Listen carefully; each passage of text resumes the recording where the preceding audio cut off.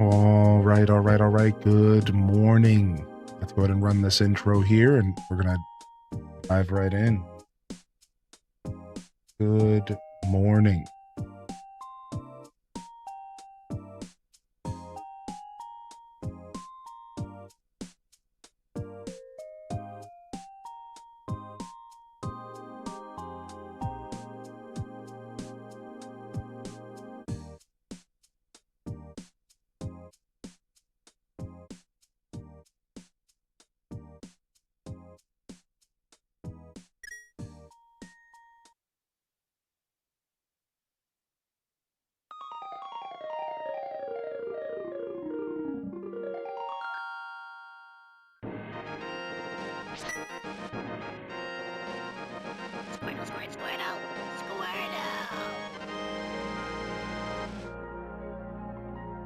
All right.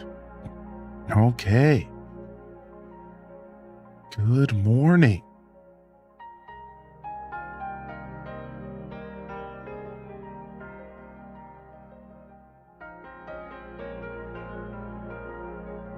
All right. And a bad guy hit me in the shin and I peed all in my pants.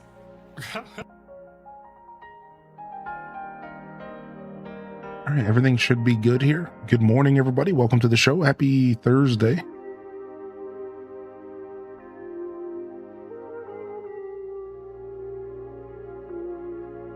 All right. Things look all right here. Good morning. Just double checking a couple things. OBS was being weird for a second, but we're all right. Welcome in here. What up, Jen? What up, Snow Joe, hitting us with a 40-month primer. Loving the chat for Snow Joe, baby. What up, Mr. Guinness? What up, Great Bambi? What up, Maharit? Good morning, Brielbasaur. What up? Welcome back, y'all. Albino, good to see you. Red Museum, Vanessa Quick, Lucinda, Dutchy Iris. Welcome to the broadcast. Nick 82. Quince 3, Luna Paul, Tokyo Chan, Armazale, Kerbu Tashi, Lights. Welcome to the show, Lights. Welcome to the show, Candy, Cotton Candy Unicorn. We got it. We got there. Hard Shark, welcome to the show. Yo, Sammy Dot and Aaron. What up, Tuba Turtles? Welcome back, baby. Bree Cheesy. Welcome to the broadcast, Bree Cheesy. Cozy Claws in the house. Good morning. Majinx in the house. Anybody else we missed? Sound off. Welcome to the show. We got a first-time primer from Penguin. What up, dude? Thank you, man. Thanks for using that here, man. I hope you enjoy my emotes. We got a first-time primer from Tuba Turtles as well. Yo, we're popping off this morning. Okay.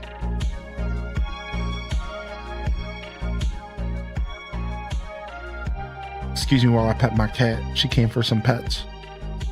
Good morning, M World. Good to see you, M World. Welcome in. YouTube chat sounding off. Good morning, Malachi as well. Welcome to the broadcast. Good to see you, Junior Mafia. Welcome in here, Junior Mafia. Noko with the 49 months. Welcome to the show. Fantasy with the 39. Welcome to the show. Yo, what up, Prof Unknown? Lucinda, welcome in. How's everyone feeling this Thursday? Giving Midna some pets here. I think she's going to come and lay down with us, I think. Looks like it. Hope y'all are feeling good out there this morning. Hope everyone's having a good start to their day so far. All right, melting. Oh, we got heat wave vibes. Let's go ahead and get a quick beard check-in. That always does us here. Let's get a quick beard check-in.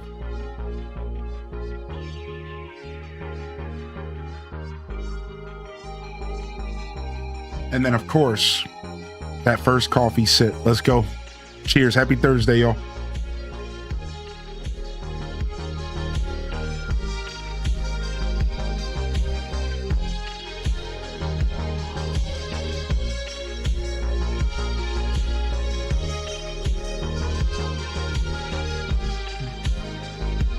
Still nice and hot.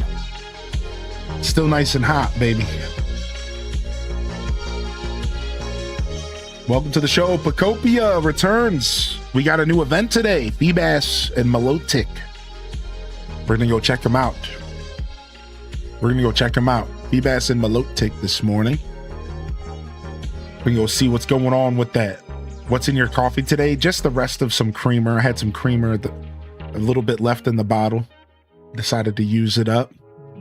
Had decaf at 7 and it hit the spot last night. Nice. What up, Kit Kat Calzone? We're hype training this morning. What? I always notice late. Thank you, chat. Appreciate the support coming in. Malachi says, interesting thought experiment question. I wonder what it would have been like if this game released in 2020 and New Horizons released this year. Yeah, I don't know. Hard to say. I always felt like Pokemon was simultaneously the biggest and like most popular thing, but also one of the most divisive communities out there. And as a streamer, it is of my belief that you either love Pokemon or you absolutely hate Pokemon. And I know that sounds harsh, like hate's a strong word, but like here's a better way to word it and it might make more sense. You either want everything to do with Pokemon or you want nothing to do with Pokemon. That's Pokemon, all right? You either want nothing to do with it at all and you're just like, get this out of my face, or you want everything to do with it. And because of that divisive nature of Pokemon, I do believe that in this thought experiment, Pokemon would not have had the same effect during 2020. And there's two things that I have to support this conversation. One, because Animal Crossing had a different energy when it came to multiplayer and how it involved almost a simultaneous real life experience for people to go out into the internet and feel like they were with people. And you do not get that from Pokopia. Two, because Pokemon is too divisive. And there's too many people out there that are grown humans that cannot deal with Pokemon. Whereas Animal Crossing, they could deal with. They would go out and buy that game so they could connect with their daughter, connect with their partner, connect with their grandma, because Animal Crossing was different. But Pokemon, there's a lot of people who are like, I'm not touching that. And that is why Animal Crossing's 2020 rare success it could have been nothing else in my opinion. There wasn't another game out there. You could not convince me that there was another game out there that would have had the same effect. Never. Because Animal Crossing's too unique and it all just fit like a puzzle.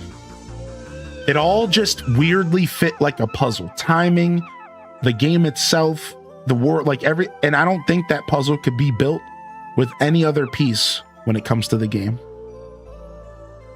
Yeah, and that's what I think. So, I don't know. I'm just talking smack. But hey, I don't know. I don't think Pokopia is on the same level. Pokopia is a game that is successful because of Animal Crossing, in my opinion. That's what I think. I think that without Animal Crossing 2020 and the following 6 years that preceded it, Pokopia would have never actually found the success it found, but it would have still been successful. That's the key here. It still would have popped off because people love Pokemon, but I don't think people would have cared about Pokopia as much if it wasn't for ACNH and Stardew Valley kicking off the Cozy. The Cozy got kicked off in 2020. People don't realize that Cozy didn't even exist before then. That wasn't even a word that was used in gaming, really. And then Stardew and Animal Crossing in 2020, it set the Cozy market ablaze. And I think Pokopia is a product of that. And I'll go that far. I'll go as far as saying the opposite thought experiment. And I'll hit you back, Malachi, with my own. Would Pokopia have found the success it found without Animal Crossing? I don't know. I feel like it still would have been pretty popular. You know, people love cute Pokemon. People love it. Yo, what up, Daft Chocobo? Good morning. Good to see you today. Welcome to the broadcast.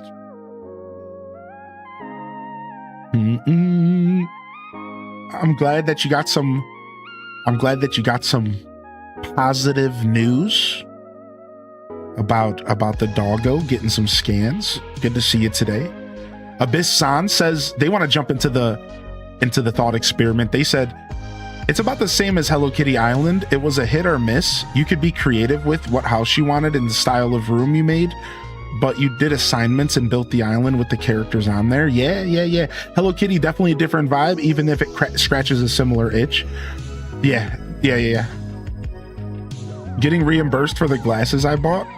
Wait, really? Did they just not work out? What up, Jita-chan? Little early morning balloon. What up, blue-eyed Sam? Good to see you today. I hope you're doing all right.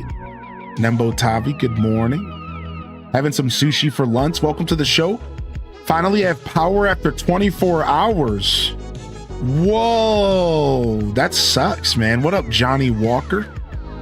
Dude, that mega blows. I hope everything's all right. What up, Courtney? Good to see you today as well. Fun little thought experiment for the morning. What up, Miss G? How you doing, Miss G? I see you sneaking in here. Thanks for your patience. I missed that one. Work reimburses me up to 90%. Oh, cool. Nice. Nice. Welcome to the broadcast, everybody. Yeah, fun little thought experiment. Who knows, though, right? I'm just talking smack for sure. Pokopia certainly has its strengths, man. It's a fun game. The thing about Pokopia that I really love is that you can enjoy Pokopia without being a Pokemon fan. You do, however, have to be able to put up with Pokemon. So if you're just like completely not about the cute stuff, then like I get you wouldn't like it, but you can enjoy Pokopia without even caring about Pokemon. And I think that's probably my favorite part of the game. I'm a Pokemon fan, so it doesn't even matter, but I just like that they were able to create an experience that, in my opinion, transcends the franchise that's backing it. You know, and like how often in gaming do you really see that? Like, could have Elden Ring have been Elden Ring if it wasn't Elden Ring?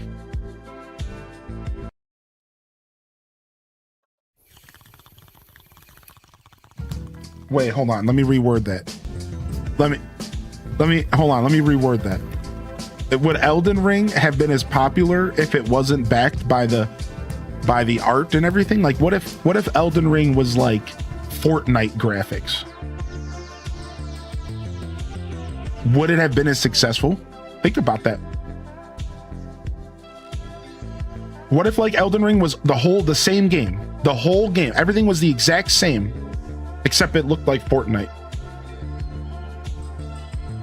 I don't know, man. I think that stuff matters, you know, and I think that's like Pokopia. My point is that Elden Ring would still be successful. It wouldn't be Elden Ring then. Well, but the point is that it would still be successful because it's a good game. It's like sometimes the guts of a game is the most important thing, and how it plays and how you interact with it. And while it wouldn't have been as successful, obviously, because like it wouldn't have been the same vibe, it would have still been as good of a game. It doesn't matter what a game looks like. And that's the thing. I think Pokopia is one of those examples where like it doesn't really matter if you like Pokemon. It doesn't really matter if you can't get past the aesthetics of this game. I think this game just intrinsically is good. Right? It's just like a solid game. Like another example would be like Mario. Like, it doesn't matter if Mario 64, if you were like a donkey. It doesn't matter if Mario 64, if you were like an idiot, like if you were like a tree running around. It doesn't matter if you were like a dog. Like, it doesn't matter, because like Mario 64 just plays well and it's just a really fun game, period.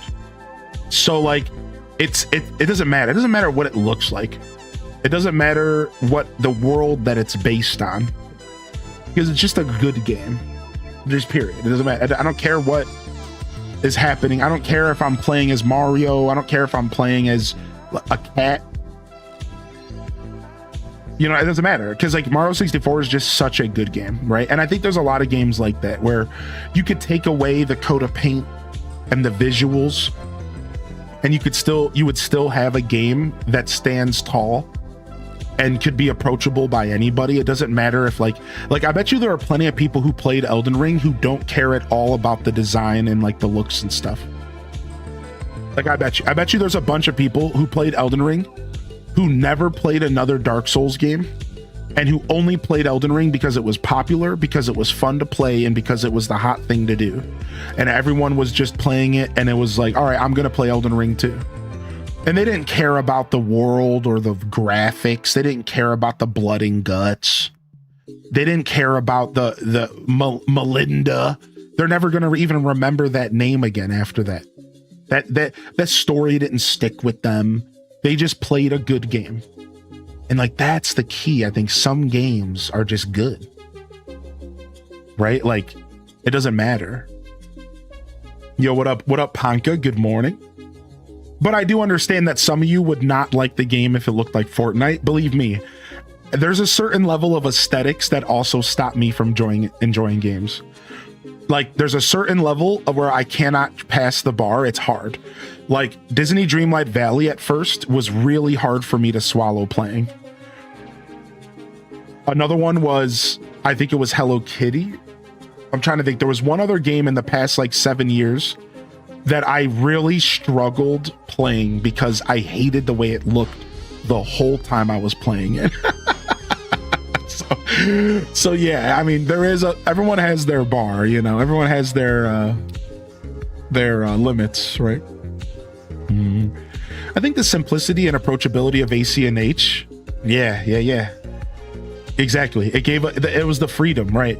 That's kind of what I was going to say about AC&H. It was the freedom that AC&H brought that made it so appealing during COVID, right? Panicked at the sight of ads. What up, Valicia? Good morning. What up, Huey? How you doing today? Balatro's CRT filter made me crazy until I figured out how to turn it off. That's funny. That's not too big of a departure. That still has the look of the game, the feel of the game, the aesthetics. It is a departure, but it's in the conversation. Yo, thank you for the primer. 18. What up, Christina? Welcome to the show, Beth Chu, as well. Everyone's talking a lot about Nintendogs, but I experimented with a game called Little Friends, Dogs, and Cats. I've heard of Little Friends, Dogs, and Cats. A lot of people like it, actually. Yeah. So you're saying that people are overlooking Little Friends, Dogs, and Cats as a potential game to enjoy, and Nintendogs is not the only one out there that scratches a similar itch? Is that kind of what you're saying, Abyssons? Is that fans of Nintendogs might be overlooking this other entry that could be just as fun? That's cool. What's up, Binary Digit? And good morning, Candy. Good to see you today. Candy, voice crack. Yo, what up, Variant Hex? How are you, fam? I'm doing all right today. We're just waking up. How are you, everybody? How are y'all, dude? How's your week going so far? How are we faring, chat? Let me know how you're faring this week, or drop an emote in the chat that represents your mood if you don't feel like typing. Yo, what up, Charlie? What up, Zane? You're loving all the new DIYs? We're about to dive in and find out. I've heard that these items are sexy, so I want to see them. We'll be doing the event here. I got to clear my inventory and then we'll be good to go. Happy Thursday. Detective Rach getting glizzy. Glizzy goddess this morning. Yo, thank you for the lurk, Sith Angel. I didn't see any meteors last night because it was too cloudy. Yeah, I was also cloudy here when I went to bed anyways. And then I fell asleep. Like, I kind of forgot about it and fell asleep, which is the worst. I could have, like, when I woke up in the middle of the night, I could have gotten up, but I was actually just dead tired. Like, I didn't wake up from like midnight until my alarm. So like midnight, I could have checked again, but like around 10 p.m. it was cloudy and like rainy. It's like, what are you gonna do? I like half forgot though, which sucks, because like I really want to see a meteor shower. I've never seen one in my life. I've seen a couple like here and there, but I got a little too entrenched in my evening, and I just kind of lost sight of things. And like I said, then I remembered, and it was already sleepy time, and frick. First week at work is almost done. Got another job interview for a better position tomorrow. Oh, nice. Okay, cool. Yo, blesses in the chat for Ponka. Oh, you were talking about the DLC. Oh, my bad. I read into your message a little too far. You got the dive ball DIY? Nice. I like all the DLC items. I'm right there with you. I've been enjoying what I've been seeing. Well, apparently the meteor shower is going until August 28th. It just won't be as at its height. So if you get a clear night from now until the end of the month, you should still go out. And I think the pre-dawn hours are the highlight hours. So like try to wake up like 4 in the morning and go out and see.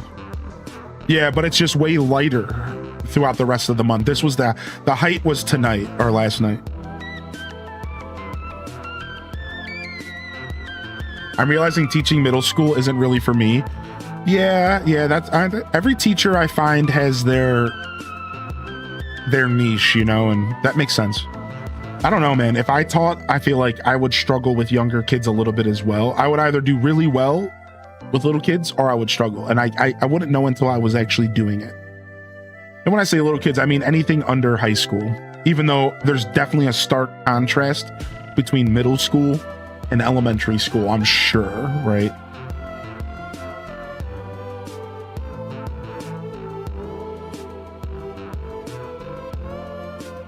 Today's been a day at work. I'm just honestly glad that I can come and decompress here with good company and game watching. Aw, Red Museum, I'm sorry to hear about the rough day, but hopefully your relaxation gets it going right now. Hopefully you start locking in. Take it easy, all right? Appreciate you coming and spending some time with us today. What up, Mistake? Gone fishing. What up, Freddie Kala?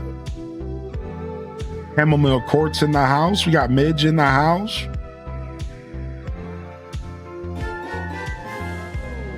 We got Allie Allen in the house, 28 months. Hey, hope y'all are having a great day. Hey, thank you. I hope the same for you. We're gonna be checking out this this DLC, this event rather. All right, Sarah, welcome back.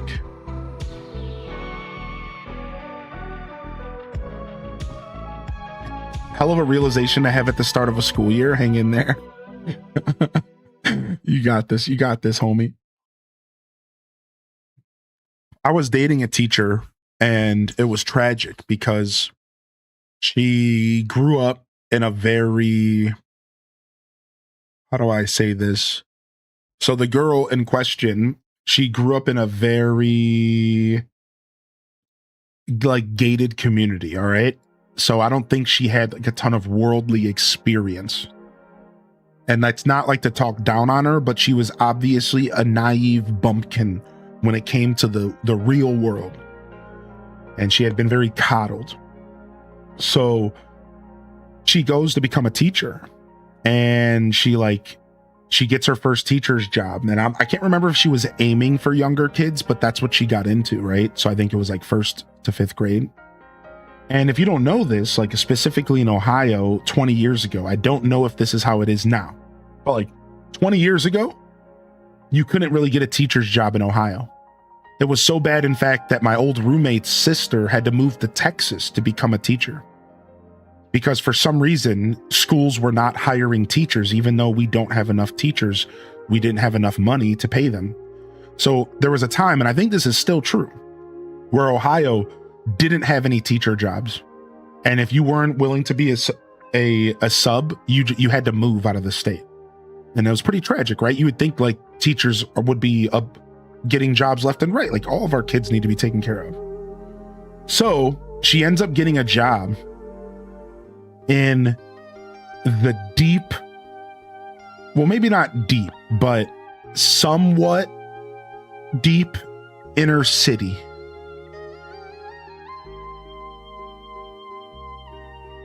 She was not ready. She didn't understand what real struggle looked like. She didn't understand what it was like to be a kid and to not really have parents at home. She didn't understand what it was going to be like to take care and to teach children who were very underprivileged.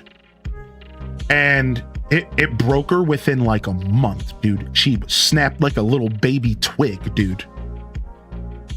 She snapped like a little baby twig. She came home crying within 3 days. And she couldn't handle it. She literally couldn't she couldn't wrap her head around kids who like couldn't read at all. Coming in at like 3rd grade, literally couldn't even read a word off of paper.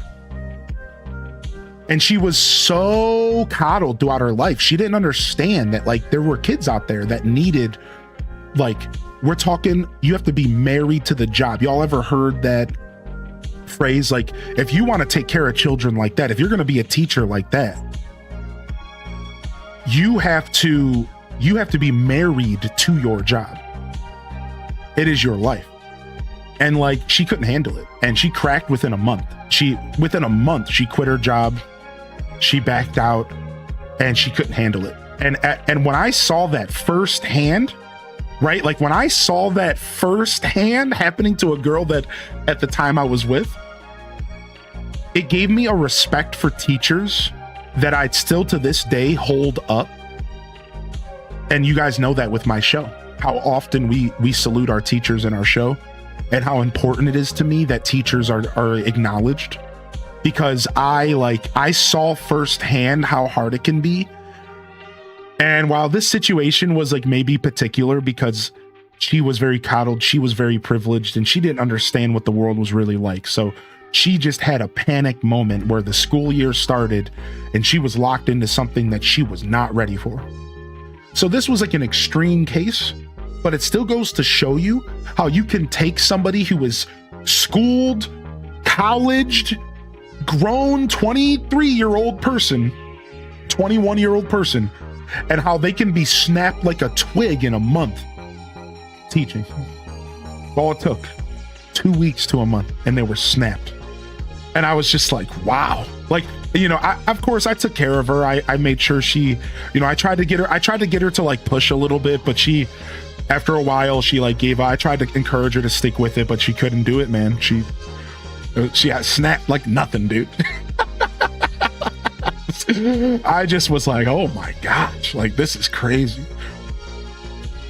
When I worked in middle school, I imagined them as zombies because their attitude was a pain and I couldn't deal, especially since I knew them from elementary and I didn't take smack. Kids these days are brutal. It's parents, bro. It's not even the kids. Yeah, dude. It was nuts, man. She wasn't ready.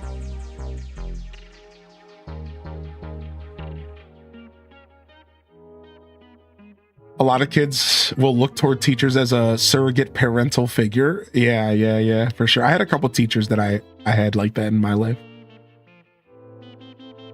The amount of oh no's in the chat was great, by the way. Y'all knew instantly. Like, yeah, nah, you can't handle that.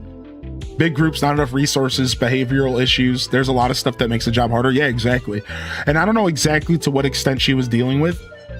I think a little bit of it was her wanting to be teaching children that wanted to learn.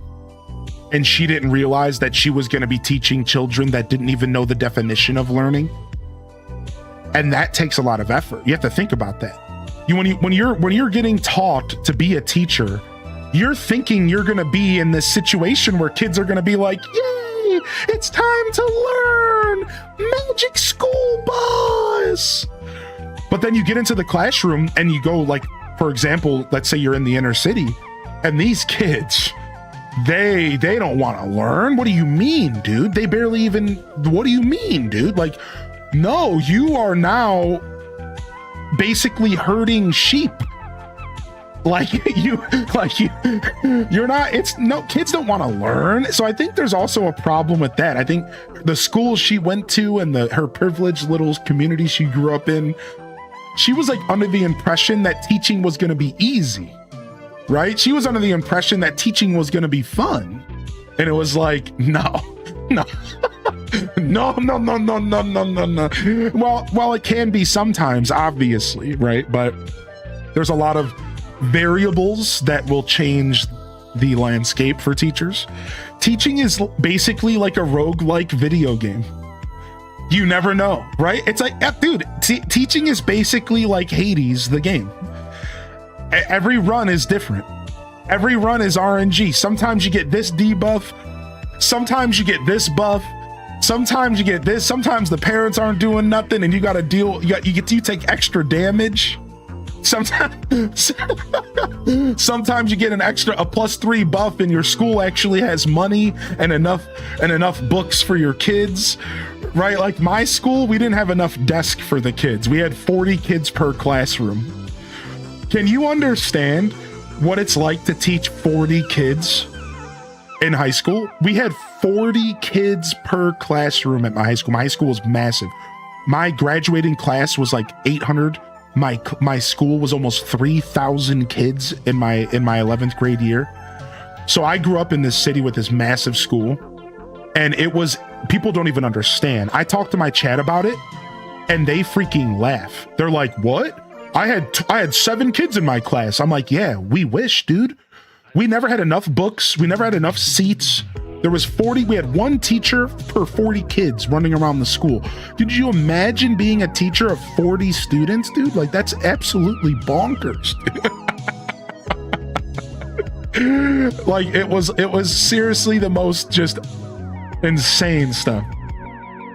Yo, what up, Sidey? Good to see you today. Way over ratio? Yeah, it was between 30 and 40.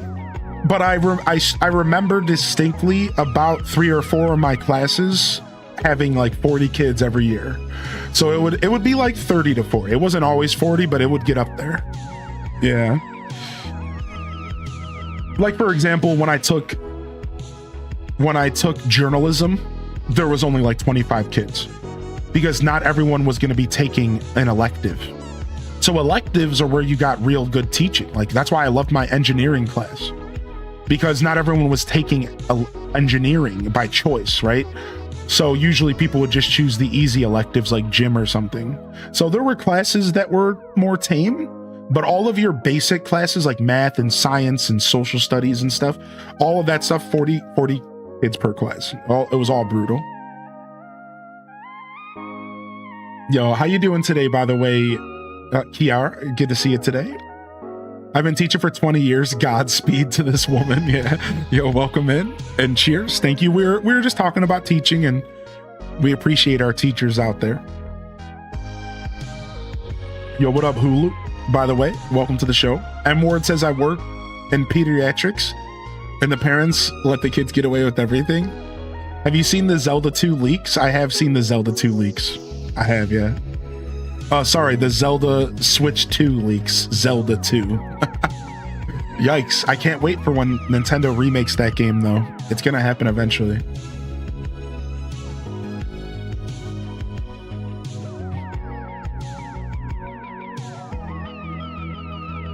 My high school class was such a bulge in the system, they needed to hire teachers that followed us through our 4 years of high school and let them go when we were graduated. That's crazy. Zelda 2 Electric Boogaloo. What's up, Meg? Welcome back. You managed to unlock the Rocky Ridges. Nice. I was stressed in my first teaching position. There were 7 toddlers to a teacher. Toddlers are hard to wrangle. That's when I knew I needed to work with slightly older kids and less children. Now I'm nannying and babysitting. Love toddlers, but they were crazy pants. Dude, I can only imagine what trying to wrangle 10 toddlers feels like. Dude, that has to be so nerve-wracking because toddlers are so delicate. So you can't let them go for too long. Like, you have to give, like, it's not like you have a choice. Like, you have to give them your attention, you know? Like, that's pretty scary. What up, Mrs. Pirate? Good morning. Welcome to the show, y'all. Hope everyone had a good week so far. If you're just popping in, I'd love to hear how your week's going and how you're faring. Show me an emote of how your mood is, or let us know in the chat how you're faring today. We were just yapping a little bit. I was telling some stories about my past. We appreciate you teachers, though. Let's jump over. Let's jump over and we can game here this morning.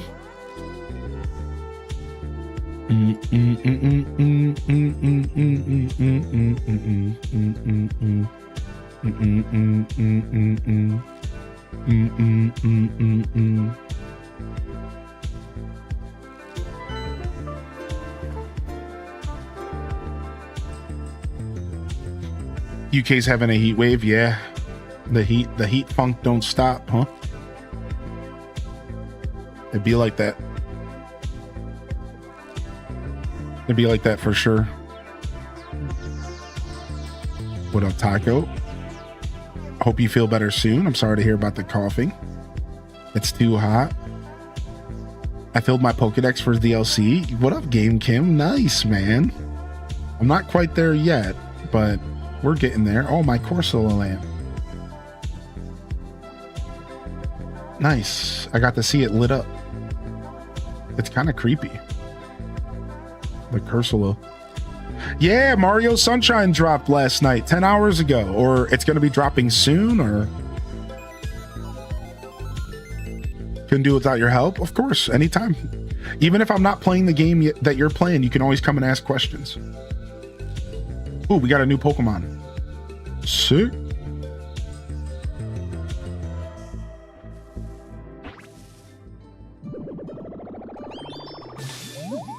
Whoa. How did you get in those flowers, dude? You're huge. He's asleep. He's still asleep. Were you watching me just now? You know, I was just meditating, right? Centering myself. It's part of what I do to get stronger, and I definitely didn't doze off in the middle or anything. It's a top secret training method, so don't tell anybody about what you saw here, okay? I can lend you a handsome time in return for your silence. How's that?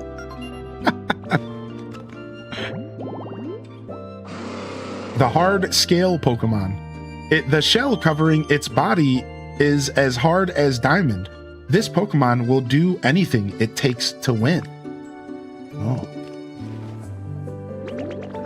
Galissopod.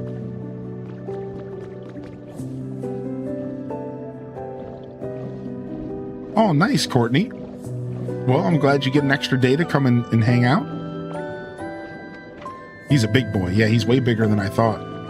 That's one of the things about this game that this game's scale of Pokemon feels pretty good. You know? Like, it's pretty good. Not every Pokemon can scale, like, perfectly, but it's pretty good. You know, like Kyogre being a big boy out in the ocean.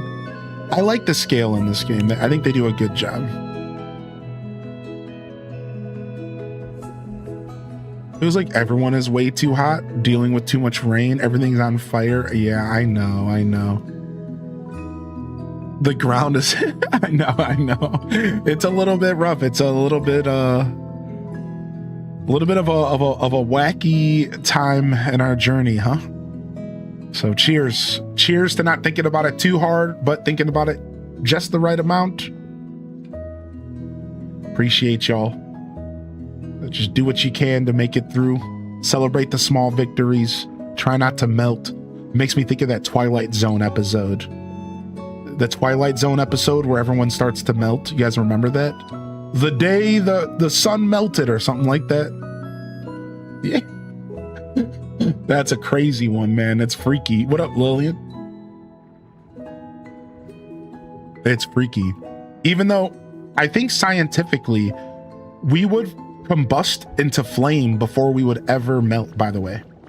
So I don't know if that's a comforting thing for me to say to you, but you should know that, like, scientifically we would combust into flame before we would melt. We would, like, literally just like we would just, like, what do they say, like, just randomly just combust into flame, and then we would just, like, die. Yeah, we don't melt. That's not how that works. It's comforting since I'd go fast. Yeah. So no melting. Currently sat in front of my fan with a cold towel over it. I think they're one and the same at that point. Yeah, but science calls for accuracy.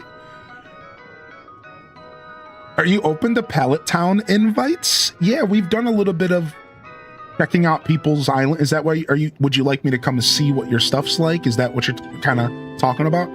Either way, we've done invites. We've visited people. People have visited me. We've done multiplayer. We've done hide and seek and stuff like that. I will say that I mostly play this game as a single player game though, so I don't want to get anybody's hopes up. But yeah, we do multiplayer stuff, and the chat's been asking me to do more island tours, and I have told the chat that I will do more island tours at some point. I'd love different people to build something on my pilot town. Oh, nice. Well, I will tell you this, Game Kim. You can always utilize the Discord if you are somebody who uses Discord, and you can always ask if people want to come and hang out with you there. You're always welcome to use my Twitch chat as well if I'm live, and even if I'm not, and you can see if people are gaming. Our community tends to keep to themselves, but there's gamers out there. But yeah, you can always welcome that. Just letting you know you have some options. And yeah, maybe one day I'll get a chance to pop over. Maybe we can do some build parties or something. That would be kind of cool. Some build parties or something. So now that we've unlocked the gym, so to come back to the game here, now that we started unlocking the gym, I thought about it overnight, and I wasn't sure what Pokemon I wanted to live in the gym, and it hit me. Of course, Staryu and Starmie are the ones that are going to have to live here.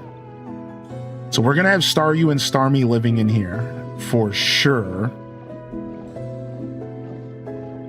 I'm thinking maybe Staryu back here, Starmie in the front. And then if there's Goldeen and Seeking, we could have them live down here maybe.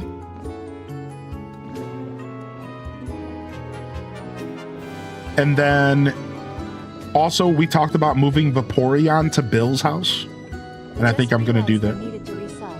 Happy 3 months. Love this community. Yo, thank you, Ann. Thanks for 3 months, dude. Thank you for the primer. What up, Sumo Fashion? How's Midnut? She's okay. She left the room to nap. She ate her food, she got her pets, and now she realizes that I'm busy and she's gonna go nap. He's good like that. She lets me run my show, but as soon as the show's over, that's when she starts to get mischievous, and she'll start trying to knock stuff off the walls if I don't give her my attention. So, you know. But she's very nice. At least she lets me do the show, you know? Oh yeah, Psyduck for Misty. Psyduck's a good call out. Has she been enjoying the fish? She has, yeah. I turned it off because it was kind of jump scaring her a little bit sometimes, where she would be like playing with me and she would accidentally like roll over it, and then all of a sudden she'd like jump. So I turned off the wiggle effect so that she could get more comfortable with just the fish itself. And then I'll turn it back on when she understands like that it's a toy for her. So I had to turn off the wiggle effect for now because I felt like it was causing her to be more distant than the other way around. So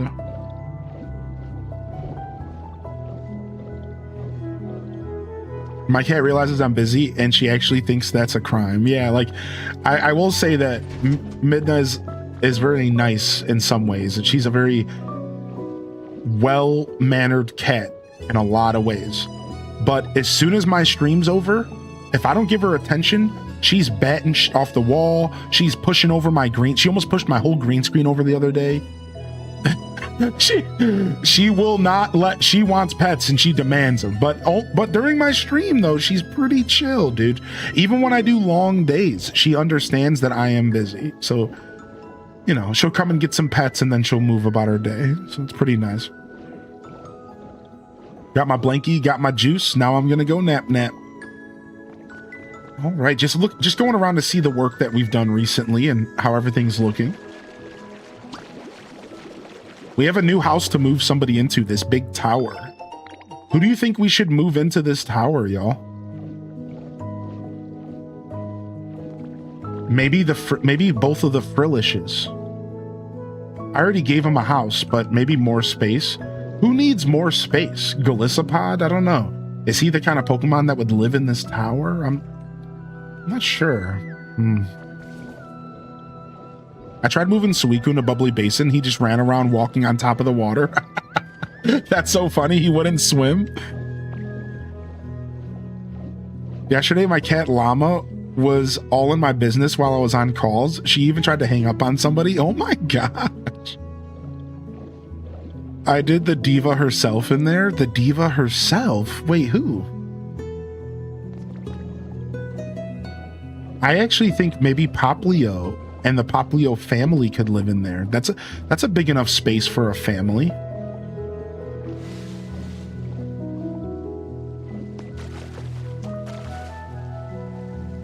Oh, pre-marina. Yeah, Poplio and the family. No, I think this is enough space for a whole family, yeah. I think it only counts the bottom as the house, though. I think once you walk up here, you're technically not in the house anymore. Isn't that weird? So only this bottom is the house. So maybe we should only have one Pokemon live here. And then maybe we could have Poplio and the second evolution live next to it in whatever the heck this is gonna be.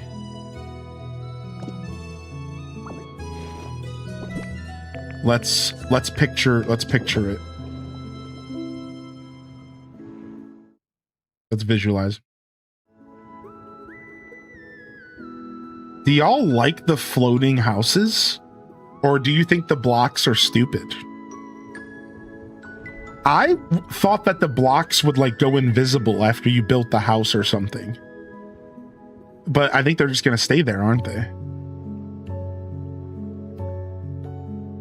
Yo, welcome back, Shiny Porrigan.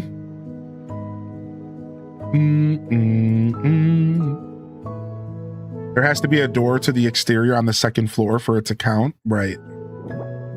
I'll pass. I hate the blocks. Yeah, somebody else mentioned that they hate the blocks as well. What happens if you remove them? Oh, like build the house, then remove the blocks? So you can't remove them if they're a part of the foundation, unfortunately. But that's a good idea. But so the way the game works is that anytime a block is a part of the foundation of a building, you can't like really touch them. Specifically foundational blocks. But that's a really good thought though, for sure. I learned that the hard way when I had the wrong blocks under something and I couldn't change them out. It sucked. Wait, why did they just disappear? Why aren't they going in my inventory? What the F, bro? Whatever.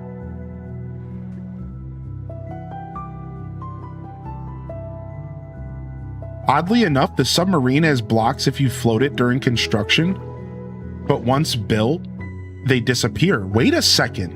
So do we think this house will, the blocks will disappear once I build it?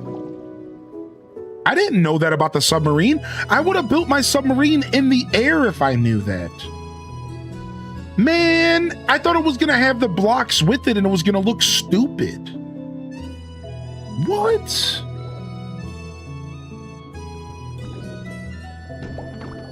All right, we're gonna build this. We're gonna build this.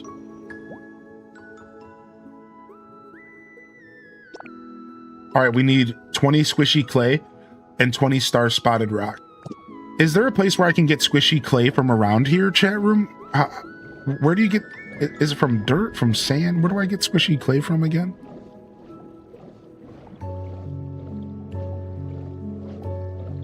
You have your sub built just a fin above the water? Dude, I kind of want to rebuild this house.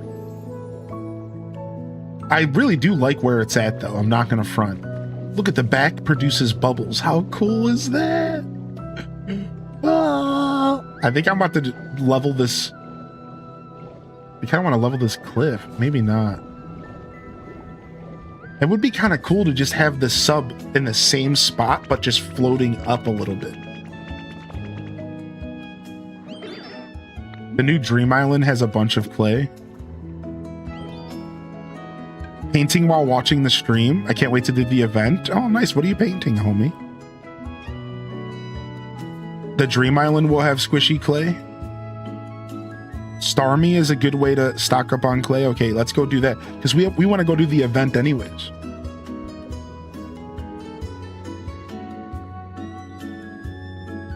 Yeah, isn't this cool, Wes? Does anybody know if there's a guide to unlock Pokemon for transforming? Wait, what do you mean, Mama Bear?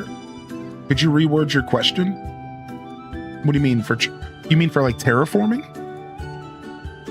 What's up, Brandiferous? You can always remove the ground from underneath the sub. No, like sometimes you can do that stuff, sometimes you can't.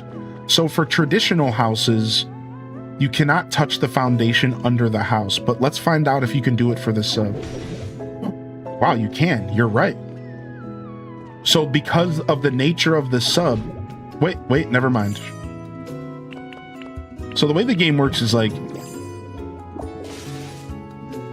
normal houses you can't do this with. But this isn't a normal house. Oh. What about this? Is this staircase gonna stay? Is that a part of the sub? That's true. I guess I could remove the metal blocks and just make it float here. That's like not a bad alternative without moving it. That's cute. What a cute idea.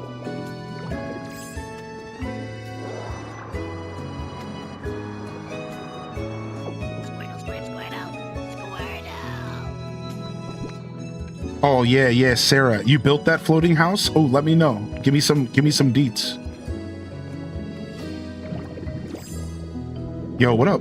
Wes with the first time sub, man. Good to see you, dude. Thanks. It's cute, like it's docked. Yeah, I've come to terms with the way this one looks. Oh dang, I destroyed one that was rusty and now it's gone. Oh, that's so sad. I need to replace it with like some sand for now. So I'm gonna keep this one here, but maybe I'll buy another sub in the computer and we'll park the sub somewhere else. I would love to park. You know what I want to do really bad? All right, here's what I'm picturing. Has anybody ever played Mario 64?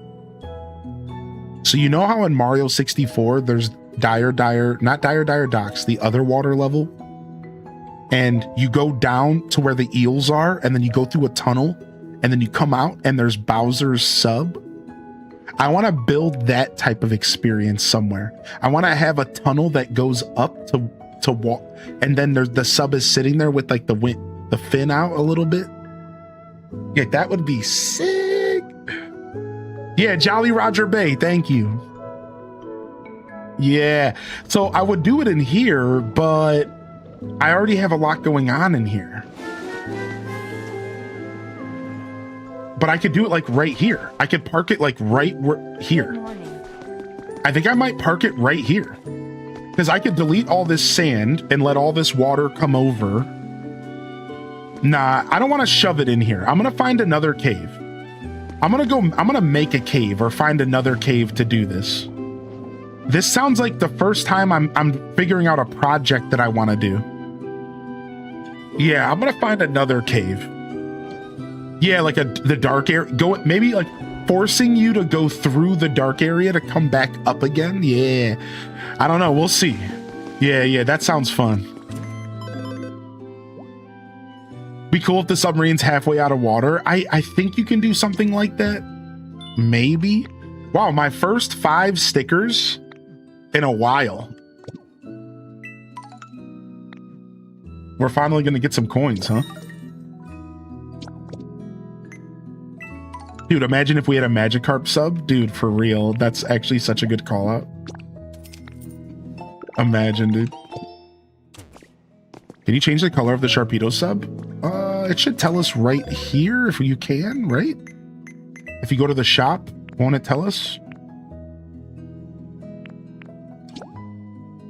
It doesn't look like it has a painting symbol, but it still might be able to be changed. I might have to buy it before we can find out. I think I have a white paint balloon somewhere. I could go try and throw it at it. I thought I had one laying around. Yeah, I only have 10 squishy clay here. All right, so let's go do the DLC stuff. And then we can come back and build that house once we farm up some squishy clay.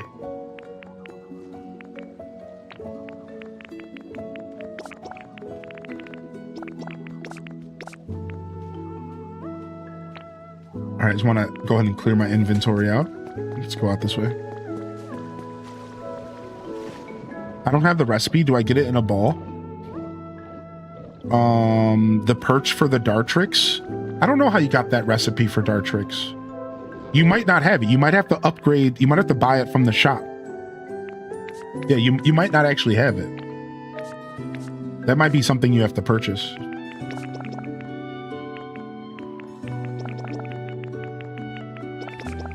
It's been a while since I've spawned in Dartrix. We streaking, baby. We streaking out here? You bunch of streakers?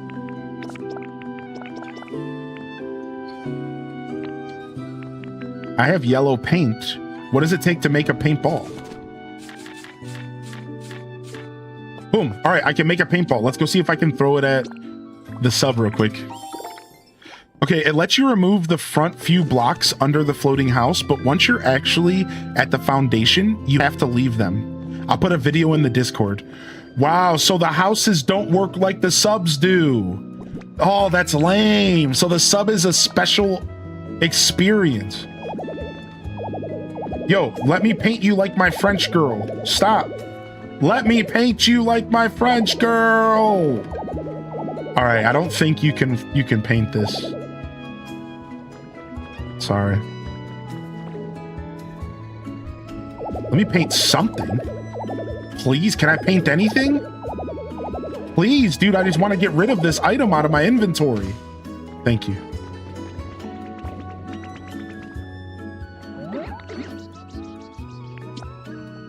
Yo, what up, cool Stardew Man?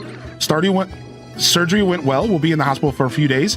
Yo, can we get a log on the bonfire? Welcome back, cool Stardew Man. Dude, I'm so happy to hear you're okay, man. Yo, I'm gonna throw you VIP for 30 days as a way to give you just a little bit of extra courage and some extra energy. And I hope that you have a wonderful healing period. I hope you mend well. Thanks for popping in, buddy. Yo, thank you, Burger Smalls, for 22. How you been, Burger? What's up, man? How you been, dude? It's good to see you, Burger Smalls. I hope you're all right. Thanks for coming to see us today. Now I have a radioactive barrel. You noticed that? You caught that? I was trying to keep that on the hush. That's some Tom Nook scumbaggery right there. There's only one person I know that would do something as scummy as that. Nook. Just hearing his name gave me shivers. Nook. Can you bring the pod with you? Has anybody tried dropping a portal pod at the Dream Island? Has anybody tried dropping a portal pod at the Dream Island? Can you do that? And then you could just like farm up unlimited materials?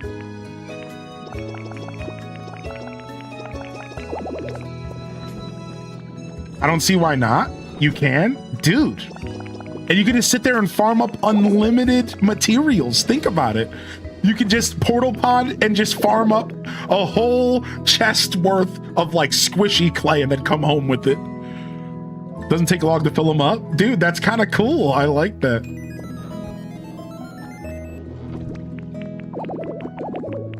All right. Looks like I'm gonna have to go with some inventory fillage. I always have my pod with me. Nook scumbaggery? Well, I never. All right, I think our inventory being somewhat full is fine. Before we go, though, we have to go and find how this event and stuff starts. Let's go figure out what's going on. So the Poke Center is in here, and this is normally where the event Pokemon is. But weirdly enough, where the heck am I going to find this event? I don't know.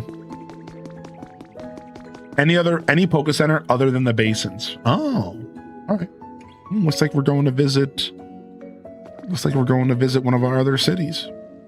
Might have to hop off a stream a little bit after getting done, ready for work, but I'll hop back when I'm settled in. Hey, West Coast time, yo, Sumo Fashion. Have a good morning, all right?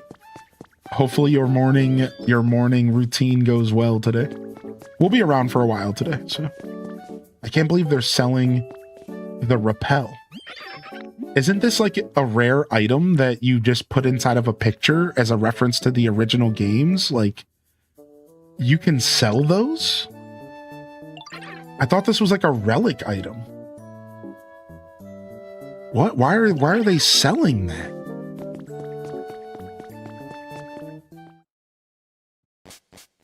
It's a toy? What? Is that new? It doubles as a toy? So, but that's not new though. It's been in the game. It doesn't. Oh, wow. It's a rare item that's a toy. I didn't realize some of those were toys. Once I started getting some of those items, I wrote them all off as just picture frame items. I didn't realize that some of them were items, dude. What other ones are items? What the heck? I know like the black sludge is just for pictures. I had no idea. Okay, well. Buizel is casually selling it? Yeah. All right. Let's travel to another city and get started here. I'm actually going to go to the Skylands and we can do Tink's quest while we're there. Let's start doing Tink's quest here.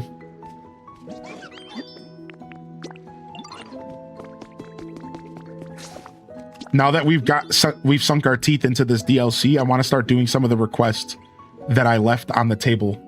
Oh, I accidentally saved and quit. Well, good morning, everybody. Hey. Borning Moraine. Exactly.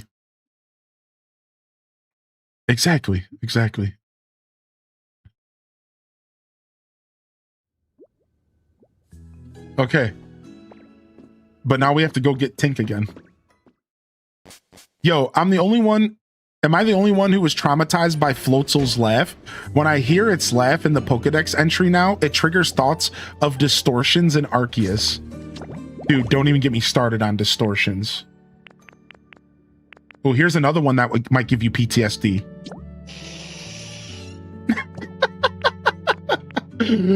Wait, hold on. Oh, God. Oh, God, that one too. Oh. Dude, that's so funny. That's so funny. The freaking distortion zones definitely got a little crazy. Cricketune. Whoop.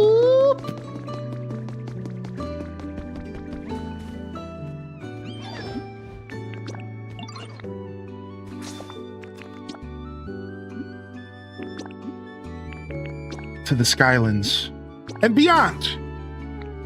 I thought you'd do Cricketune.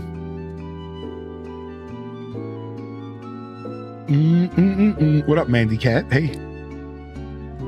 The gold teeth is also a toy? Wait a second, you're right. The gold teeth is a toy. I also thought that it only went into picture frames. And you're telling me I could have just put it on the table in my build in the Withered Waste.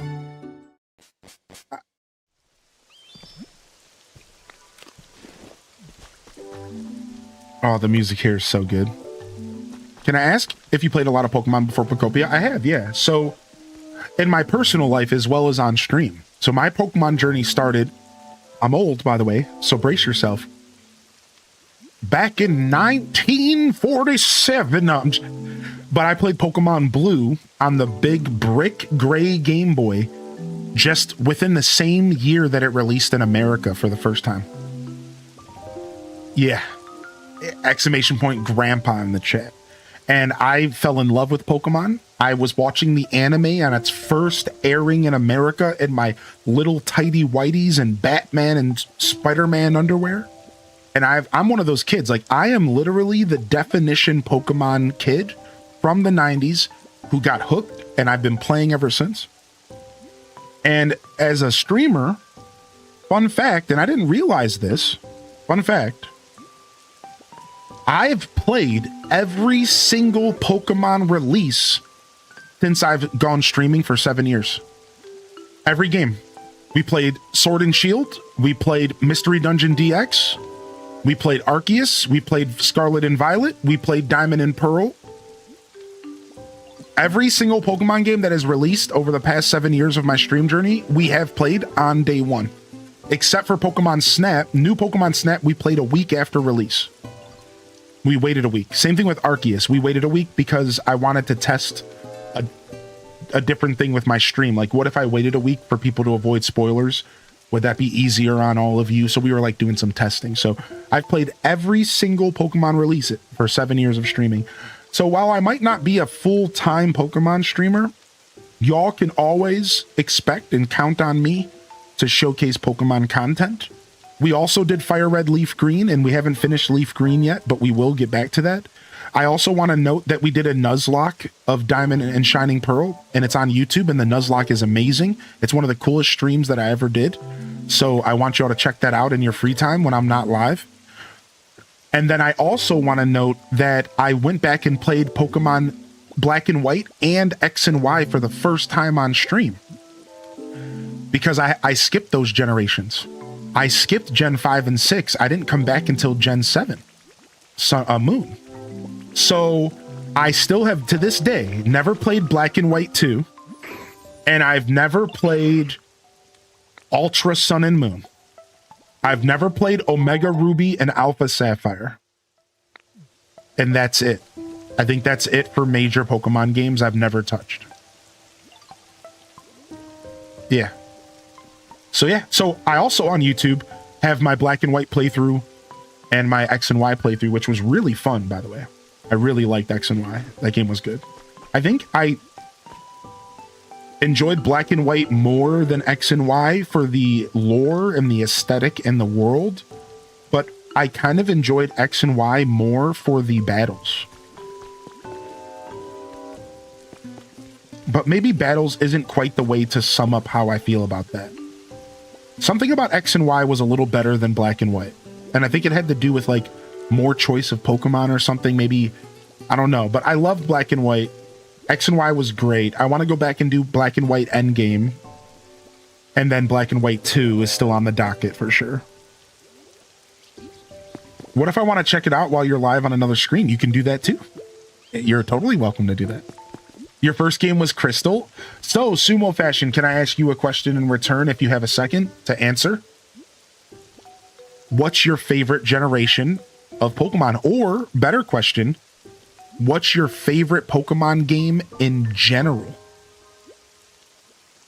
Because it might not be a generational game. Like I love the Snap games a lot, for example. My generation is Gen 2, but more importantly, Heart Gold and Soul Silver. So technically, I am a Gen 2, Gen 4 lover. The Infusion. Having 4 games and eventually a 5th game for one generation was still to this day, I think, the coolest generation of Pokemon. We got 5 games technically, or just 2 sets of games for one generation. They were connected, they talked to each other. The closest we had to that was Fire Red, Leaf Green, Ruby, and Sapphire. That would have been the closest to that. And that was a good generation as well, mind you, but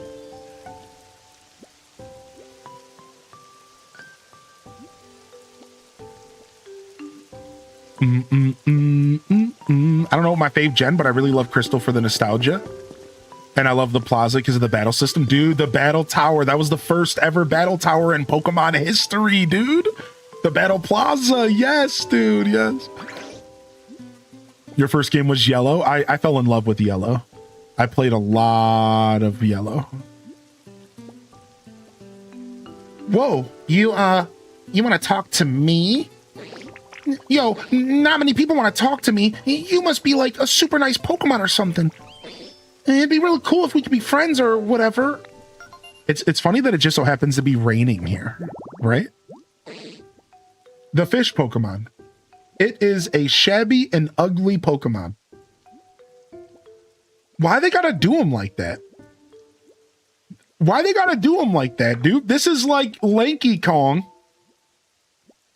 getting played in the DK rap. Why they gotta do him like that? You know what I mean, dude? That's messed up, dude. That's messed up, dude. It's the DK rap. They just finished this. I haven't heard it yet. I'm excited to listen with you guys. Here we go. Here we go. We shot this video a couple months ago. It's been a long time coming. We didn't have the song done at the time, but it was a scheduling thing. Oh, Donkey Kong! He's the best. I love him. A leader. He is a leader. He whips us into shape. We would be nothing without Donkey Kong. All right, you ready? Watch. That's for sure. It's so good. She does it's have just one of my favorite videos of all time. Her outfit. I mean, It's so good. She's one cool Kong. That's awesome. Can I just say I'm so happy with how positive this is. It's just everyone's best traits put front and center. It's just beautiful to watch. You know, it's the kind of morale booster we needed. It's really beautiful. Oh, I think I'm next. He has no style. He has no grace.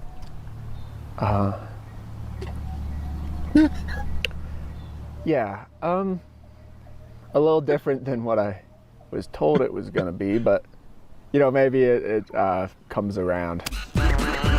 This Kong has a funny face.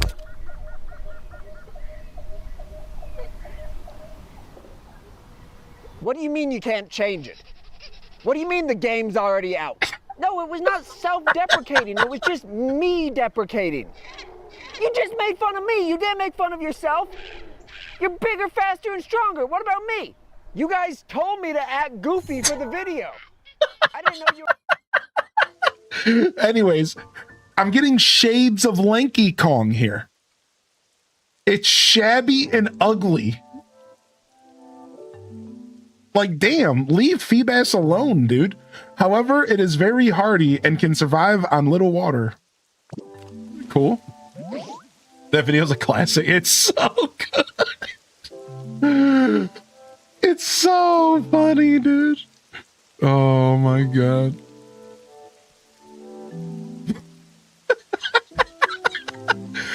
And then there's Chunky. He's dead. Yeah, what up, Grandpa P? DK. Ah, yes, the Uggo Pokemon. Precisely. I hadn't played a new Pokemon game since Gold until Arceus. I was so sick not knowing that all the weird mons that were there. It was sick not know. Yeah. Since you didn't play since Gen 2, so Arceus had a lot of different Pokemon in it. I love the rewrite.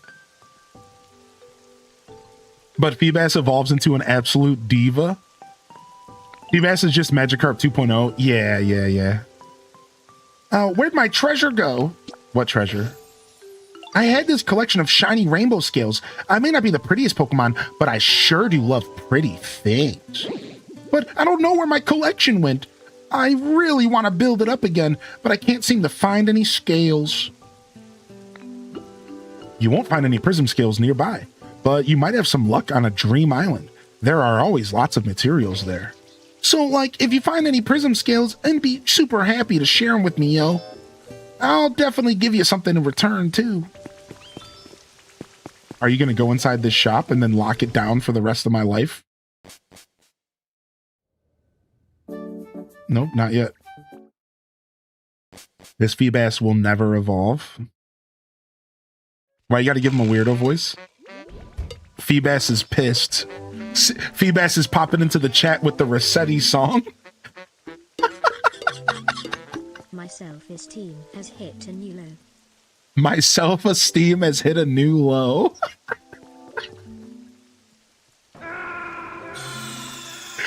No!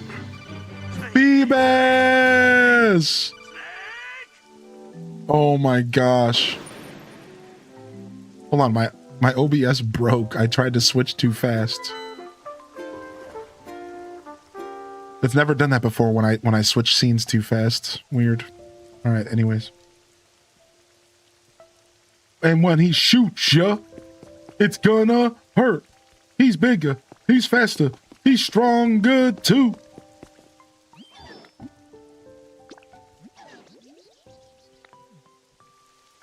All right, you want me to bring you to Poke Centers? How does this quest work?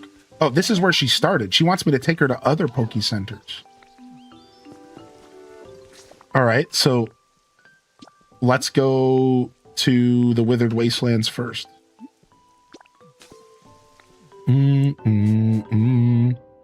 Stream broke? Wait, did stream break for y'all on YouTube?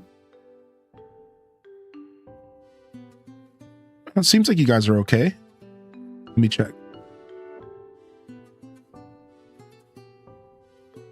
Yeah, seems like you guys are okay. Yeah, you guys are good. Boom,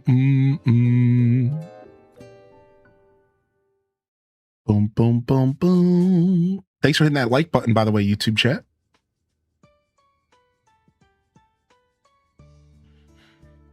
Appreciate y'all. I was asking if it did. Okay, good. Yeah, thanks for saying something regardless. I really appreciate you. Yeah, that kind of stuff helps. Yeah, thanks. People flute. A little people flute for you. Got a little people flute. Got a little people flute. Got a little people flute for you and me. People flute. And got a little people flute. Yeah. Got a little people flute. Yeah. Got a little people flute for you and me too. Why are plants not craftable? Why are plants not craftable? Yeah, I learned that the hard way. Like, what happened with that? Who decided? Who decided that we weren't allowed to craft plants in the game? I guess they needed certain things to ensure that you were still using the copy machine often. Right? Like, I guess that's kind of like the vibe. They want to make sure you're using the copy machine. Dude, look at Slow Bro sleep. This is how I sleep, chat. Look. Mouth open, chest out.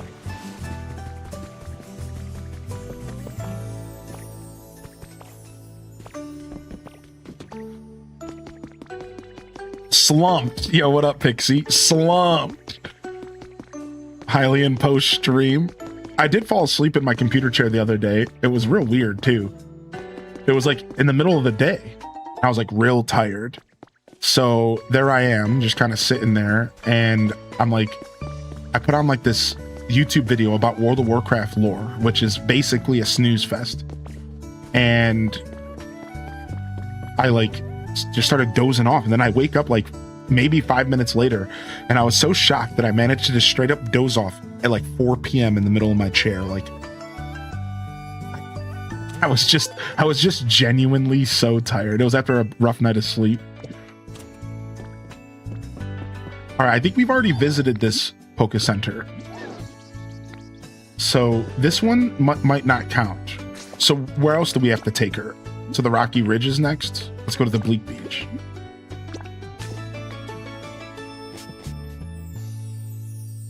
I somehow managed to cut myself pretty badly with a butter knife, and I needed 2 stitches. Aw. Well, I'm glad you got the stitches, though. Otherwise, it could probably scar a lot worse. Thank you for the $6.66, Feebas, and hopefully your self-esteem gets a little better here throughout the show, all right? We're going to take care of you. We're going to build you a diva's house. We're going to build you a house with no mirrors and nothing but beautiful things around you, so you could feel as beautiful as you are, Feebas. Yo, Ham Labs, they said big girthy work lurk HD radio mode activated. I didn't realize Feebas was an event Pokemon. Yeah, dude. Happy Friday, Junior. Appreciate you, Ham Labs. Thanks for popping in today, buddy. All right, here we are, another Poke Center. I'm not sure what you want me to do.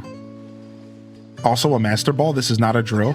PSA to those of you that play Pokeball, Pokemon Go, there's a guaranteed Hundo Mewtwo with a special BG. Wait, what?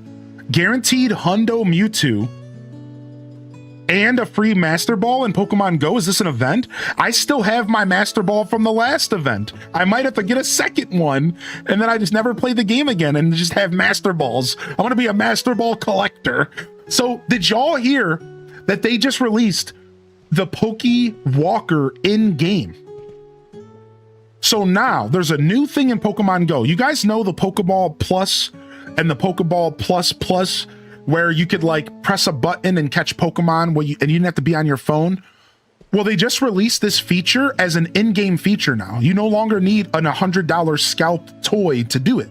The way it works is every day, once a day, you can activate this feature, and the game, as you walk around your city or do your errands, will catch up to like 60 free Pokemon for you, and it'll hit like up to like 50 free stops and gyms for you once a day.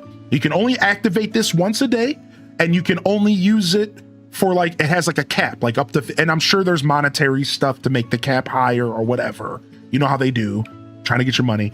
But yeah, everybody now in Pokemon Go, once a day, has a free PokeGo Plus walker or whatever it's called built into the game, so that if you're like me, and I'll explain, like I struggle playing Pokemon Go because I hate having my phone open while I'm walking. I prefer to just enjoy the nature around me. So it's made it hard for me to enjoy Pokemon Go because I'm always sitting there trying to catch Pokemon. It makes me stop walking sometimes because I'm trying to catch this one so I can catch the other one, and it always just becomes a mess. So I literally stopped playing Pokemon Go because I was sick of like it ruining my walks and making me have to focus on my phone. So this feature is really cool. And it just, even if it gives you just like 40 Pokemon, yeah, even if it's just like, you know, like here's 40 Pokemon. It's the limit set on based on your game level. Yeah, like, you know what I mean? Like, even if that's just like nice, like you just activate it, put your phone in your pocket, go on a walk, and you're still technically playing Pokemon Go. And you can even get shinies. My girl showed me her phone and she caught a shiny while she was walking around at work. So it's not even like it catches everything that could possibly pass up. It's not like a scam, I don't think. She even came home with like a shiny. So yeah, I thought it might be like, it's not gonna let you catch anything like real rare, you know what I mean? But no, it seems like for example, technically, you could activate it during one of the hour events and just walk around, right? Like in theory, you could like on Saturday at 5 p.m. my time, or sorry, it's like 2 p.m. You could activate it, go on a walk, and come home with like a bunch of event shinies and not have to like deal with the whole, right? Like that's so cool. So little PSA, since we're here playing Pokopia, shout out to Shiny Porgan for reminding me. There's like a whole new thing, man. Yeah, dude, which is nice because again, I don't want to play Pokemon Go during my walk. I only want to play at my destinations. Does that make sense? Is anybody else like that? Like, I don't want to play Pokemon Go while I'm traveling. I want to play when I get to my destination. So I go on a walk, I get to the park, then I open it up, then I close it, I enjoy the park, right? Before I leave, I open it up, I spin some stuff, I catch some stuff, I leave. I get to the grocery store, I open it up, I check, I close, I go through the grocery store. I don't want to like be sitting on my phone like, oh, there's a Charizard. Like, I just don't want to do that. Like, traveling for me is something I enjoy as an activity. I like walking, I like seeing nature, I like listening to music and enjoying the sights, you know. I'm not outside enough. I'm a paisley pale man who needs more sunlight, you know, like I'm not trying to stare at another screen, you know, like. So that's why Pokemon Go felt super inaccessible for me for a while. It just didn't feel good to play at all. I'm a crazy pogo grinder. Yeah, Flo Dunny, you're a professional. We know that. I know that. So yeah, I might go ahead and update it. It's still on my phone, but I might go ahead and update it. Tinka, that's gotta be the coolest thing I've ever seen. Those lights shining on the building look great. Speaking of lights, this is where you and Pikachu met, right, bud? How'd that go down? What actually happened? Huh, so Mosselax was napping in the mountains and you lit up the whole town to wake him up? And then Raikou showed up with a crash of lightning? Now that's what I call a shocking entrance. Spoilers, hello?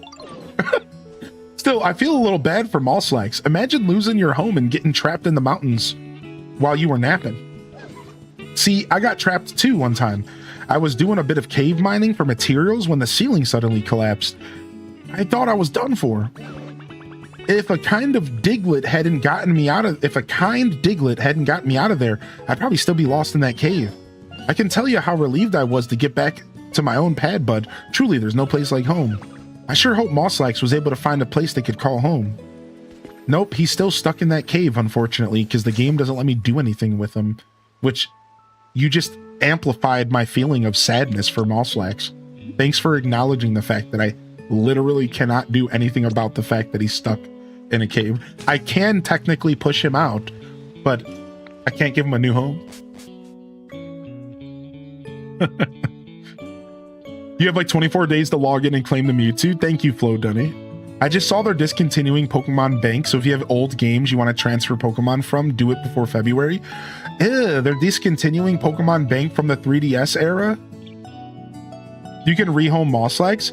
Right, but like, you can't officially rehome him, right? You can just like push him around and you can like move his tray of food. But like, you can't like give him a habitat, right? That's what I meant. I meant like actually using the game mechanics. I bet lunch would taste even better if you ate it while admiring this marvelous structure. Speaking of food, this is where you met Chef Dente, right? What kind of shenanigans did you get up to here, bud? But just to be clear, Testonomics, you can pick up his food bowl, right? And then move it somewhere else. So you can like build him like a new home. You know, I forgot about that. I thought you could only push him and then he spawns back the next day. You know what I'm talking about? Have you messed around with that? Yeah, you can move his plate. Cool, thank you. I forgot about that. We talked about that a couple weeks ago. Yo, what up, Classy Sire? Wait, you're telling me Chef Dente was stuck in a barrel and there was a Rotom who got into a CD player? You all worked together to set the mood and got a proper party going and then Volcanion showed up? Huh, not where I expected this story to go at all. Next time you throw one of your parties, make sure you send an invite my way, bud. Setting the mood for a party, Gotta say, putting up decorations and stuff was a good move. You know, now that I think about it, maybe I've been too focused on functionality. Might be fun to make something and go hard on the aesthetic. Well, thanks for telling me a fun story, bud. Well, I think we've seen all the Poke Centers out there. We should head back to Sparkling Skylands, don't you think? Seeing as we stopped at all those different places, I think it's fitting we wrap up our journey at a Poke Center. So I love this. I'm so happy I waited to do this quest because it's going around and like reminding me of all the wonderful things we did in the game. I'm kind of sad that I did the Withered Waste already. It's like a cool little like walk through memory lane, dude. I feel Pokegoers grew out of the want to be glued to their screens. There definitely was a season where I walked and played. Now, baby, we out here living in the present moment. Love that feature. Thanks for the heads up. Yeah, same, man. Same. That's exactly how I feel about it, word for word.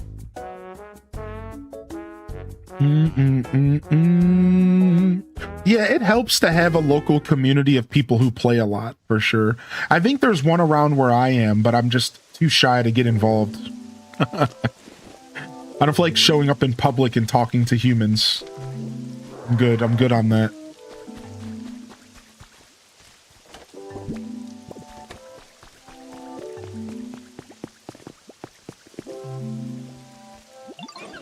Even familiar places look fresh and new once you get back from a journey, huh?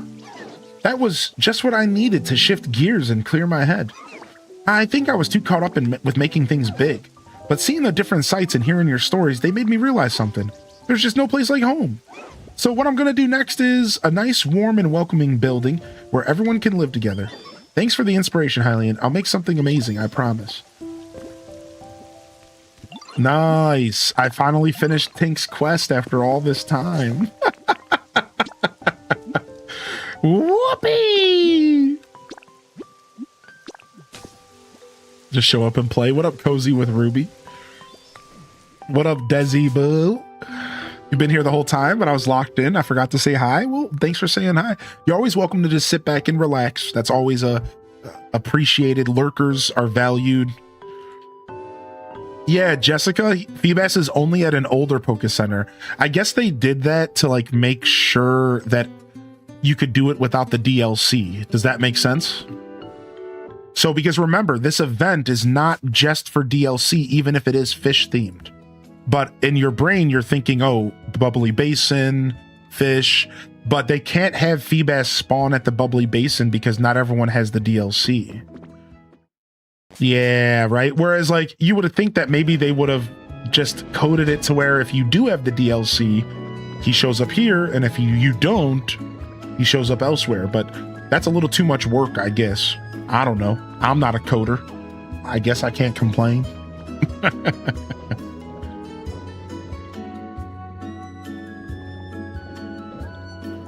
Wait, did you not follow me, Tink? I literally asked you to follow me. Did you not follow me back here?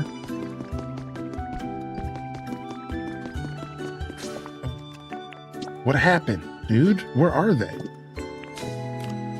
Oh, they can't teleport back to my house with me because my house is now in the water. Oh, that's a problem. So how would I get Tink back then? Because they're not going to go back. They're not going to leave. Maybe if I reload the game, they'll just be back here.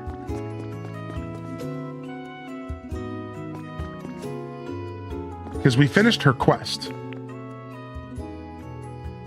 And now I had her follow me, and I tried to have her teleport with me, but because I was underwater, she didn't come with me. Are you following what I'm saying? Where's the entrance to the Bubbly Basin? It's in the Bleak Beach. But you have to find Manaphy first. So go to the Bleak Beach. In order to activate the quest, you have to go to the Bleak Beach and you have to do a certain quest there. You have to be able to have swim with Lapras. No, I didn't do her bubble quest, but that's the thing. She used to live here because my home was in the cave. So that's why I was confused, because I literally have Tink living in the cave because I used to have my home in the cave. So when I teleported to my home, she could come with me. And she lived in this cave. But because I took her out of the cave and my home is now in the water, she couldn't come back with me. So now she's stuck in the Skylands until I figure out how to get her back. Do you guys understand what's happening here? So it's like a weird... It's just weird. It's just weirdness. So, yeah, I do understand that she can't. Oh yeah, maybe honey will work. Ooh, good call. Maybe honey will work. Yeah, I understand that she has a quest, but I can't do the quest if she's not here. Like, how does the quest start? Yeah, look at, she's literally not. She's not here. Honey didn't work. Weird. Like, let's see if she's still at the Skylands. Yeah, Bubbly Basin is Cerulean City, we can confirm. I'm not much of a talker, but I like to at least say hi. Honestly, your streams are relaxing in the morning while I'm getting my day started with my toddlers. Aw, glad to have you here, and I'm glad we can provide a relaxing space for you.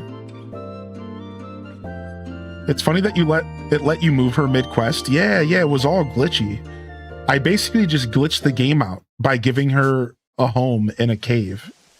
Some YouTube chat's telling me that her quest isn't done here and I have to talk to her again. Let's see. I finally got it. I've designed this sick building. Oh, the quest wasn't done yet.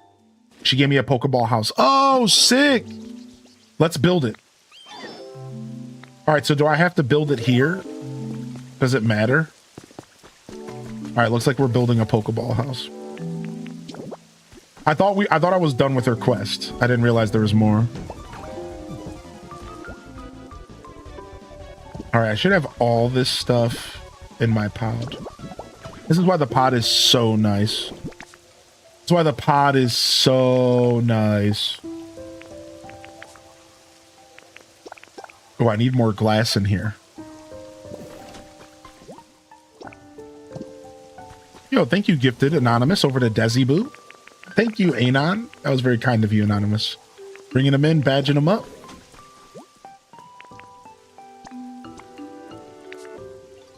All right, we need an electric Pokemon for this. Badging them up and bringing them in.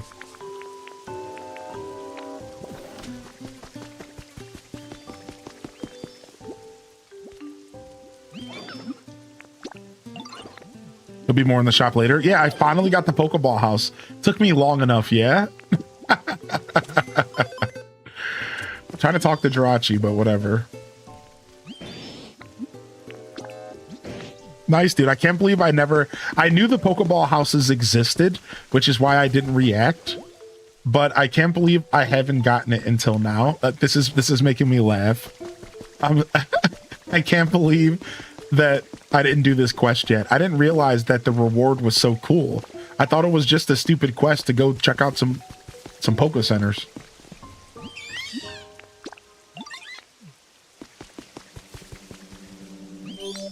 I spent a ton of time organizing each workbench space in each area, and now I have a portal pod and 2 big chests, so I don't have to remember to carry one always.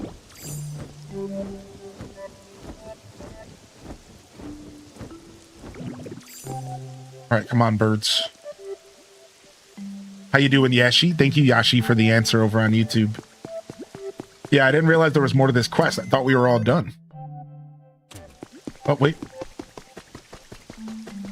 I 3D printed a bunch of portal pods.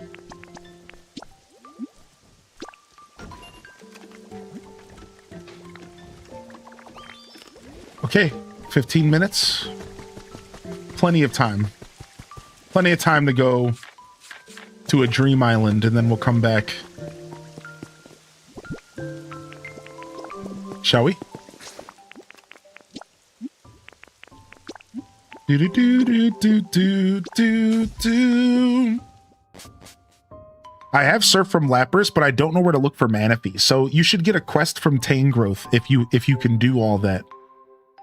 So if you haven't gotten a quest from Tangrowth to point you in the direction of where Manaphy is, then you might not be far enough along. I think you need to light up Bleak Beach before you can do Manaphy. If I remember correctly, you need to light up Bleak Beach, I think. Like you need to do the light up Bleak Beach quest.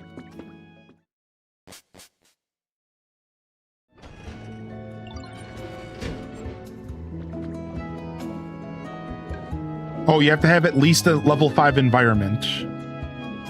Yeah, if you put a pod next to a bench, it counts for crafting. Yeah, Ashley, it's super nice. Yeah, so hopefully that helps, Gamer Lady. Sounds like you still have some work to do over at the Bleak Beach. Yeah, environment level 5 is what you need. Seems like you got some work to do, just a little bit. What up, Tessie, by the way? Thank you for helping answer that question, chat. I appreciate y'all. All right, let's see if today is Legendary Day plus Scales.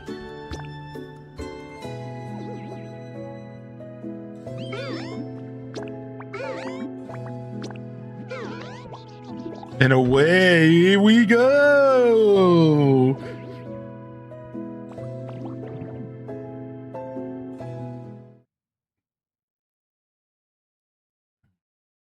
See what we got. I should have bought DJ Rotom so we could jam.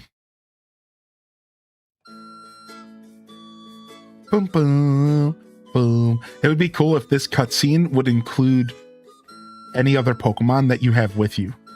So you'd have like a trail of Driflooms carrying a bunch of Pokemon or something. It'd be cute. Yeah, the loading screen is cute. You found the Violet City CD. I'm so happy. I heard there's Legend of ZA music in the DLC. They didn't update Rotom to go underwater. No, he still sucks. Good morning. H stay cozy, H stay cozy. Ooh, I like that this building's like half underwater. Ooh, Roaring Flame poster. Yeah, I heard there's ZA music. Yo, Exhaustion with the tier 2. Coming in with 17. Thank you, homie. Good to see you today. Thanks for the support, as always.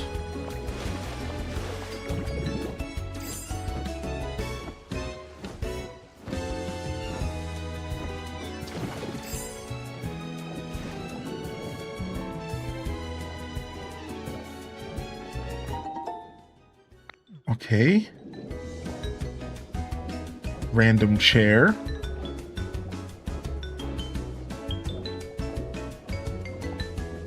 Okay, there's our prism scales.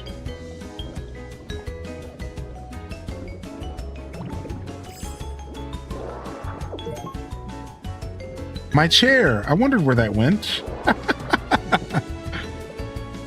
Dang, that sucks. That's sad to hear that about Rotom thing. Oh, nice. And we'll get some coins by collecting sea glass fragments, so this works out. So chat's saying that you can finish the whole event technically with just one trip to the island, because you only really ever need one, maybe two of each item, unless you cannot copy the item. So like, for example, with the tent that you get from the Sableye event, I made a point to farm up like 4 of those, I think, because you can't copy those. I still to this day regret that I didn't farm up like 10 of those. So that's the only event I think that has released an item that felt like you needed to farm it, right? And I didn't farm enough. I regret that I didn't get like 10 of those freaking camping kits. I almost want to time travel back to get more. That's how strongly I feel about it, but I'm gonna scream if I can't accessorize DJ Rotom in Wave 2. I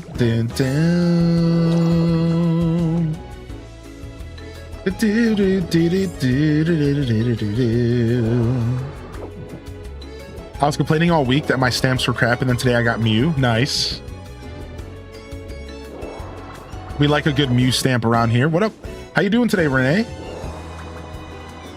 People said clay is here. Where does it come from again? It's like a certain type of dirt, right? Yo, Renee hit us with a 4-month resub on YouTube. They said, good to be here for a daily dose of Hylian Pokopia.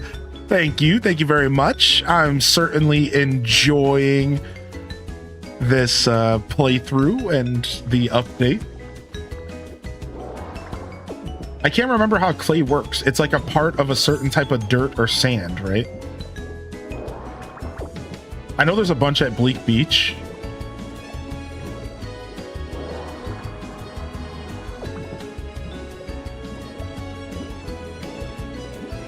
More shiny scales. You need like 50 prism scales and everything seems photographable. Okay, good. So yeah, you only need to get 1 or 2 of every item then. Cool. That's usually how I handle these updates. 1 or 2 of each item is enough. I actually want to take this plaster, this yellow painted plaster. I think this is painted and everything. Perfect. This will help us rebuild some areas. Also, can we just talk about how these wooden beam supports are so cool? Isn't that so... Look at that roof support. What a cool item. Wow. All right, I'm sure we can craft that. Yeah, Wooper makes clay. Thank you. You need 60 total scales, Pandamochium says. I got 177 on one Dream Island. At least they don't make these events too tedious. I'll give them credit for that, even if they're kind of lame. Even if they're kind of lame. I don't know why. Why am I not just going ham here? Yeah, even if this version of the event's a little lame, they... How do I do it again? Break. At least they don't make it tedious. Right? Like, when I say it's a little lame, I just mean the first time it was cool to go to islands to collect the material, but the second and third time, maybe not so much. However, we love free stuff, so we appreciate them adding stuff to the game and adding new Pokemon. So you want to know what the perfect alternative to that is? Or the perfect, like, middle ground? Don't make the event annoying. And they understand that, right? Like, all right, if you're going to do a copy-paste event, don't make it dumb. Don't make it annoying, right? So I'm happy that they understand that, it seems. Whereas I'll still stand by my original statement of the event where you had to go around with the quest Pokemon was so far the most unique and, like, coolest event. However, dang it, I can't remember what buttons do what. However, a lot of people found that event to be annoying. I remember I saw a bunch of people complaining about how their Pokemon were like, it was just like an annoying event to interact with. Yeah, new event today, Care Bear. You can find Feebas at any Poke Center that's not the Bubbly Basin. And then you can find Prism Scales on Dream Islands. So it doesn't have to be the DLC. That's the key here. It does not have to be DLC stuff. No, it can be any Dream Island, I'm pretty sure.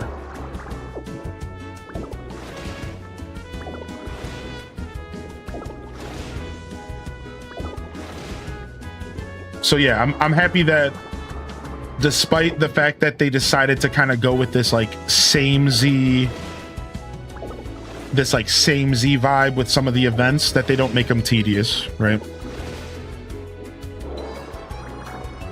Hey, thank you, Mama, for answering that question. Thank you very much for answering that question, Planet Kitties. I apologize. Thank you very much. I appreciate y'all helping each other out in the chat when I miss a question. Thank you.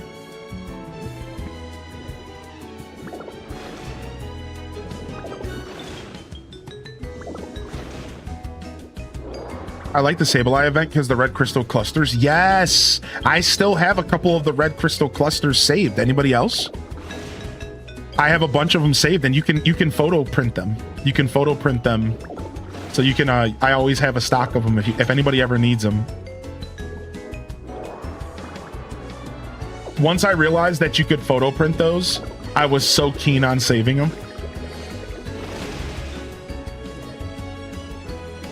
What is this block? This is not a regular block. What is this?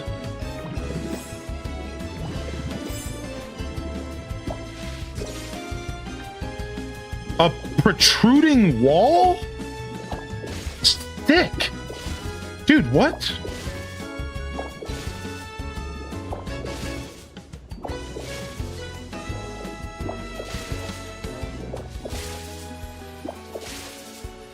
You could photograph a scale, but you can magnemite the scale to place later as a decoration. Man, I wonder if you could have done that with every item from all the events so far. And I just never tried. That's kind of cool.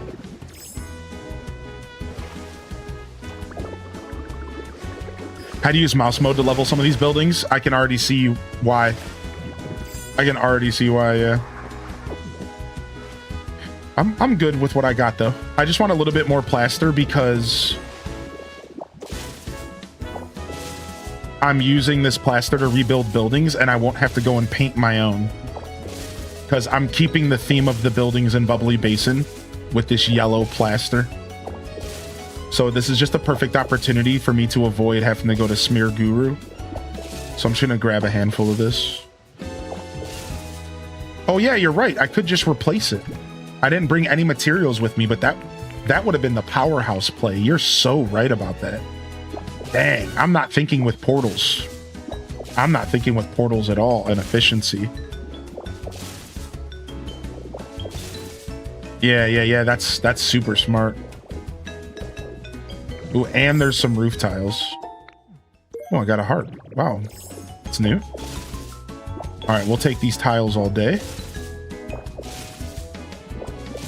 Yeah, next time I'm gonna clobber up some sand, and I'm gonna just do it the easy way. That's so smart, dude. I appreciate you sharing your brain with me.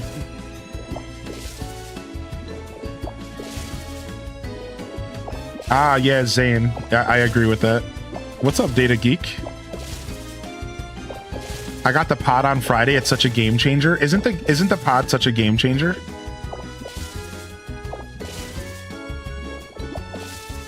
Just filling up my roof collection here. Not that crafting this stuff is expensive at all. So I don't mind leaving the roof tiles behind. I'm just gonna grab a couple just to make my life a little easier later. Okay, I'm done. Leaving all this plaster and stuff behind feels lame though, so hold on. I am gonna steal a little bit. No. I think the pod is a part of the free update. Yeah, you just find it randomly at a Poke Center.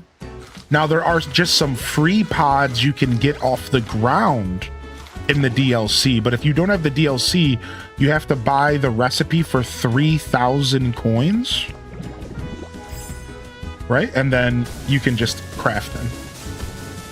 So the only difference with the DLC is that they give you 2 free pods right off, like, by just exploring, which is nuts.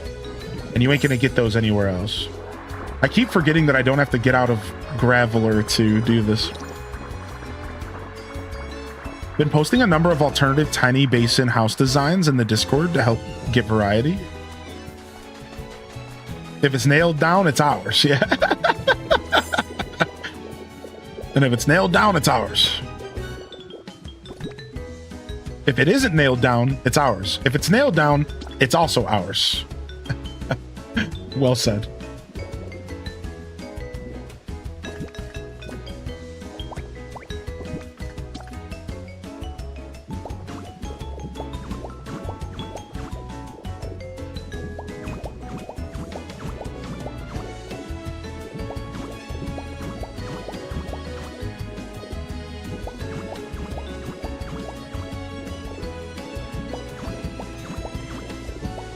Oh, Magnemite, my beloved.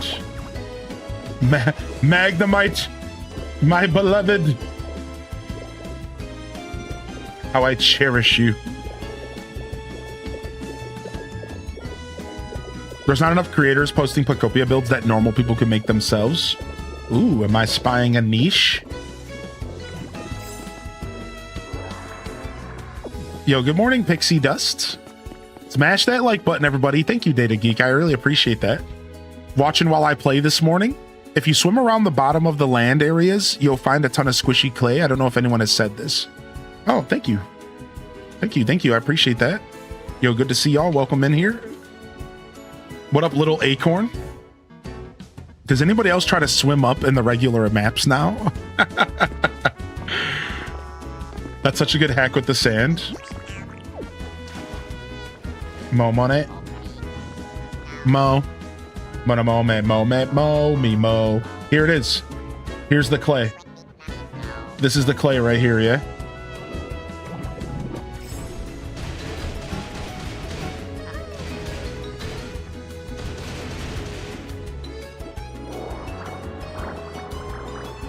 Beautiful.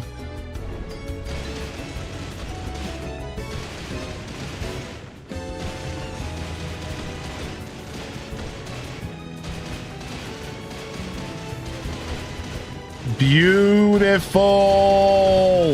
I'm never running out of clay again until I do, but then I'll just come back and I'll do this again.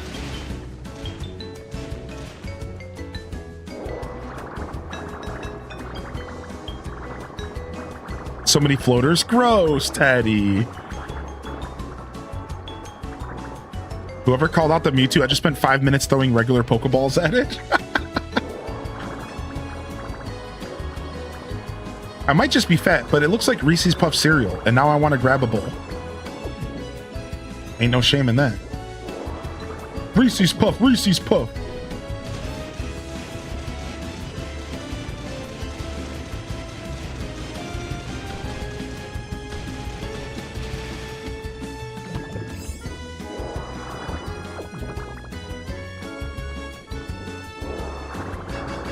This guy knows. Testonomic knows. My favorite is in the water though. Look at your hops in the water. You guys ready? Boing hop. Dude, using Graveler underwater is so satisfying. Boing hop. Boing hop. Dude, like you actually get mad hops.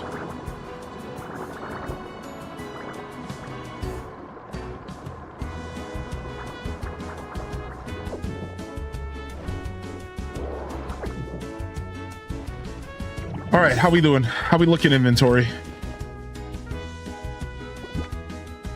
I think that's enough for now. And just to bother those who are bothered by this, I'm just leaving the rest of that stuff floating here.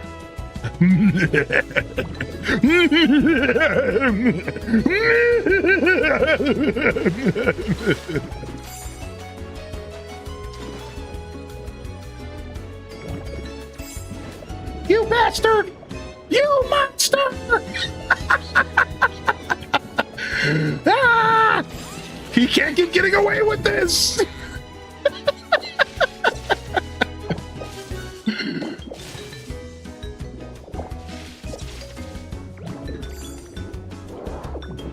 You get some clay, you get some clay.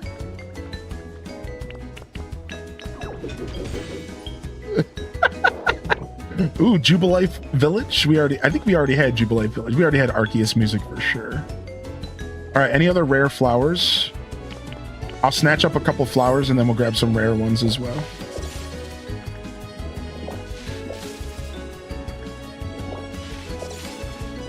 And then we'll grab a couple of these because I think this item is amazing. I'm obsessed with the chimney rocks.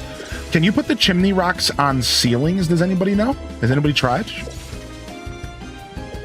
Has anybody tried? Can you put them on ceilings? That would be sick. I could see that working. I'll try when I go inside of this cave.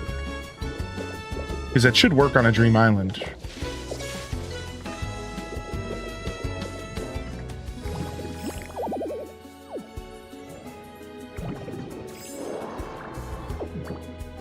Just got Milotic.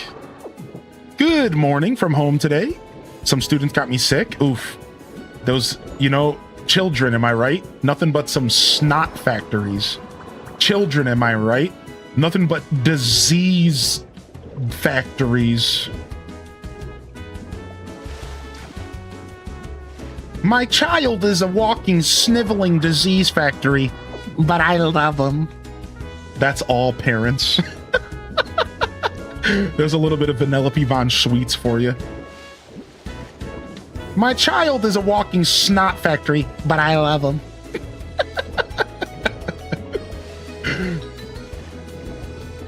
Correct. Literally my baby right now.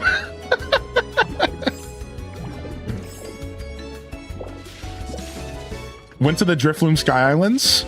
Are there underwater stuff to collect too? Yeah, so on Z Twitch, this is the new Driftloon Island that came with the Bubbly Basin.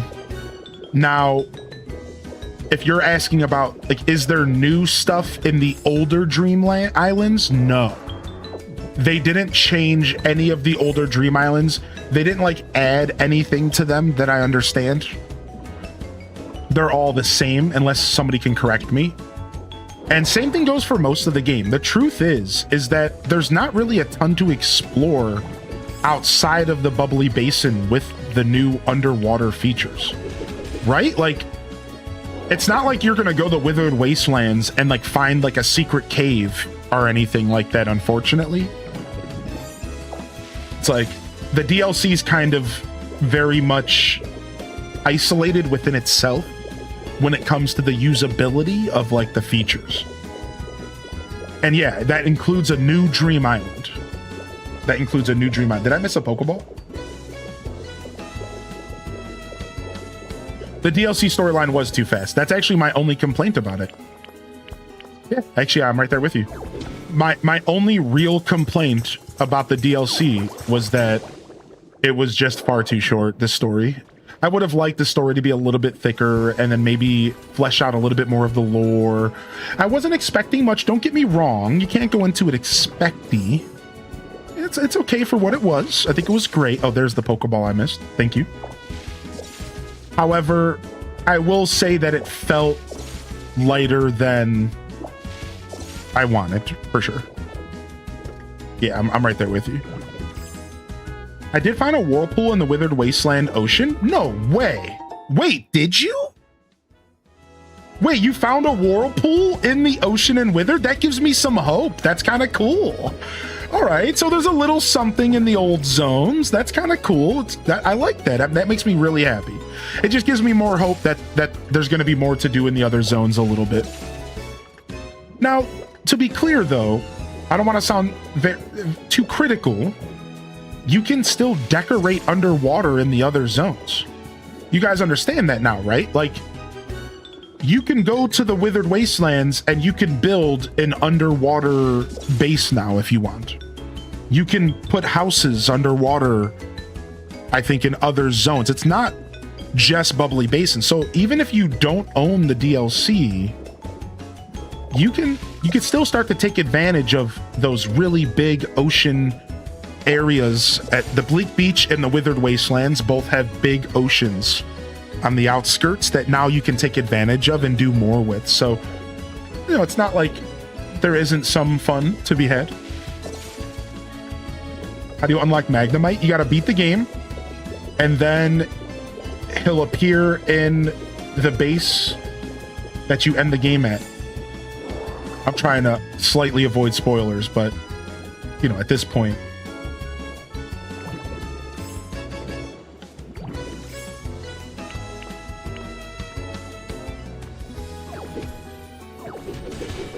Yeah, so basically, you get Magnemite after the credits roll. That's the best way to tell anybody without spoilers. Is that if you have not seen credits yet, you cannot get Magnemite, right? Is that correct, chat room? Is that like a really clean way to let people know how that works? Yeah. So like if anybody's ever asking, the best thing to tell them is like, have you seen credits? If not, you need to see credits. Once credits roll, then we can help you further if you still need help, right? Like, but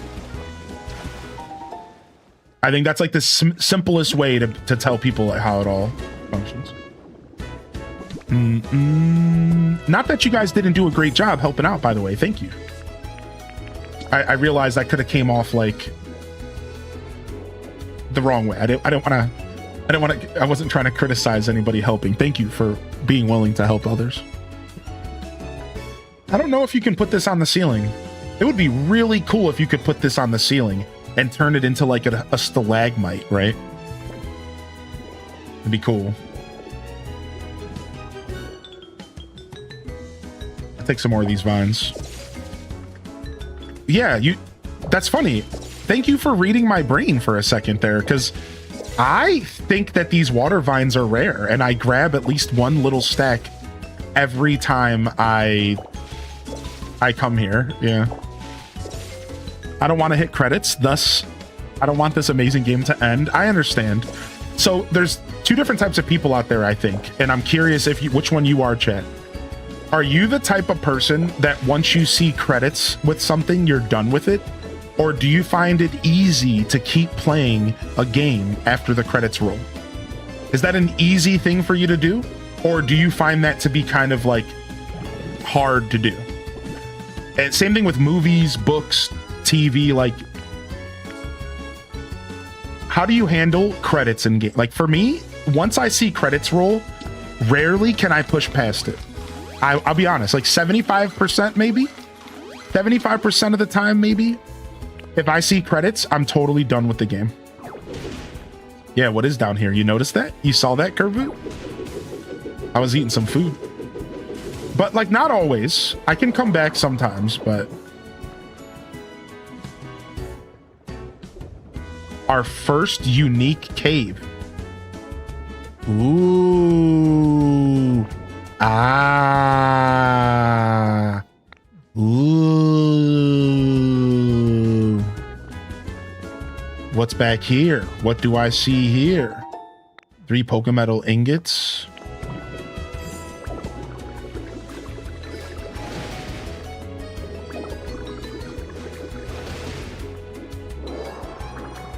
Looks like we're going a little deeper.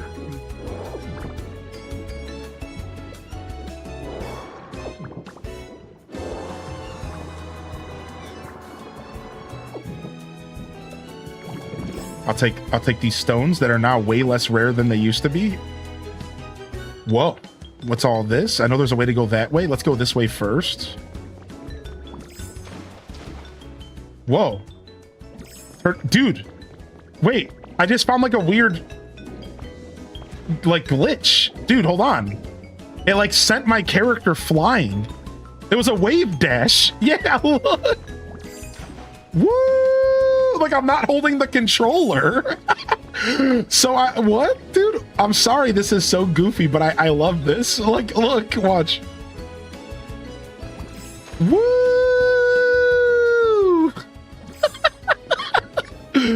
I don't know. When I got to credits in this and ACNH, I was like, okay, but I still have so much to do. This isn't over. But for like a Final Fantasy game, hands down, it's over. I agree with that. Yep. I can handle credits in a game like this, but if it's a game like Final Fantasy, I'm out. I'm done. Yeah, proxy jump.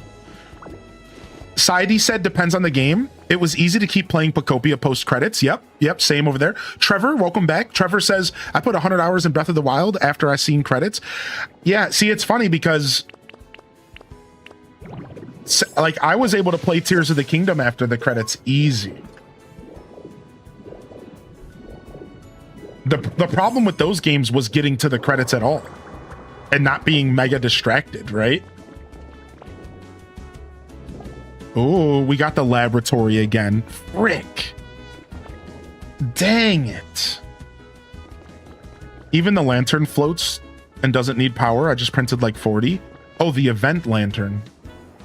Dang it, we got the lab again. Dang, no legendary today. My luck with the legendaries has been very low. Like, it took me forever to get all the legendaries, and I was checking these islands every day. Seems like my luck with the legendaries is on the lighter side, huh? However, we might have just got a new outfit, so... Pocket World Weekly, number 38, has been added to your human records. Leather jackets like those once worn by the bad kids in town are making a fashion comeback. They're so spiky and cool. They give my cute outfits an edge. These are just a couple of the comments we've heard about the jackets, which are popular among a variety of different demographics, from rebellious teenagers to fashionable cosmopolitan women.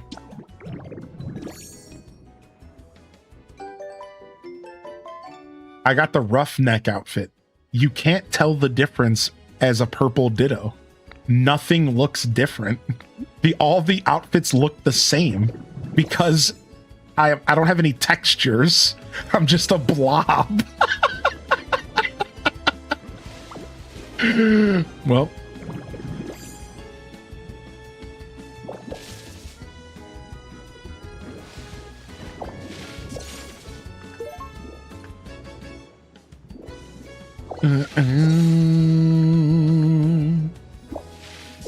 I don't know, somebody told me to check these plants while I was here, so thought I'd do it real quick.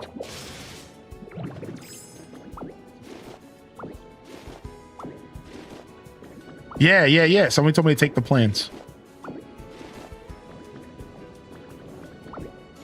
Ditto is friend-shaped. I love how much coral and grubby pearls you can collect. Yeah, me too. My favorite thing about these games is just collecting stuff. I'm a monster. I love it.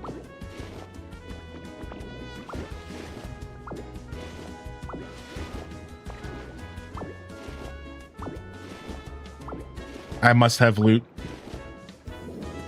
Pokemon Bank officially shuts down February 26th. Good thing my account is FDIC insured. Shut up. I know. So, you know what sucks? First off, if you did not download Pokemon Bank before they shut down the servers, you don't even have it on your 3DS, first off. So, so they already made it terrible, and like I don't think you could go and like re-download it. I don't think you could, like from the eShop. Or maybe you could, but I lost my account somehow. Never mind. Maybe that's what it was. I think I downloaded it to my 3DS and then I lost my account somehow. And I like lost all the Pokemon in it. So I've just given up on Pokemon Bank a long time ago. But for anybody who is still using Pokemon Bank, you got to get your Pokemon out of there. You can't download it. Okay. Yeah, I remember it just being stupid nowadays. So like, Happy Thursday, y'all. my point is that this is not really that relevant because I think most people have already moved on. But if you haven't, you need to take care of your stuff. What up, Gingy Ginger? So here's the thing, though. Isn't there a way using a modded 3DS to transfer your Pokemon off of your game, like, anyway? Like, if I understand, there's a way, if you have a modded 3DS, to just take your Pokemon off of your 3DS anyways, but I don't know how the process from there works. Like, I think, to my understanding, there was up until now, and I think this is about to change. If you had a modded 3DS, you could take the save file, like, off the 3DS to your computer. you could use a program on your computer to like send it to like a form of Pokemon Bank, and then you could use that form of Pokemon Bank to transfer it up to Pokemon Bank on your Switch, and then you could take it from Pokemon Switch to the modern Pokemon games. I know that sounds confusing, but I swear that's a possibility. So now that they're shutting down the server, you can't even do that anymore, right? They're shutting down the server so that even mods can't do it. Only fan servers can save it from here. So in February 2027, we are about to lose the ability to transfer our stuff via a modded 3DS. That's exactly what I'm trying to talk about right now. And we're gonna have to go in some other roundabout way to do the thing we want to do. That's kind of frustrating, I guess. All right, anyways, I think that's all the loot here. We've robbed a bunch of metal walls because I think the metal walls are cool, and I kind of want to build my own laboratory instead of using the pre-built one.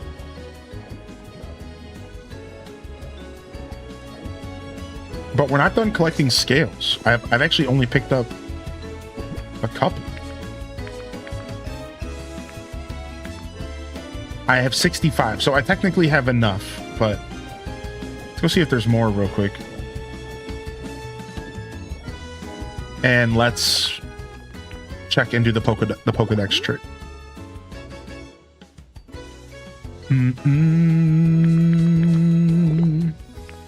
All in this area confirm. No new mon for me today. We already knew that is the laboratory, but you know, it was worth it to double check. All right, up to the land we go. There should be more Pokeballs up here for me. Yo, thank you, Gingy Ginger, for 85, man. It's been quite the journey. Been quite the freaking journey, dude. How are you today, Gingy? So are both Feebas and Milotic at the Poke Center? No, only Feebas. So the way it's going to work is that you're going to have a habitat to build with the items that Feebas gives you. And that habitat will build Milotic.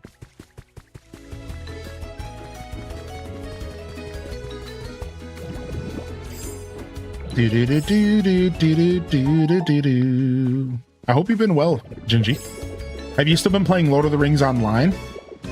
I almost installed it to play it the other day. I have yet to ever play that game, but I didn't do it. I'm just gonna stick with WoW for now because we might be getting WoW Classic by the end of September, and hopefully some of y'all will join me on that journey.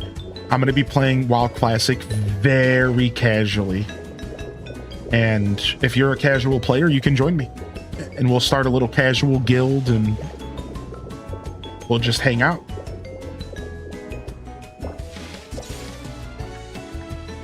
I took a break. My friend stopped playing, so I lost motivation. Yeah, that makes sense. That's usually how that happens. You bought Fields of Mystria? Dude, nice. Are you able to play while you're healing up? Good game. Good game for some healing vibes, for sure.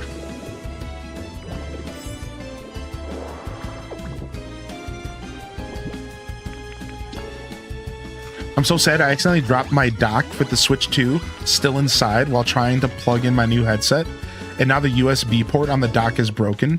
I really hope Nintendo can repair it. Yeah, they can repair it. If you're still within your warranty, you'll probably even just get a brand new dock sent to you. Like, you send it in, like call them and mail it in, and they'll quote unquote refurbish it. But I've found that all they do when they refurbish it is they just send you a new one. So you'll probably be okay, especially since you probably just bought your Switch 2 within the past year or so. Now, I don't know how long Switch 2 warranties are, like innately. Like every Switch, I'm pretty sure has just a baseline warranty that if you get a hold of them within the first year or two, you don't even really have to pay for anything but the shipping. They are going to charge you for shipping it to them, but they won't charge you for the repair as long as it's not like the kind of damage that could be associated with like you being ignorant. But I imagine if you don't fully tell them the truth and just call them and be like, yo, the USB stopped working, you'll be good. Now, if you call them and tell them that you dropped it, they actually could tell you that you have to charge you. So secret to warranty stuff, never tell the truth. Always bullshit your way through that. I'm not within my warranty. I bought it June 2025. It's only a year. Oh, the warranty's only a year. I've also bought mine on release. That sucks. I was hoping that the warranty might be 2 years. That sucks. Well, then you're probably going to have to pay for the shipping and for the warranty, but they'll be able to fix it though, by the way. I've just been full honest. Dude, when you're paying for the warranty yourself, when you're paying for the repair, it doesn't matter. Yeah, when you're paying for it, it doesn't matter. You couldn't have done anything about that. However, to be clear, if you ever have a warranty for a product, don't be forthcoming about how you broke your stuff, because certain events they'll charge you. Like this happened with my computer. So I had a warranty for my laptop, and this was actually like an old laptop. This was years ago. And somebody had spilled like water on it or something. It was a laptop I was using that was my buddy's. So I told them that it was water damage and they denied the warranty. So like, that's where I learned, like, you just got to tell them that it just stopped working. Right? You just be like, oh yeah, it just stopped working. I don't know what's going on. I also learned that about games. I used to buy used games, and then I would go back, I would take the game back to the shop, and if I told them that I did something to it, they wouldn't give me a refund. But if I told them that it just stopped working, then they would just, I'd be like, I don't know, I would just plead ignorance, like, not sure what happened, it just stopped working, and I just want a refund.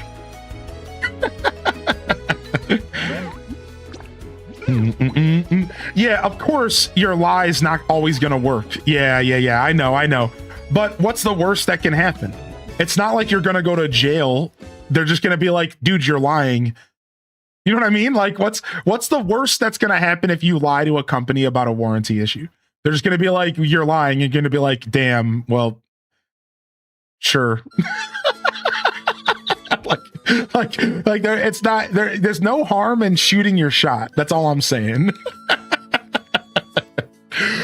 Did you see that somebody bought the Lord of the Rings Extended Edition on Google Play years ago, and Google took it off their database? So the user filed a complaint because they paid for the content and did not receive a refund, and Google said no. I did see that. Yeah, welcome to the digital era. I think that there was a lot of people that maybe weren't paying attention, and now the Sony stuff is really waking us all up. And a lot of people are starting to finally realize, like, wait a second. This sucks. And there's so many cases of this happening before Sony took over. I just want to call this out. If you didn't know, this is happening for the past decade, but nobody was talking about it because not enough people cared. This has been happening for a decade. Companies ripping stuff out of libraries, taking away purchased content from your Steam library, purchased content from your PlayStation library. This has been happening for a decade plus. And nobody wanted to acknowledge just how egregious it was. And those who did were just screaming into the void about it. And now this is all happening and people are like, wait a second, dude, this is really bad. They can just take stuff that I paid for? Yep. Oh, you paid for that? No, you didn't. Doesn't matter. Oh, it was a license. Oh, you didn't read the user agreement that you... Oh, okay, well, doesn't matter because we can change the user agreement at any point. Like, think about that. That's the worst part. So like, oh, what about the user agreement? Well, it doesn't matter what the user agreement says. They can literally change the user agreement at any time. And just, what does it matter? Like, I just read the user agreement for, I think it was like something with Xbox, and it literally said that at any point they have the right to change the EULA that you are agreeing to. It's like at any point they can just change the rules and you have to either accept the new rules or you have to just kick rocks. At any point, they could just be like, actually today, now you don't own anything. See ya. Did you get a square hedge at some point? I got 5 square hedge plant seeds from a Pokeball. Yeah. So is that a new feature? Is that a new thing that they added? Because square hedges were really rare before. Yeah, yeah. Yo, Balloon in the Twitch chat here this morning. Prove it? Wait, what am I proving, YouTube chat? What's the trick with the Pokedex? Yeah, there's a way for you to check what Pokemon are on your island. There's a way to check what Pokemon are on your island.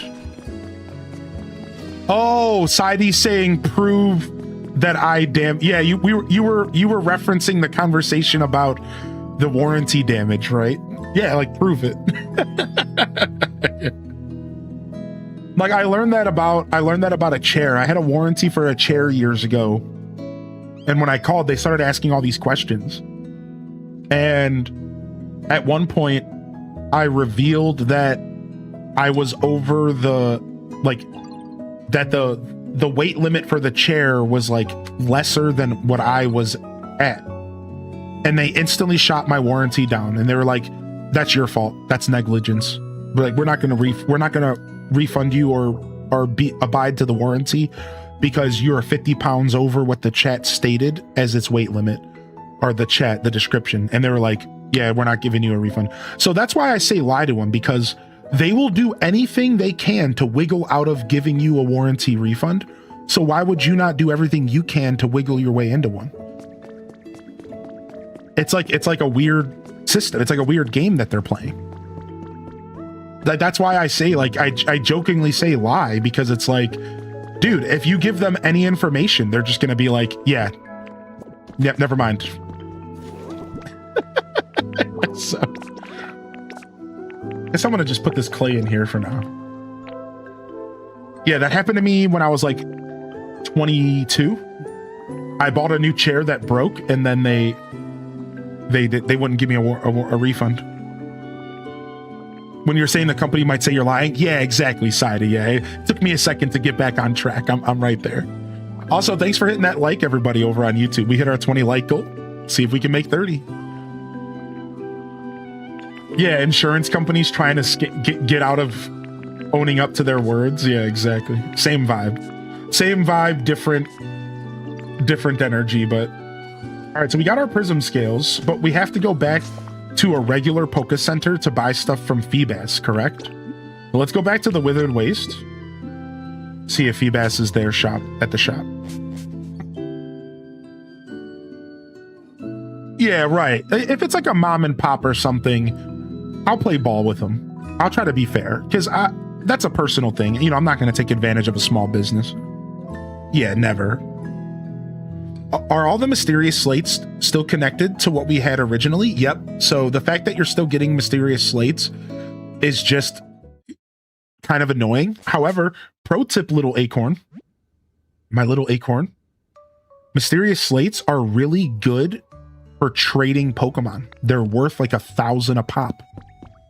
So if you've already finished the mysterious slate quest, you should be using them to trade with all your trading marts and your trading Pokemon. They're worth like a couple hundred a pop or 1,000 a pop. It's like something pretty nice.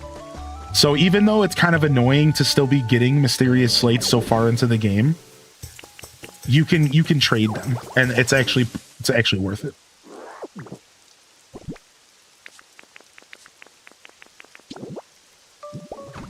Too busy trading the 2.3 million sand blocks. Yeah, I'm surprised you can get duplicates. Yeah, that's what I think they did it on purpose for the trading. I swear they did, because this game very much thinks about itself in that way. Everything is kind of connected. So I wonder if the developers purposefully said, well, here's some trading fodder for you, right? So Dutchy Iris, thank you for reposting your message. Were you the one who asked earlier? Thank you for reposting. So Dutchy's asking, are you going to play Minecraft Dungeons 2? Did it come out yet? You can make your own unknown message as a part of your build. Oh, like you could, that's actually so smart. Yeah, you could like use it as letters to spell out like your shop or something. It comes out in September. I was about to look it up. I can tell you that I am interested. And that's as far as I'll go for now. Is that cool?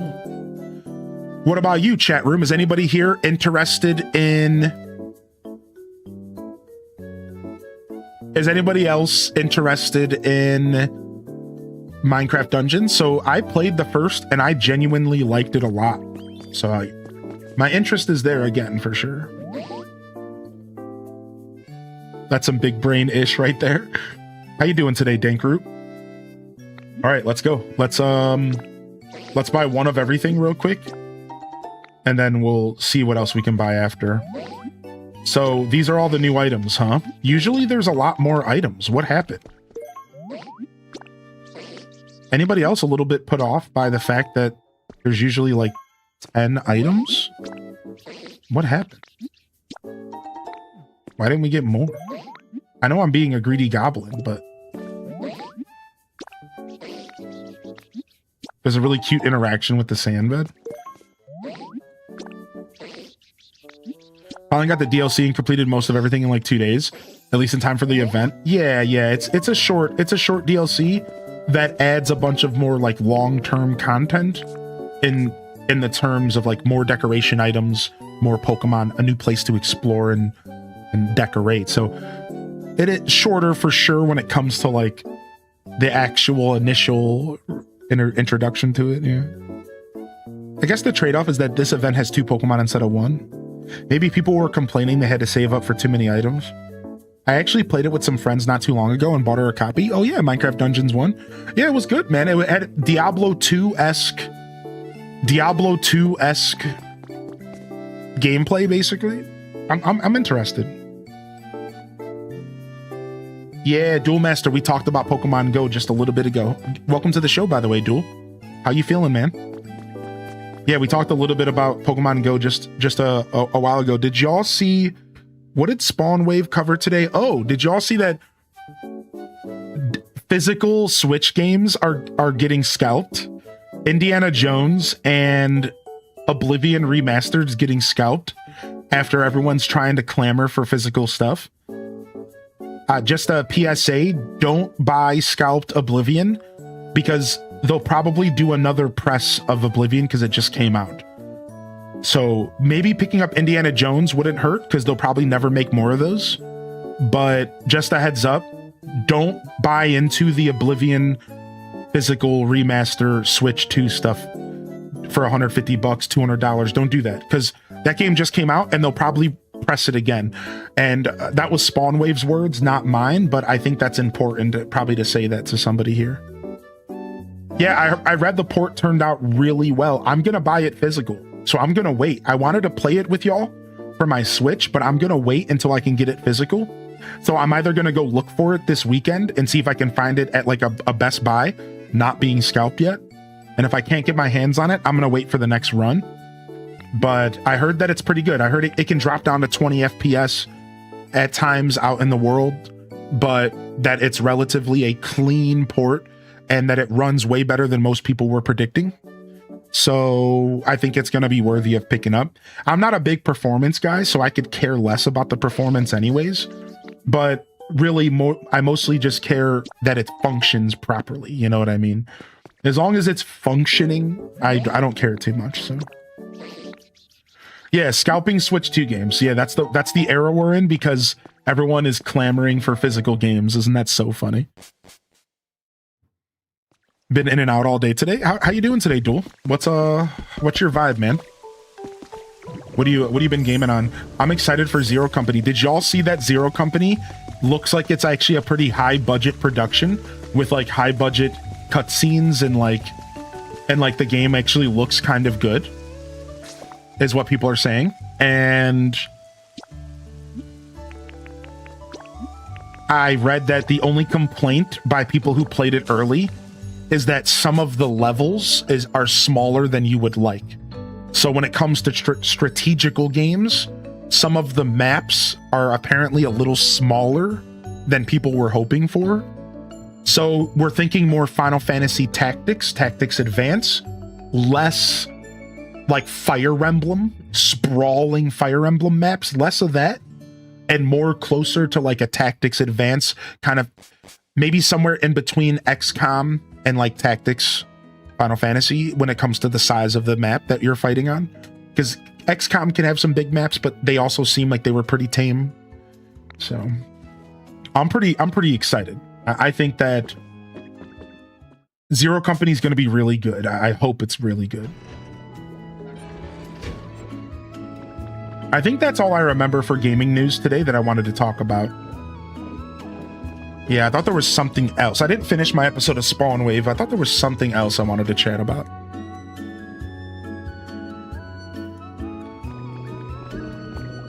I hate that. I really want physical. Yeah, it's only game key card for Pokopia, unfortunately. Which is still better than fully digital, but not much better, unfortunately. But I think the game key card system is fair. I know that's a big point of contention for people, but I think that the game key is actually going to save the Switch 2 in regards to developer accessibility. For example, we would have never, ever, I do not believe we would have ever gotten Final Fantasy VII Remake and Rebirth and the third coming without game key cards. Because those games are over 100 gigabytes large. And they cannot fit on a 64 gigabyte cartridge. So unless Nintendo starts to offer like 120 gigabyte to 128 cartridges, and even if Nintendo does, they're so expensive. It costs like $20 for the developer or something, $15, that like game key cards at least allow the Switch 2 to get content that it might not have gotten otherwise because of like the size of like the game. Yeah, like the size of the game, and like I guess what I'm saying is that like Final Fantasy Rebirth would have been digital only. It probably still would have came to the Switch, but it would have been digital only. And again, the game key card might not be perfect, but at least you can buy and sell and trade it. And I think that Nintendo deserves a little bit of credit for that. And everyone gave Nintendo such a hard time about that. And like, it's like, come on, dude. Like they're doing something at least. Like you can't just, you can't come at my boy like that. Like I'm never gonna be an apologist for a company, but like, come on, dude. Like they're trying, dude, I guess. Like, come on, dude.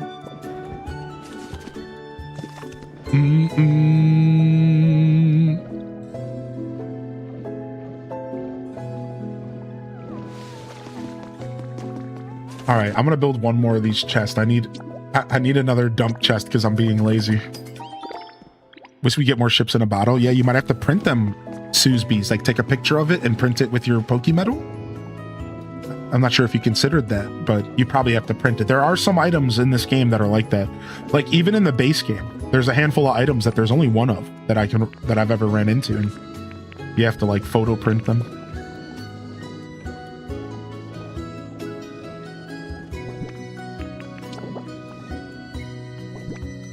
I tried, it doesn't work.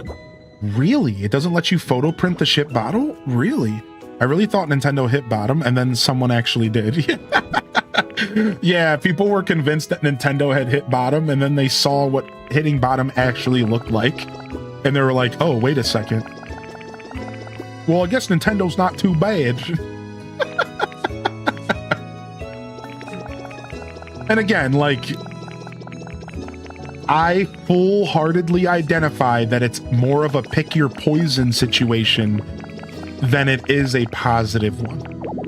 I just want to be clear. Like, I understand that we're talking about, like, at this point, it might as well as be like picking presidential candidates in America. It's like, and you have to pick between and you just like close your eyes and hold your nose and like, you know what I mean? Like, that's what it feels like since I've been 18 years old. You know, it's like there was always like, oh, what am I doing here? Like, besides for Obama being like the easiest candidate to vote for at the time, and it actually got me to sign up for voting for the first time because it was like a big hip hop movement and stuff. That was like the easiest candidate ever. Otherwise, it's always been like, And I would argue that it was easy to pick in the last election for me personally, because it was like, I don't know, like in my opinion, it was easy to pick in the last election as well.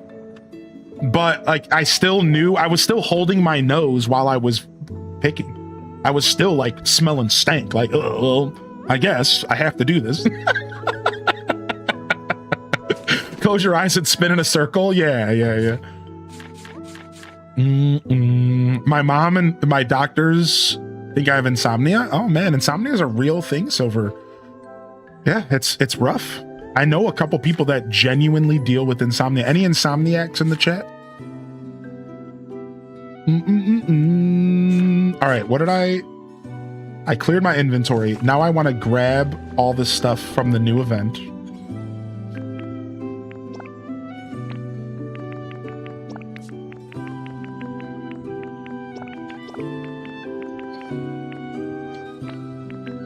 And then we're going to try to build this habitat.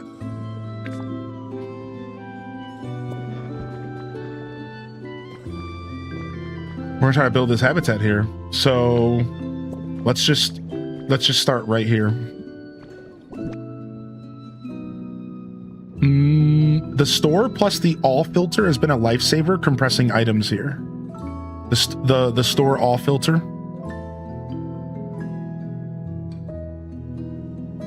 I don't love GameCube cards, but they're better than digital. Yeah, you gotta pick your poison. Dude, I love these. I bet you they hang from ceilings too. Let's see. No, they don't. Now, can you connect them to like a chain or something? Been hanging my hands for insomnia. Been raising my hand for insomnia. Yeah, I've never dealt with full insomnia. I always thought that insomnia was like this thing that people just like. I always, like as a kid, I was always like, you know, I think a lot of people are like this, where they just kind of assume that insomnia is just people who don't, like, who are having a hard night of sleep. But no, like insomnia really is like an inability to sleep. And I've never experienced that, so I could say firsthand that I've definitely never experienced that. That's tough.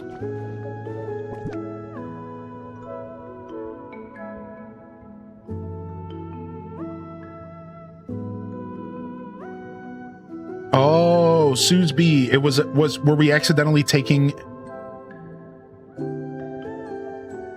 Sometimes I take a regular pick thinking I was taking a reference pick. Ah, I see. Kudos to everyone that has it. I get so weepy and cry like a baby if I don't get enough sleep. Yeah, I turn into a big grouch and I piss people off. It's happened to me live. I'm not fun to be around.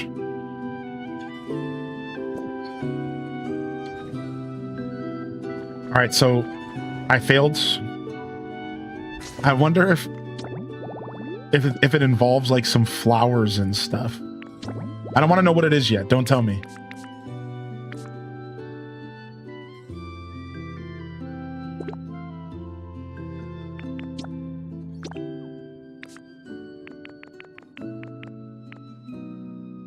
Yeah, I wonder if it involves like some coral or if I just have it in like the wrong order. Let's try reordering it. You didn't get them all? Oh, got it. You've restored an exciting beach. Yeah, wait, I bought all the items. I just put them away on accident. Right? I thought I did. Did I accidentally say no to one of them? I might have done that actually. Yeah, I thought I bought the net. Maybe I said no to it on accident.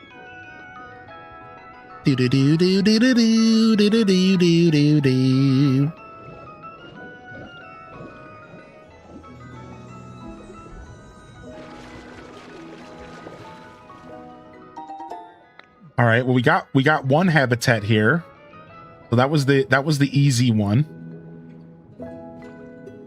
I'm assuming. Where did I put the net at? Did I just dump it in one of these chests, not thinking?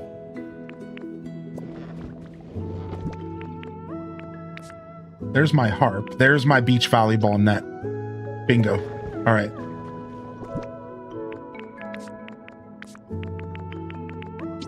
Whoa, it's huge. Oh, I love this.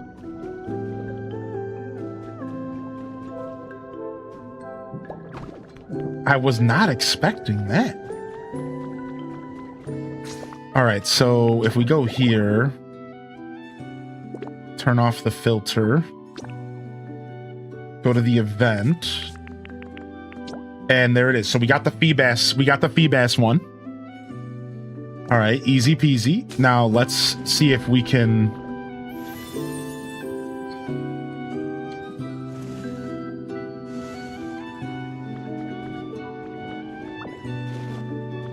maybe figure out what this one is going to be.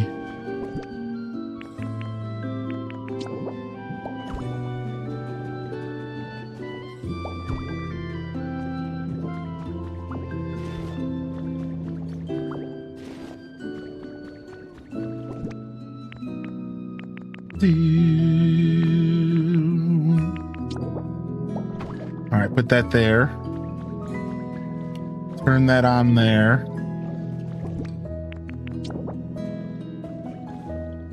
Put this here. I don't know. Oh, sick. So it was actually just the 2 items. Yeah. Oh no, 3 items. Cool. All right, nice. I don't know why that stuff is in front of the volleyball net. Like, hello, we're trying to play volleyball. What the? Get this out of my face. They're like, oh yeah, here's the freaking event. We're just gonna put all this stuff in front of the volleyball net. Woo! All right, I'm gonna leave all this stuff here, and I'm just gonna wait for this Pokemon to spawn in. All right, we got it. Pokemon will never understand volleyball.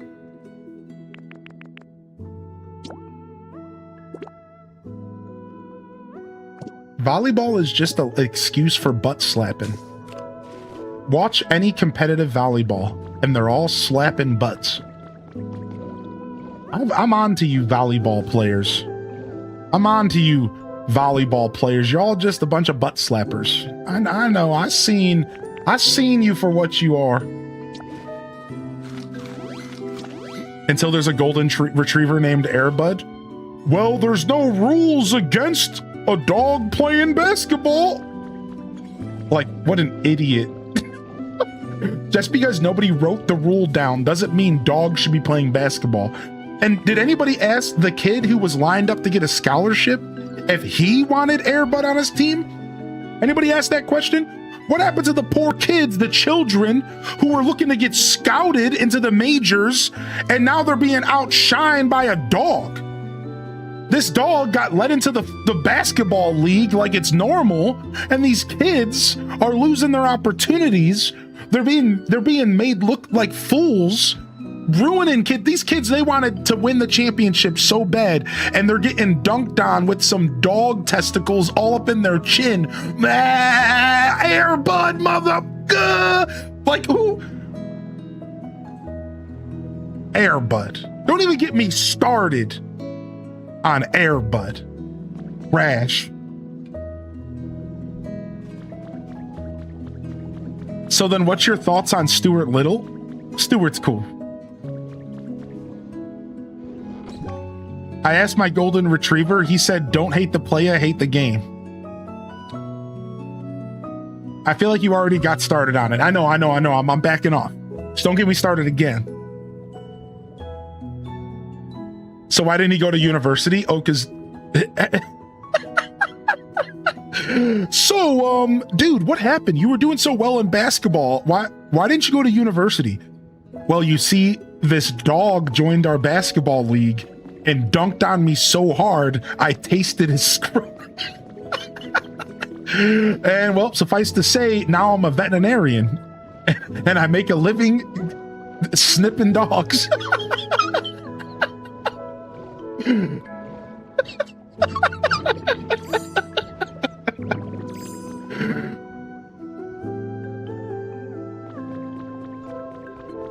Yo, what up, shenanigans? Good to see you today.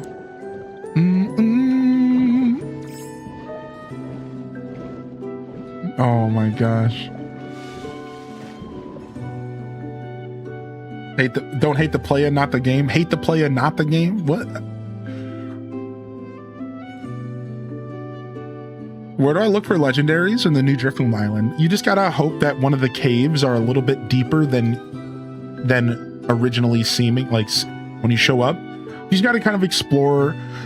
And usually every Dream Island has 2 cave entrances. Usually. And those caves can somewhat be explored. So what you're looking for when you go to a Dream Island is you're looking for usually 2 different rough, kind of sometimes even hidden cave entrances. And you want to go and explore that cave fully. And if you're lucky enough, at the bottom or at the end of that cave will be a legendary. Now there is a trick that you can do in order to see if the legendary is there without physically exploring, or to make sure that you don't miss it. Because let's say you just can't find the cave. So the trick is, once you're on the Dream Island, you want to open up your Pokedex, and then you want to press the Y button to activate a filter. Once you're on this page, you want to press A to all, registration status. Then you want to go down here and you want to say A to in this area. You don't have to do this, but just do it anyways. And then press confirm. And when you look at this screen, the only Pokemon that will appear is you, the Ditto, the Drifloon, and if there's a legendary, it'll be here as a question mark. Or if you've seen it in the game somehow beforehand, it'll appear with its portrait. So that's the trick. So you can explore for 2 cave entrances physically and try to just have fun exploring and, you know, immerse yourself.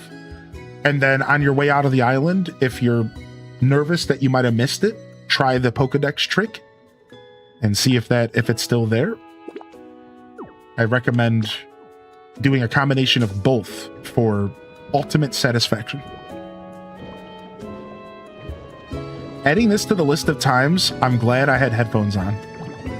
Hopefully that doesn't happen too often, but I'll try to keep it a little bit more tame if that's the case. Hey, look at this. Tessie, we're twins. Did I catch your eye, little one? I'm not surprised. Others are often quite entranced by my beauty. I must say that your gentle smile is also quite lovely. I hope you'll return and visit me on occasion. No need to feel intimidated. Milotic is a lot larger than I realized. The tender Pokemon. Its lovely scales are described as rainbow colored. They change color depending on the viewing angle.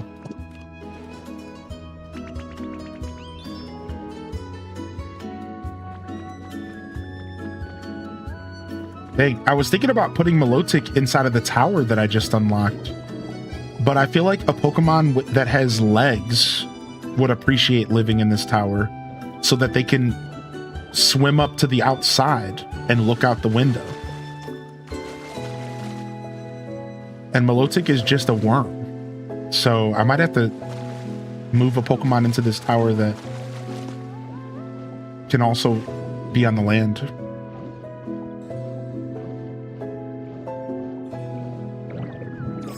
Tame it down? Heck no. Well, thank you.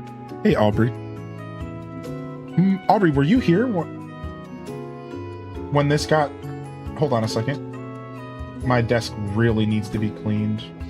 Were you here when this got delivered, by the way? I don't know if you were here. I've showed it to the chat a couple times, but Not sure if you were here, man. You've been indisposed for like a month. Yeah, that's okay. It happens. Yeah, we opened it and it's got the book and everything. It's gorgeous.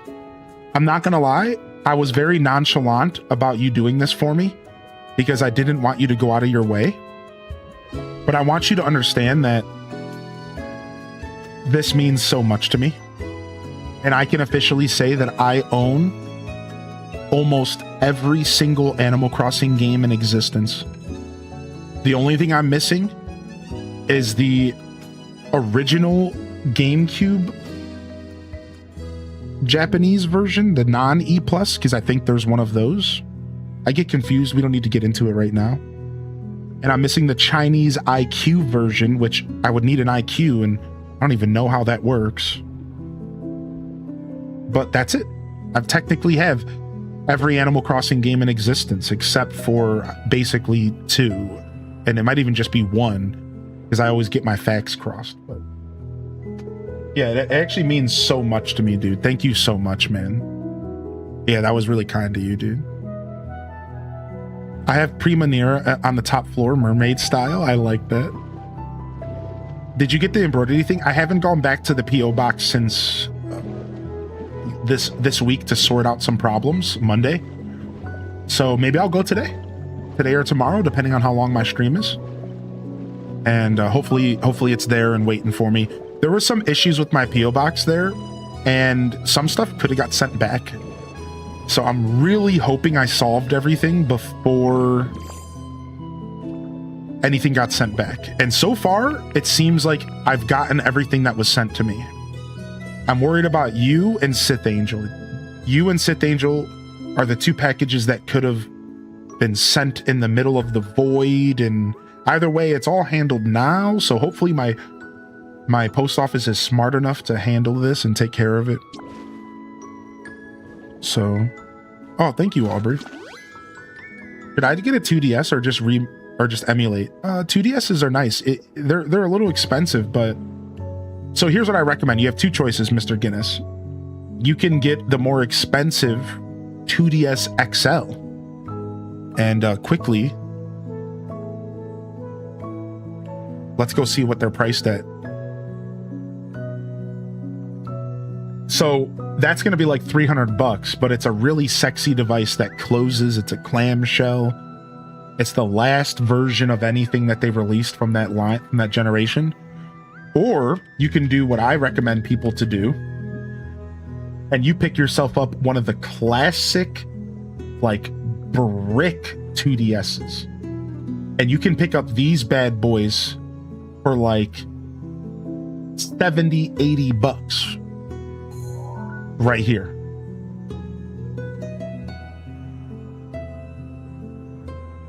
Yeah, if something happens, Sith Angel and Taco, I'll pay for the shipping to ship it back to me. All right? Like, just a heads up. I think everything's fine, but if something did happen, then we'll talk and I'll pay for the shipping to get it back out to me if you guys want to do that, all right? Because that's my bad. I dropped the ball. And you guys should know that I did do some research and I have a new alternative for the P.O. box. But yeah, so you have choices, man. This right here is only $75 to $100. This one's damaged, but you can get some decent, you know, $150, 200 new. So yeah, 2DS is cheap, man. Depending on your budget, I always recommend hardware over emulation. But let me tell you right now, 2DS and 3DS emulation is really clean. And you probably don't have to think that hard about it at all. Yeah, Sith, I think we're okay. So I did some research and I found out that I can get a P.O. box at the UPS store for the same price as the post office. And it's way better when it comes to handling my packages. I also found out that I can get a digital mailbox from this website called like One Postal or something. No, it's not difficult at all. Homebrewing a 3DS takes literally 10 minutes. Like 10 minutes of your life and that's it. It's nothing, dude. UPS is way cheaper to ship through. Oh, I didn't know that. So once my current P.O. box runs out, in the next couple months, I am going to pick up a new PO box through UPS store. Yeah, it's like 10 minutes, Sammy Dot. All you need is a SD card and a way for your SD card to plug into your computer. That's all you need is one SD card and a way for your SD card to plug into your USB or like your laptop. And then what you do is you plug the SD card into your computer and you get a couple files and you load it up, and then you take the SD card, you plug it into your 3DS or your 2DS, and then you load some files onto the DS and you take some files off. Step one is about backing up your original like BIOS and stuff, just in case something goes wrong. So then you take that SD card back out of the 3DS, plug it in your computer, and you make a little backup folder. Step two, then you take a bunch of different files and put them on the SD card, plug it into the 3DS, and you run those files. It goes through this whole patching process. It downloads all this stuff. It's all really quick and easy, and rarely there's a problem. Nowadays, it's all like even digital and it has its own like servers, so you don't have to like do this process too much. You used to have to go back and forth between your computer and your 3DS like 3 or 4 times. Nowadays, you really only have to do it like 2 times, I think. So then you take that SD card back out again, you go back to your computer, you take some files, you put it back, and then you're done. It's seriously like a 10-minute process of dancing back and forth with an SD card and running a couple .exes or whatever on your 3DS. It's really, really straightforward. I have modded my DS back in 2019, and it was easy. And it's even easier now.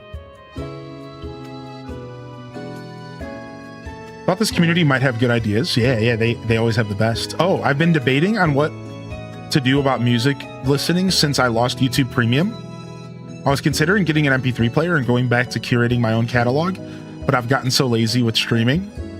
So you could buy the music off of Bandcamp and put it on an MP3 player. You could, if you're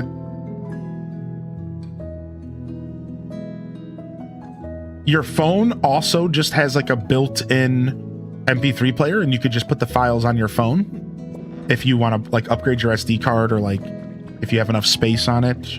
I have like 2 albums on my phone as a backup plan just in case Spotify doesn't work. The truth is you don't really have many options outside of the iPod. Like, all right, let's go ahead and start doing some designing. I've just been farting around here. We got Milotic. Let's do some designing. Yeah, really, your options are like a CD player, an MP3 player, right? A CD player is less work than an MP3 player, to be fair.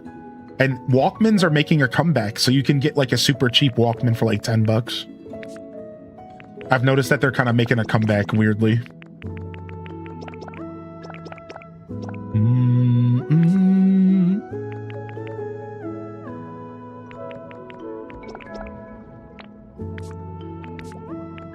I'll take these wavy planters.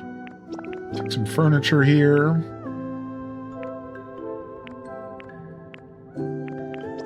Take some windows. Some fences. I just want to do some decorating here.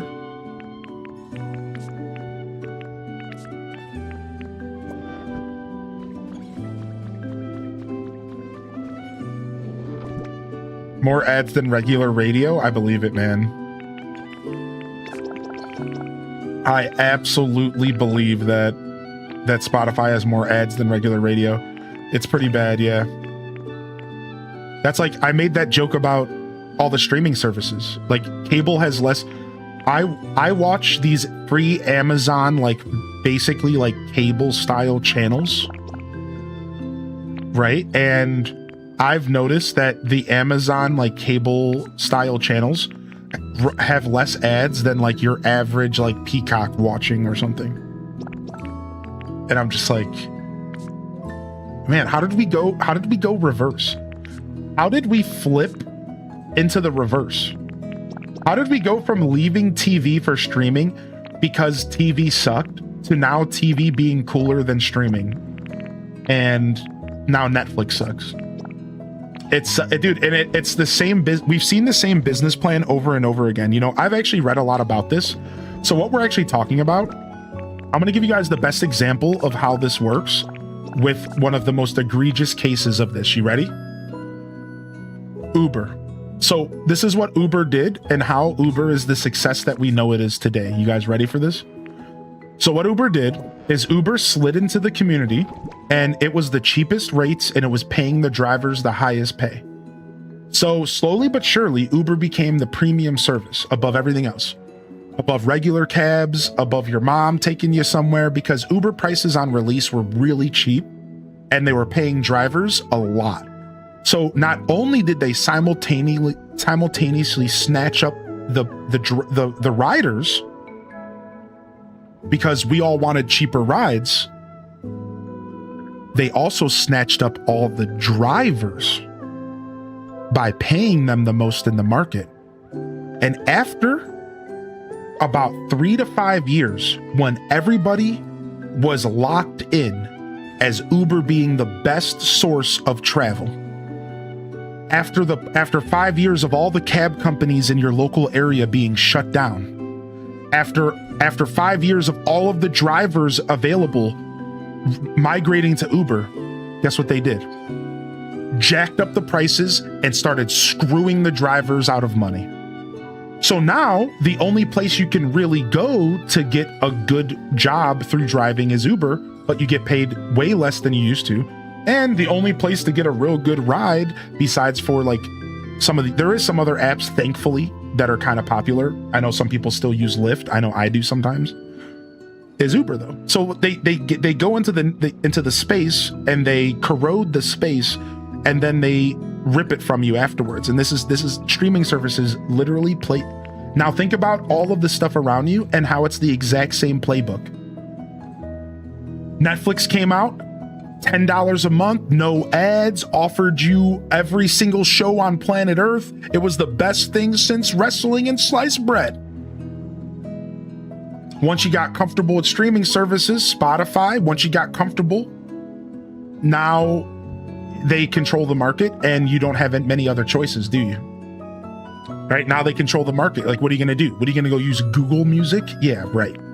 What are you going to go use Apple Music? Well, yeah, I mean, people use Apple Music, but the point is like, they just like lock down the market, and then they put themselves in a position where they're not only the most desirable, but they're the only thing out there. And then once they control the market, they can just do whatever they want.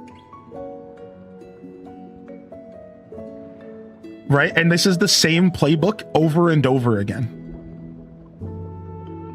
Right? It's the same playbook. Like, look around you, dude. It's the same playbook. I saw it happen with everything. It's so crazy to me, dude, how it's like so very obvious that is the play. It's like, it's a playbook. It's like you're watching a coach on the football field and he's reading from the book, and it's the same book that gets passed to all the companies. They make it seem like it's the best service. Everyone migrates to it, and then they enshittify it, and then you're stuck.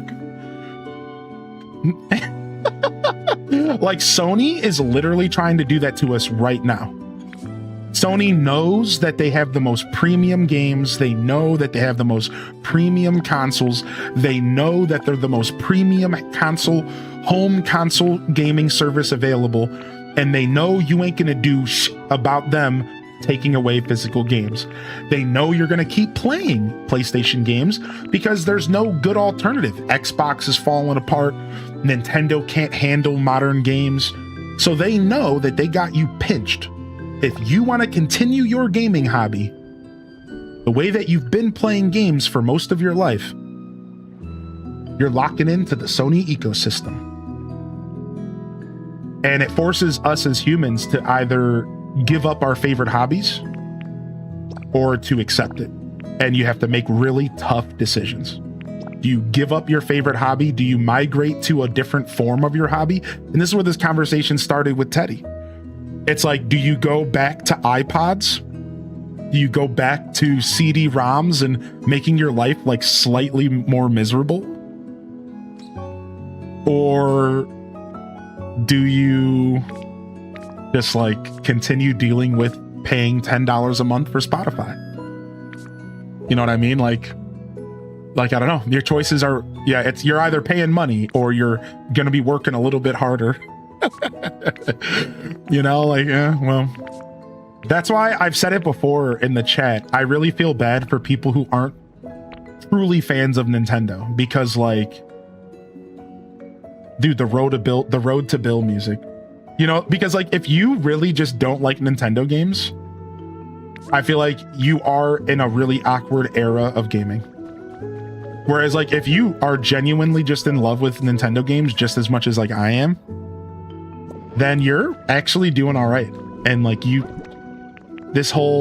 all this buzz around the internet and stuff is like not really that bad. It's like, whatever, you know. But if you're somebody who doesn't like Nintendo games, you really are kind of in a tight pickle when it comes to like gaming.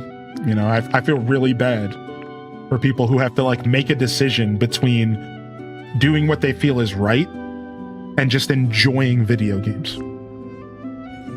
Like, that sucks that you're being forced to make those decisions because Sony can't get their head out of their butt. You know what I mean? It's like, oh, well. What are you gonna do?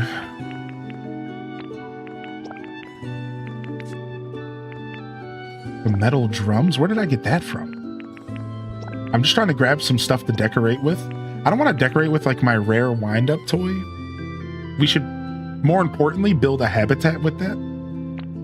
If I know something's rare, I'm going to try to hold off decorating with it, because usually the stuff that there's only one of is like a habitat item, correct? Ooh, I need these curtains. Like, almost always. All right, and then I also need some clay so we can finish that build. Oh, wait. Let's go to Tink. Yeah. Let's go to Tink real quick and see what's up with that build she finished. Maybe we can bring her here to build stuff.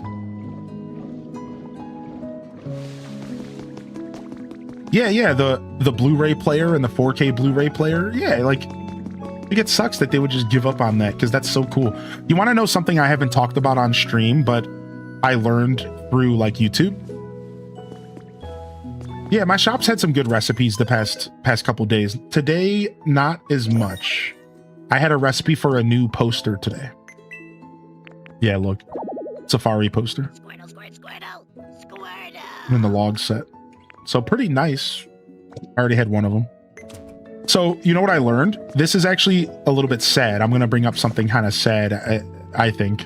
So, there's actually a problem with what Sony's doing that nobody is like fully talking about. Listen to this. Yo, what up, drunk bug? So, turns out that Sony was also the leading innovators in the disc space. They were the ones who were pushing the technology of making disc bigger and stronger and better. So with Sony shutting down disc production in all of their factories, we just shut down 20, 30 years of progress into making Blu-ray disc that can handle tons of data. It all just got snuffed out in the blink of an eye.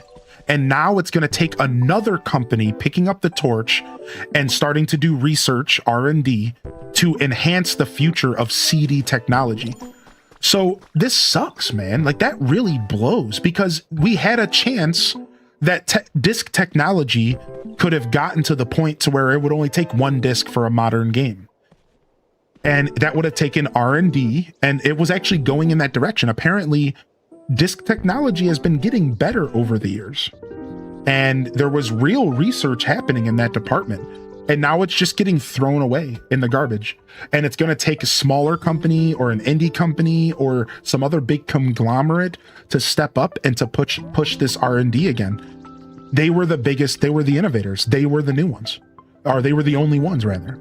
So like, it sucks, because it's like, man, not only are they like ruining disc stuff for themselves and for gamers, they're basically putting the kibosh on all disc-based anything ever. Like, we're done. Like, if it isn't just like a movie on a DVD, like, we're like, the ship is sailing away from us.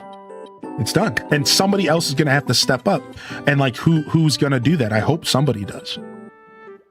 right? So like it kind of blows because I feel like it feels like this is putting like a stop, a temporary potentially stop to the progression of how we handled data and CDs. Because if Sony isn't doing R&D on that, then nobody is right now. It's just done. And it's really sad. I didn't realize that that was a part of this whole deal, but Sony ran all of that stuff and they've just decided overnight that they're done. Like, yeah, we're not doing that anymore. And it's all for profit because digital sales and yada yada. So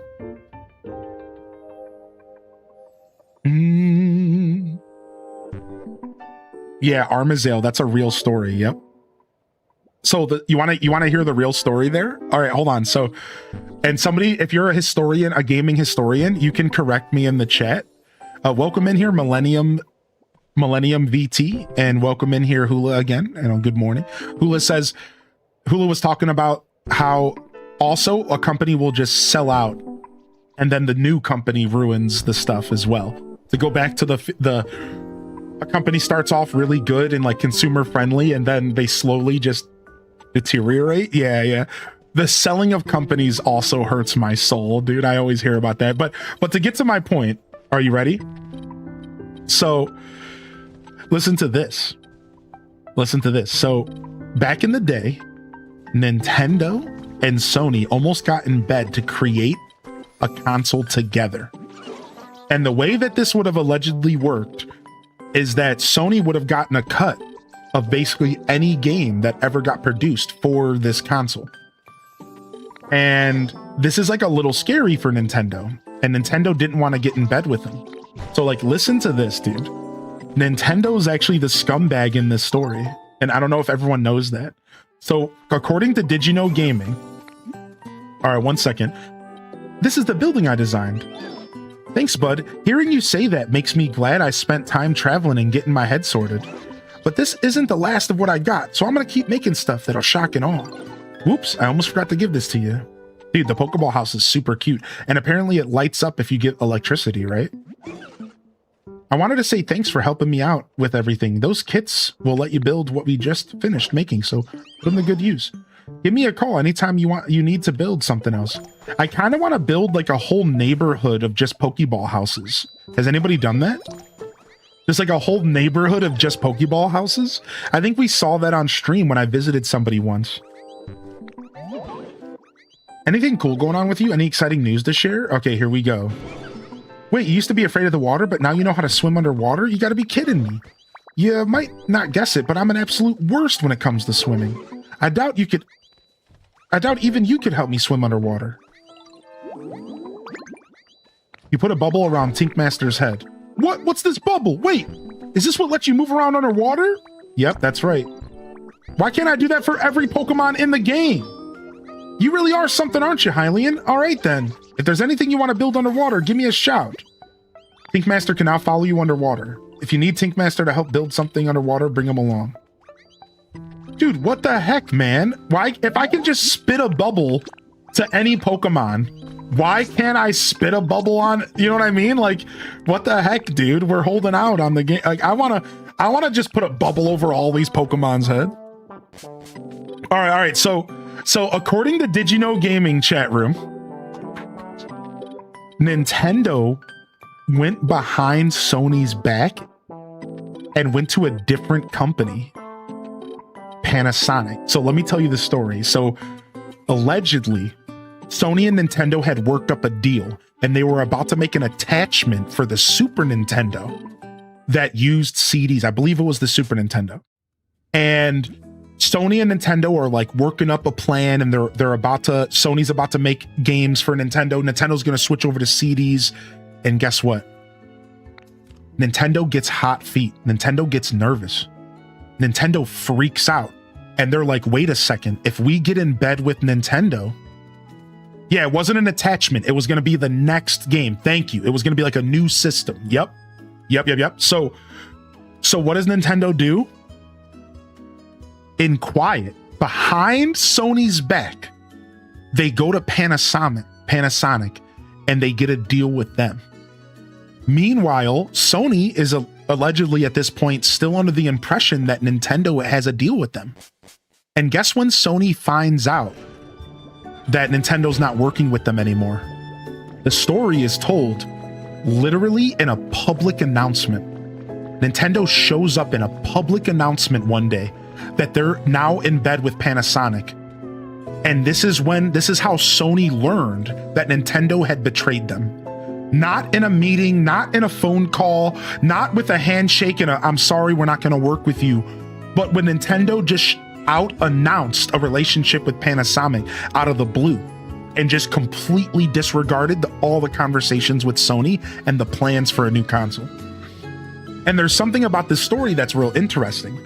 You see, in Japan, they're way more focused on businesses within Japan, staying within Japan and working with each other.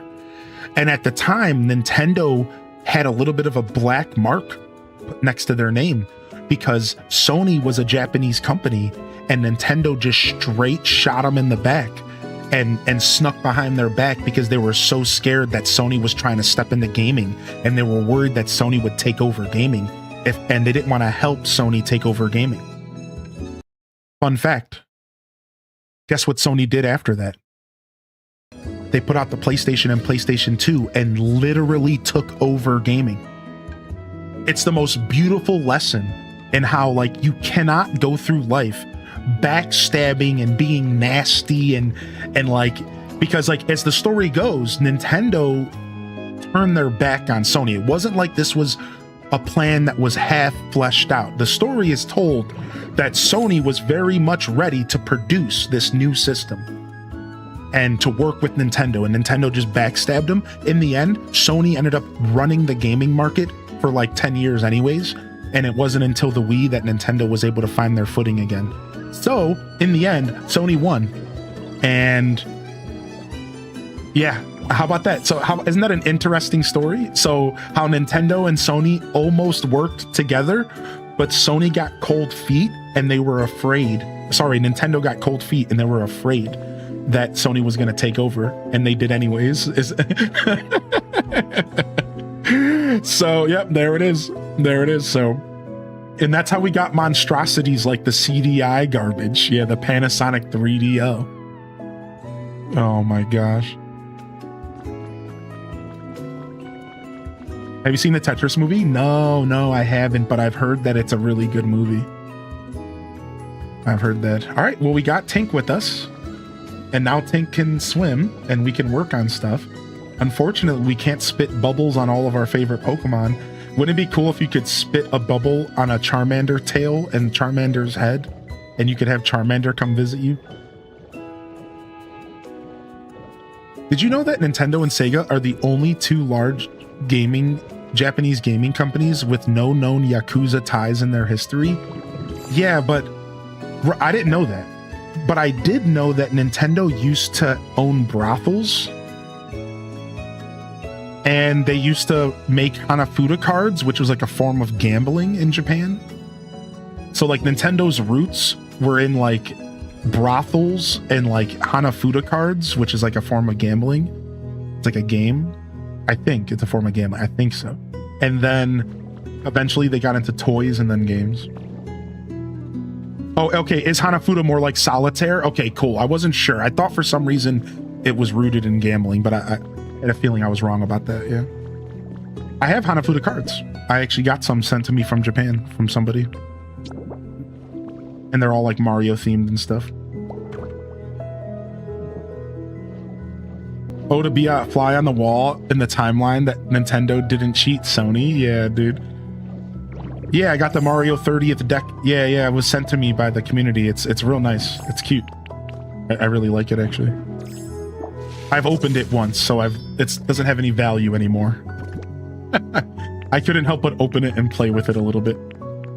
Did you, Aubrey, did you see at the Nintendo Museum, they have like a massive Hanafuda...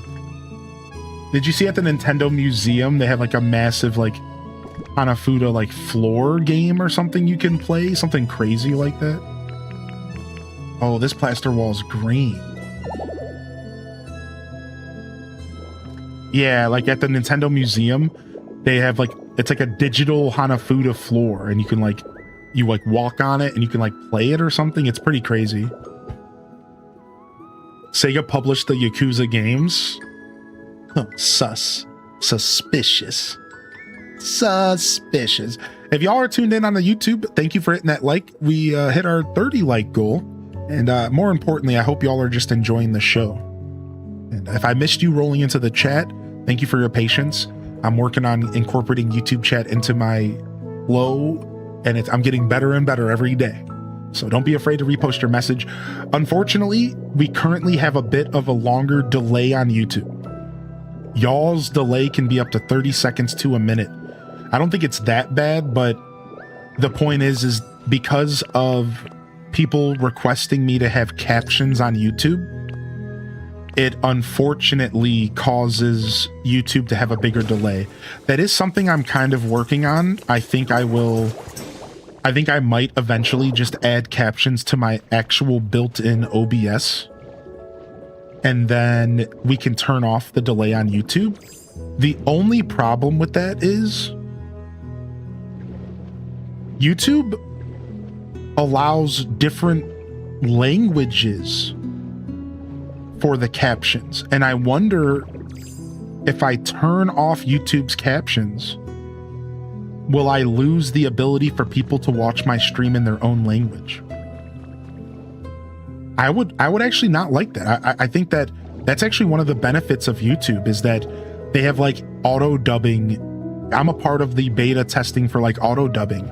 So like my streams can show up in front of viewers that don't speak English, and it'll like attempt to like auto dub and stuff like that. So I don't know what I'm doing with that yet, but just a heads up, I'm working on hopefully getting the delay on YouTube better, and I'm gonna weigh the options of like having the translation stuff versus like maybe just dealing with the English stuff, right? But yeah, I really like the auto dubbing. I think that that's really cool, and that's the future.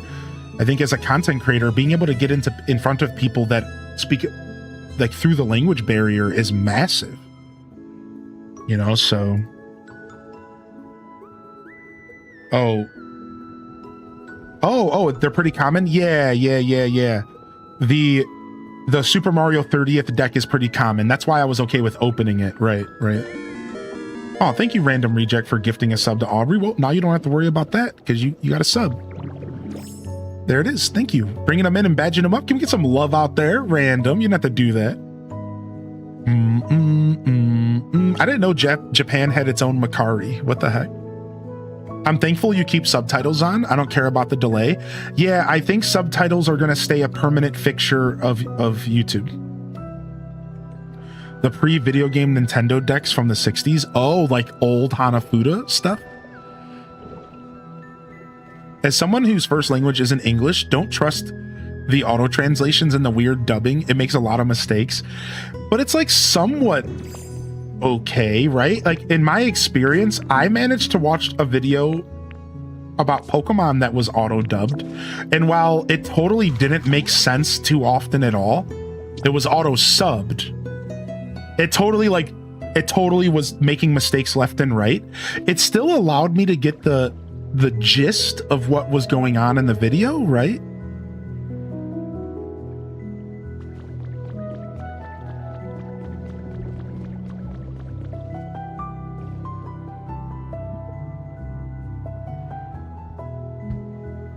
The kanji logo. But I definitely understand that they suck. Yeah. What's up, Tuki? But maybe I'm putting too much stock into it. I appreciate your words. Thank you. Thank you for giving me your opinion on that. A lot of streamers don't keep them on. Yeah, I'm keeping subtitles on. We're going to be getting subtitles on Twitch as well, and we won't have to worry about the delay there, so that'll be nice. I know Twitch is starting to add their own subtitles, like thankfully, but I don't think they're available for every stream. Also, Oz, I'm not sure why your stream is stopping and pausing and stopping. It might be the browser you're watching. If you're watching with any ad blockers, it could be messing up the stream as well. You also might want to choose the quality that you're watching instead of letting it be auto. Those are a couple pro tips to help with any issues.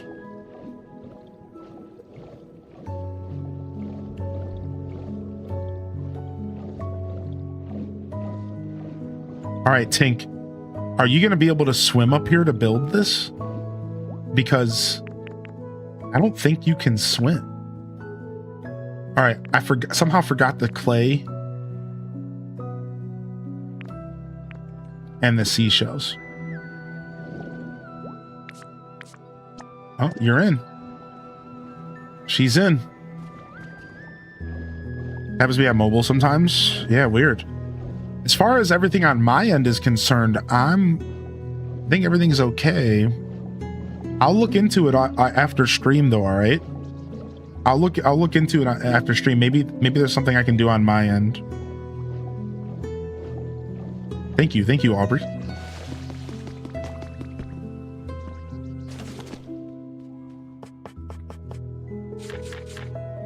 Yeah, how you doing, Suki? I usually lower the quality. Will you be building this supermarket in Bubbly Basin? I just finished mine. It looks great. Oh, like, is there like a supermarket kit that I can build? Is that a thing? Really?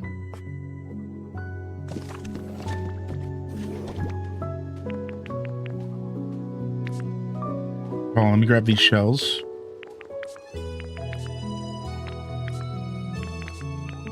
And grab this clay. Supermarket kit. I knew about the laboratory, but I didn't know about the supermarket. I know somebody in our chat said that they built a supermarket. I thought they just meant they built it by hand. Here it is. Yeah, I thought you just meant you built it by hand. Like, but I knew about the lab. Concert stage. I kind of want this, but I wonder if I have one laying around that I just got from exploring and stuff. You know what I mean? I don't want to spend the $500. I normally don't have an issue, but today's awful. Yeah, it could be Twitch having a really bad day. They could also be doing like maintenance in the background. I've noticed that if Twitch is having a day where they do like maintenance and stuff, it can cause a lot of problems for us. Hi, kitty. Hi, kitty. You came to say hi to me so early in the day? What are you doing? You're supposed to be sleeping, you punk. You're supposed to be taking a nap. You're supposed to nap all day. That's what cats do. They sleep during the day. They wake up at dusk and dawn. Looks like I might have to buy it.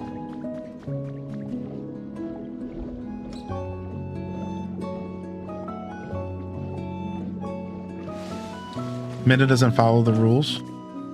Notice that the more people are using the internet in my area, the more buffering I get on Twitch. Weird. That sucks.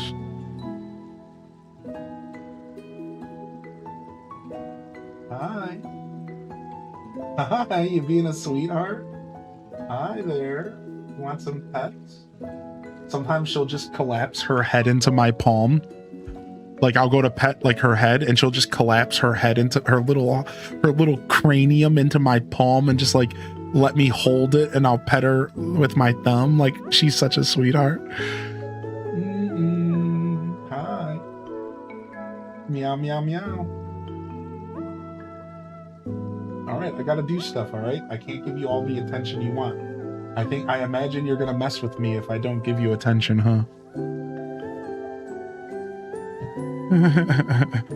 What up, Dale? Kitty cranium. All right, let's buy the supermarket and see what's up. I forgot the DLC came out. The DLC came out, dude, and it's pretty good. The story's a little short, but the content makes up for it.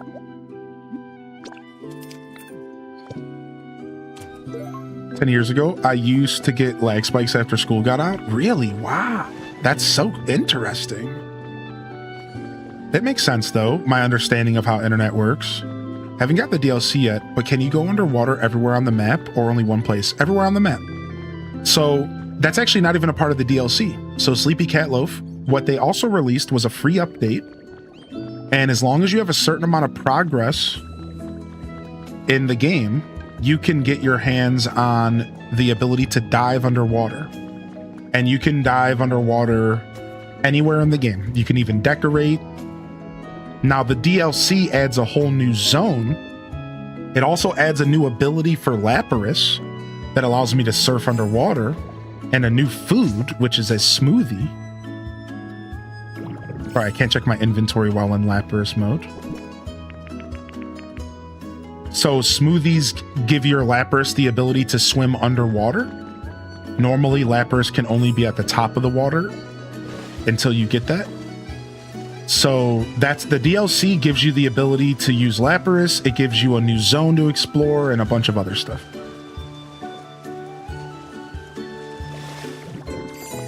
Do you think I should just build the supermarket right up here and just destroy this building? What do y'all think this building was supposed to be? This building has to be referencing something. There's a fishing rod in here. What do y'all think this building was trying to be? Is there a fishing hut in Cerulean City? There is. Wait a second. The guy where you get the old rod. Don't you get the old? No. That's Vermilion, right? But there was a fishing house in Cerulean City. There was definitely a house where you could go into the back door, and there was like a plot of land behind the house. And I think there was like a hidden item there.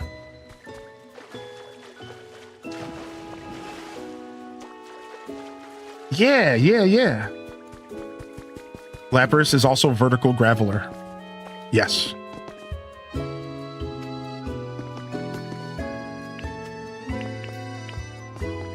Yo, how you doing, Sleepy Cat Loaf, by the way?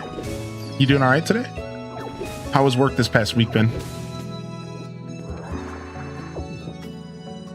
You said Sunday's your only permanent day off, and then every other day, your other day off is just random? Is that how you said? Yo, thank you for the reminder over there, Renee. I appreciate you. And it's nice to know that y'all appreciate the subtitles, by the way, because I decided that YouTube will stay a bigger delay, but subtitles until we figure out an alternative, because I think it's important to have at least one subtitled option out there. And Twitch can just be the place with the better delay for now. I'm at work right now on break, and yeah. Cool. I hope you've had a good week so far. So yeah, we're gonna level this building, I think. Even though I feel like this building might be a reference to something. What do y'all think? I want your opinion, chat, because I'm nervous about it. Should I level this building or should I leave it and build within it? I feel like I don't want to get rid of it, but I don't know. This would be a really good place for the supermarket. It'd be cool up here. If the Pokemon made actual Pokemon clothes from the games and the TV shows, I would wear them all the time, especially Sun and Moon. So Sun and Moon, are you talking about like the anime? I actually saw some of that for the first time recently. Yo, Tay doing Disney? Good morning! Back in love with the music, which has been really fun. Dude, the music in this game is so amazing. Aw. It's good to see you back in here. How you been? Have you built the supermarket? That's actually what I'm building right here. That's why I'm asking. I'm like, do you guys think I should level this building and put the supermarket right here? It would be the perfect little addition to this area. Cute little supermarket above the water. Be kind of cool.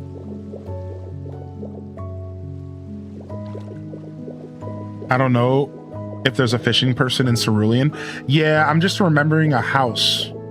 I don't think there was. I think it was just a house that had water by it. Yeah. All right, well, we need these. So I'm taking these for sure for a different project. How are you? How's the kitten? She's good. She was just hanging out. She came and got pets and left. She knows I'm busy.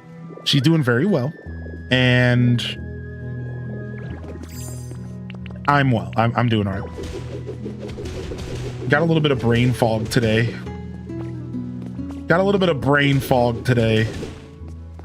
You ever just wake up and you're just feeling mad brain foggy? I woke up today and my brain just doesn't want to function at all.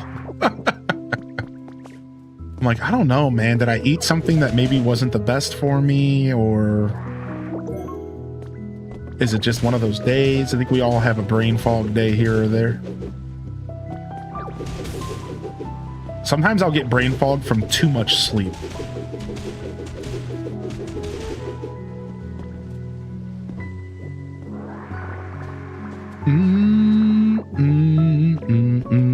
I put mine in front of the gym just in case this space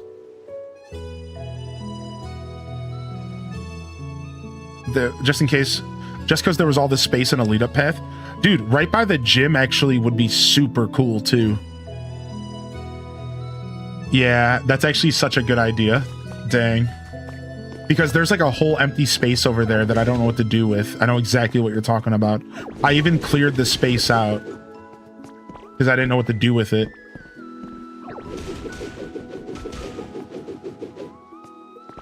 Yo, we'll see you later, Sleepy. What up, Super Rin? Are you still playing Raiders, or are you already over it?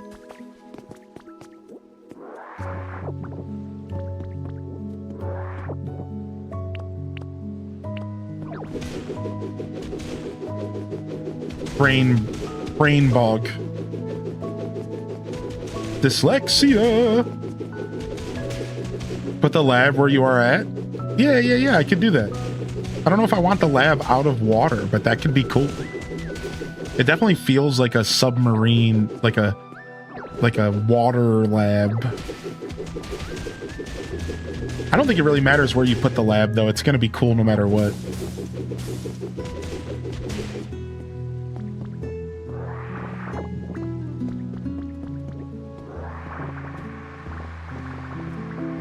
Lab being close to Bill's would make sense.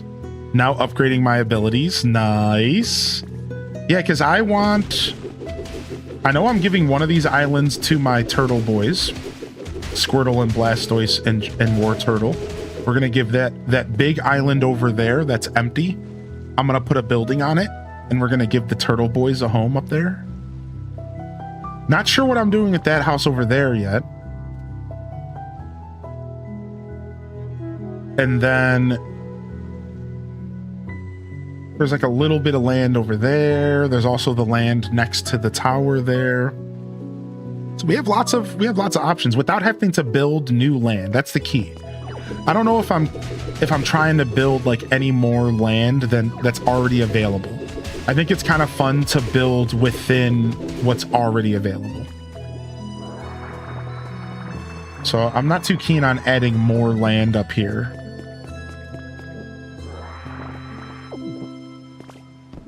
Done with the main game, and I'm into post-game Raiders. Nice, so you're still playing? That's good. I was playing in my free time a little bit, trying to save content for all of you, and then I ended up taking a break from it. I just haven't played it in a couple days at all.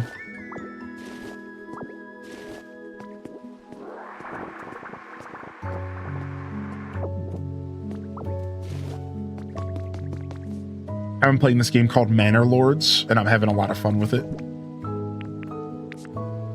The only problem is I technically already have a supermarket. I almost just want to build this for fun. Wow, it's perfect. This is stupid dumb. It's like they designed this plot perfectly for this. Wow. Now I kind of have to do it.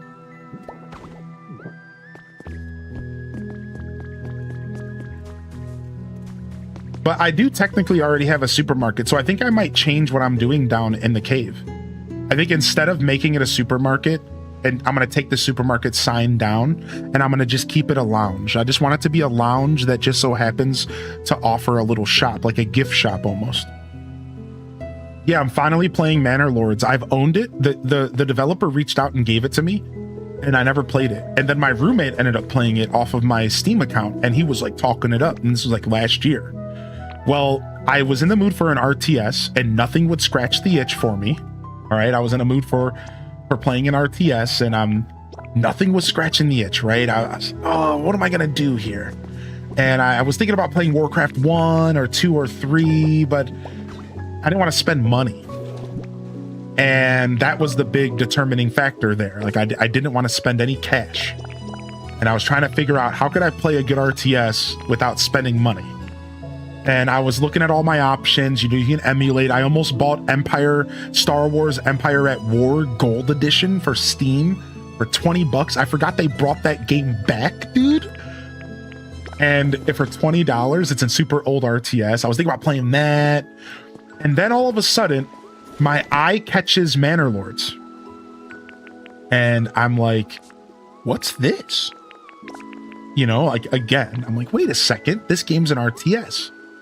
And I wanted to play it since it came out. So I decided to load it up, and I really enjoy it. It's a well put together game. I really enjoyed it. I picked a very casual scenario where I don't have to deal, like, so there's like 5 different scenarios you can pick. And the first one was very casual, it seemed. Like the way that they described it was just slowly build up a population and build up kingdoms, and you can choose the PvP and attack. You eventually might get raided, but it's going to be like slow paced. And that's what I wanted for an introduction. I am playing on normal difficulty though. So I'm expecting to like run into some enemies and stuff eventually. And so far I made it. Everyone says that the first winter is like really tough. Yeah. Everyone says the early game is the toughest part of Manor Lords, and that the early game is like the most brutal part of it. And I made it out of the early game. I'm in like year 7 or 8, and now I'm starting to get taxed. And it's kind of brutal. I made it to year 7 or 8. And I struggled with food for a while. I just finally got out of struggling with food. And I'm like able to feed my people for the most part. Oh, I forgot to put those in here. Whoopsies. And I'm having fun. Yeah, I'm in like year 8 or something in game, and of course, I'm doing mega farms. Of course, chat room. Even when I'm gaming in my free time, I'm the same bozo.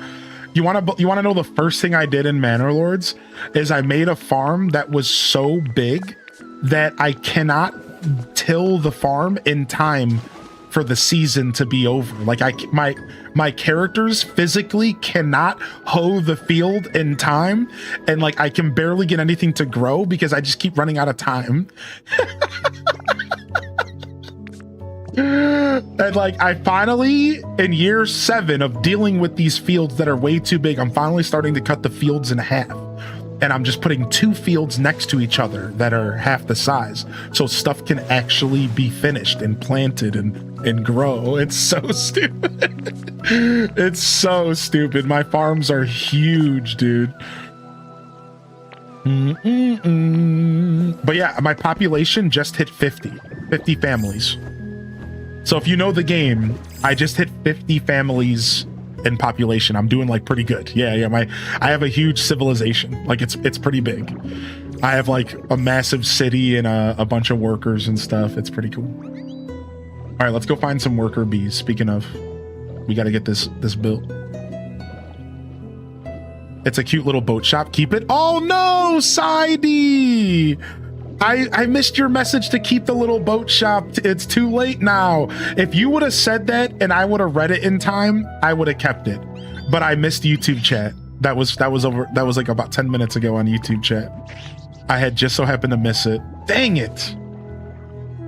If there was one voice to keep it, it would have been Sidey's voice. Not that somebody else didn't fight for it in the chat too. Yo, what up, Samantha? So now, what do we put by the gym, huh? What do we put by the gym?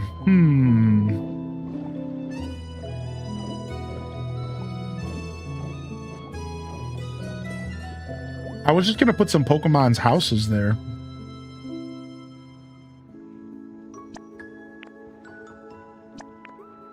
All right, I need one more Pokemon, and he's right over here. Perfect. Sometimes these build projects can be a lot. You got to get a bunch of mons to join you. Also, why is this bed in here? Let's put the food there. All right, Barboach, I need you to come and work on this house. Oh, but Hylian, what can I do to help? I'm just a fish. Oh, yeah, you know, you could hammer the net. You could transport the wood. You could supervise. You're gonna supervise, Barboach. Yeah. Come on over and supervise.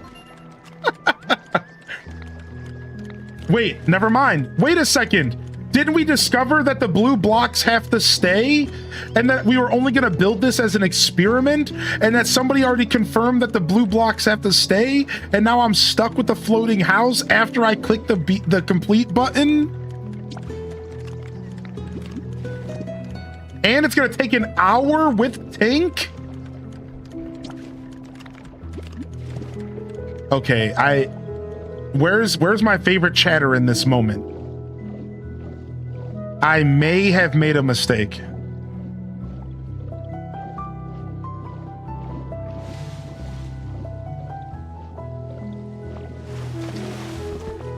All right, well, we're gonna pick this back up.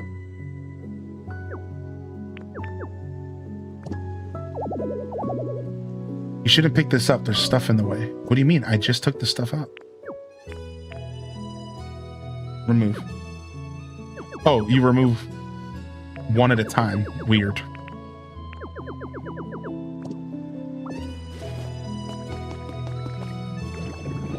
Ah, there they are. Well, I guess we're gonna have a floating house on blue blocks. Yikes.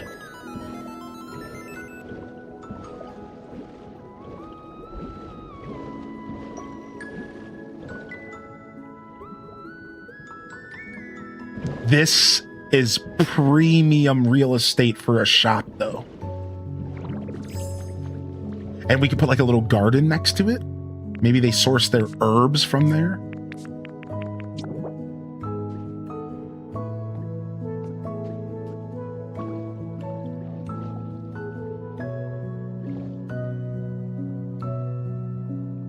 All right, so we need to destroy just a little bit to get this going. I was going to put 2 houses here, but I think we go ahead and put the mart here.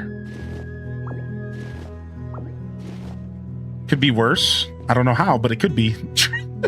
Thank you for your words of comfort. That really means a lot to me. I'm going to remember to say that to somebody in one day. I love that. Dude, could be worse. I don't know how, but could be worse. Not sure how, but yeah, could be worse, dude. I love that. That's so good. Yeah, I know. I had streamer regret when I picked up Manor Lords. I instantly had streamer regret because I realized that I would have loved to showcase that game with all of you. I would have loved to actually like take the time to play it and like just showcase a different style of game with y'all. So every once in a while I get streamer regret when I just choose to play a game. Now, to be fair, it goes away because like once I'm deep in the game, it's like, well, I'm here, might as well enjoy this. But I had instant streamer regret after I started really enjoying Manor Lords because that would have been a cool game to showcase. I know there's people out there that want to see me interact with more than just like the cozy adjacent gaming that we do, you know? So if you're one of those people, don't worry. I know you guys are out there. I know you guys are out there. No, I didn't mean to replace those. That's all right.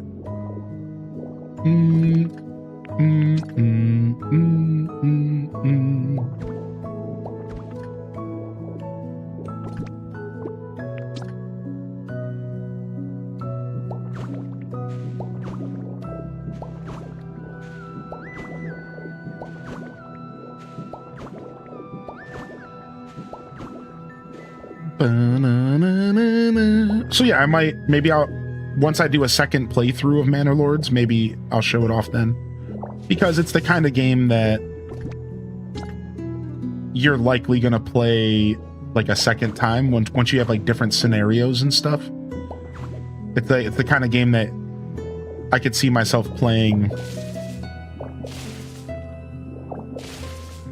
I could see myself playing more than once, because like right now I'm almost considering what I'm doing like a test run, because I don't really know what I'm doing, and I would kind of like to play on a more difficult setting and like really give the game like a good run and try to do things efficiently. Like it's definitely got a game that has room for micromanaging and macro managing. So now that I'm like learning the game, I see the game for like all of its potential of like really sinking your teeth and trying to do everything like really efficient, because I've already seen,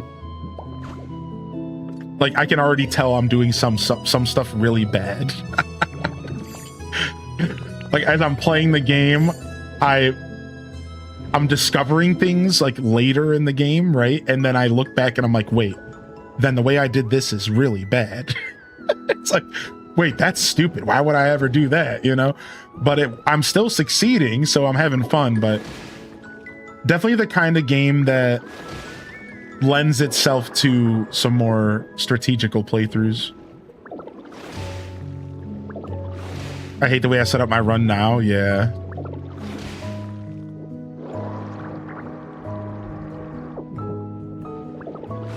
Got to learn all the peculiarities of the game and like what makes it tick.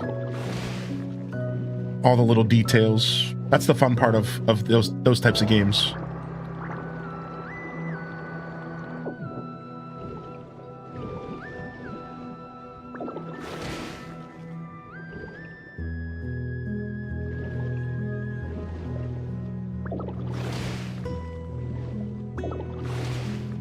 Bingo bongo. Got it. All right. And then now we have to change the sand from under to just like grass or dirt, because I don't necessarily want just sand under here, because then remember, once you build it, you can't change it. Well, actually, in this case, I could, because it's just a block house, isn't it? It's not a cutscene house. So I can actually just get this building right now and I don't have to think about it. I can change it later. Cool. So let's just do that.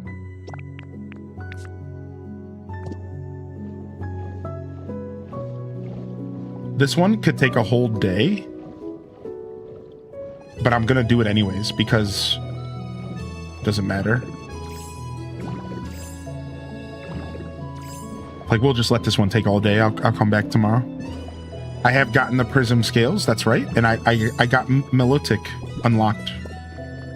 I got Milotic unlocked. How you doing today, Deb? All right, I need a builder and I need the mana fee for trading. I didn't realize mana fee was a trader. And then we just need 2 mons. So let's go grab mana fee and let's go grab Warfish. I'm at the point in Octopath Traveler where I have all the characters unlocked, but I can only have 4, and I love my core 4, and then I have to level up others, and I don't do as well. That sucks, yeah. My favorite RPGs are RPGs that level up all the characters you don't use alongside you. Anybody know what I'm talking about? Like, I'm pretty sure Tales of Symphonia did this, and it was one of my favorite RPGs because you didn't have to use all the characters, and they would just level up in the background. And you could switch them in and out anytime you wanted. Now, I do respect a game that forces you to choose one path and you have to really commit to your decisions. I like that in gaming, don't get me wrong. But in an RPG, I feel like you give me 8 characters, I can only use 3 at a time. If you don't level those characters up in the background, I'm never gonna use those characters. Because like, I'm progressing through the game. Like, that's stupid. I just think that's bad design. Gonna go test the Pokemon auto catch thing? Yeah. Well, so for Octopath, the first one you choose, you can't rotate out. Oh, yeah, right, because that's your main class. That's what makes Octopath so fun, because you follow one character's story. Right. I did know that. I've only done my PT exercises for 2 days, and already my legs don't feel like they're going to give out under me when I walk. I almost can't believe it. Aw. Dude, that's so special, man. Thanks for sharing with us. Bless us in the chat. And yo, Deb, here, I can give you the habitats right here. Here you go. Here's Feebas's habitat if you want to build it for him. You won't be able to move him in until the event's over, I'm pretty sure. Unless, didn't they make it to where you can evacuate them from the Poke Center now? Anyways, and then here's the other build. Marine leisure activities. So you need one swim ring, you need one beach volleyball set, and you need one cooler. And you want to arrange them somewhat like this, and you'll get Milotic. Hope that helps. Hope that helps. Yeah, leisure activities. It's volleyball. Another term for volleyball is butt slapping a-thon. But excuse for butt slapping the game. So I don't know, man. I'm just saying that's a leisure activity in my book.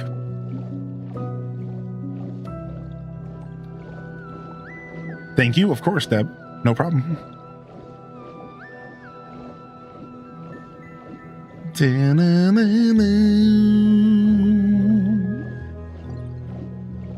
All right, wait. We were supposed to be looking for Pokemon.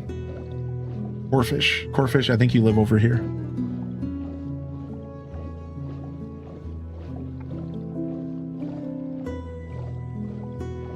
And this sad excuse for a home. Sorry, did you like this, Corfish? I'll give you a better home soon.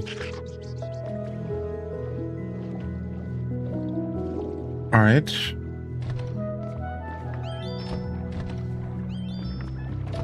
Oh, we got a little congregation of the mines in here, huh?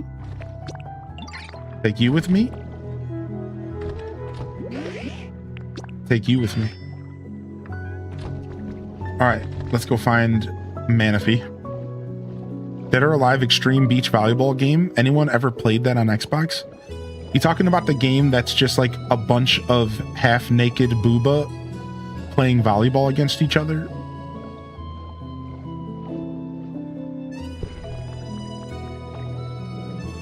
Yup. I am hip to that game. Not that I've ever played it. But I'm hip. I know what you're talking about. Jiggle physics? Sure. No, I have not ever played it.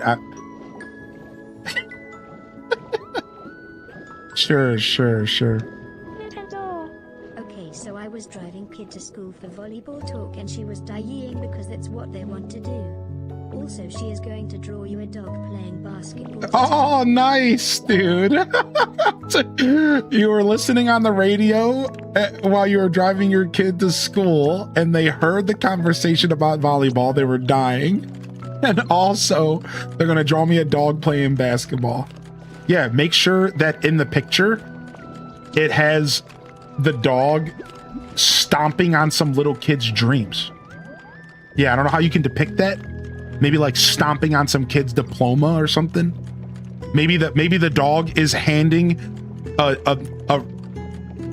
uniform for like a custodian to the kid while he's slamming it in. He's like, "Here's your future career, idiot." Shout out to our custodians, by the way. There's nothing wrong with that. I just was looking for a job that would just be funny. There ain't no shame, baby. Work is work. Glad I brought up Airbud earlier. What's up, Lemongrass and Nugs? Hey, dude. I found the one block drifting thing in the water Dream Island. It's so funny.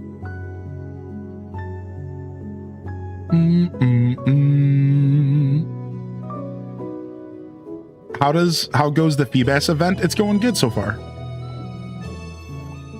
She wants to do a teabag situation, but I'm sure I will make it tame. Oh my god, that's amazing. That scenario that I painted so elegantly with words is worthy of being drawn. So, I mean, I'm just saying, dude. I have a way with words.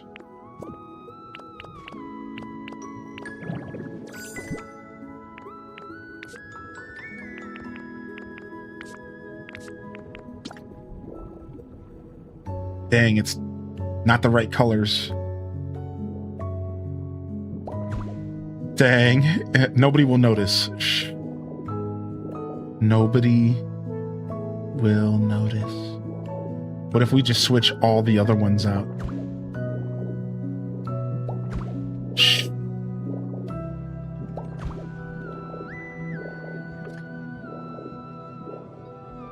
Ignore the roof. Ignore the roof and all the other miscolored blocks, all right? Nobody will notice.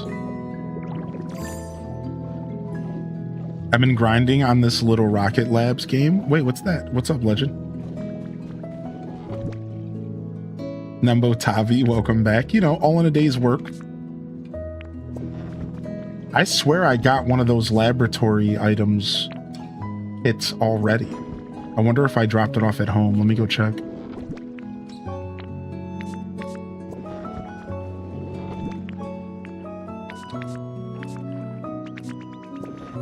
Yeah, I feel like I got one of those lab kits already. Let's go to Castletown and quickly check. Why does Kiwi take so much food out of the food bowl and just leave it on the floor? My cat does that too, but it's because she doesn't chew.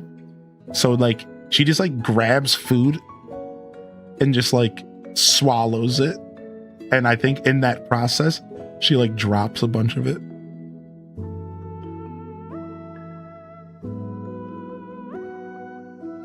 My dogs do that. They bring food all over and eat by me. Aw, that's cute.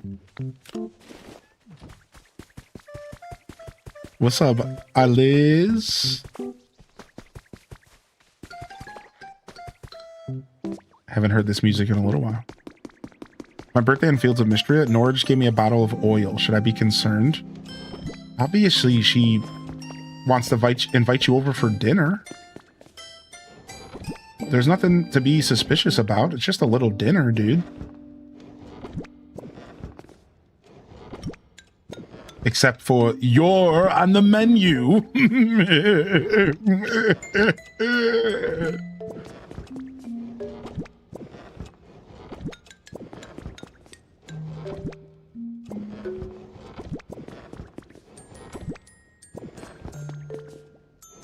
How are you? For you, the day starts. Mine's gonna finish. Hey, I'm doing well. It's nice to meet you. Are you just ending your work day? You gonna be settling into the evening? Cool beard. Thank you, Lewis.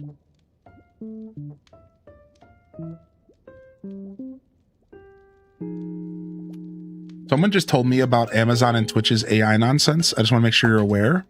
Yeah, sure. Are you talking about the fact that they're always going to be listening to the background of my streams now? Or maybe the fact that they have openly stated that they're going to be training their AI off of streams and you can't do anything about it. Well, actually you can. You can opt out, I think. But it's an auto opt-in feature. So everyone's opted in unless they specifically opt out. And that's what people are mad about. Because a lot of people aren't going to pay attention and a lot of people aren't in the sauce. So, yeah, you could be talking about one of those two things, I imagine. Both suck. It's 1824 in France. Right. Yeah, you're 6 hours ahead of me, I believe. Yep. 6 hours ahead of me. So my time's over there and it's noon. So yeah, I think you're 6 ahead of me in France. Bonjour. Yeah, you seriously have to dig to find the opt-out option. Yeah. I've opted out myself as soon as I discovered that they were doing that. On one hand,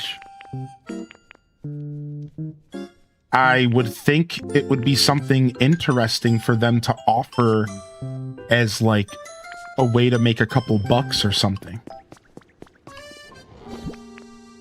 So like,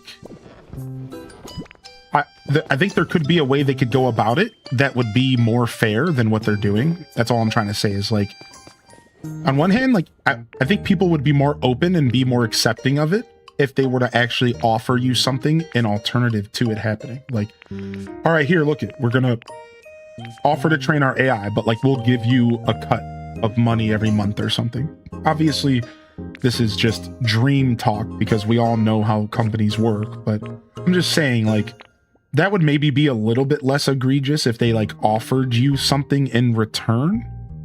But instead, they're just auto-opting people into it, and you just have to accept it. It's like, what? Dude? Like, what do you mean? Dude? Like, very, very silly. All right, I don't think I got one of those labs. What is this thing? So, Amazon and Twitch recently announced that they are going to be using the Twitch platform as a way to train Amazon's AI. So if you didn't know, Amazon owns Twitch, and Amazon bought Twitch and is just like, it's a little subsidiary little company that Amazon's like a little plaything.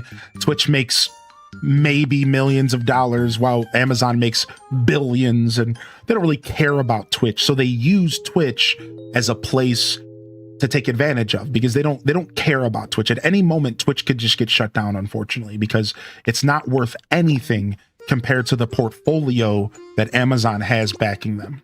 So this is really unfortunate because ever since Twitch got bought, it hangs in a precarious state of at any point, a corporate bigwig could say, they're not making us any money, and they could just shut down Twitch. But they don't do that. Why? Well, there's two reasons.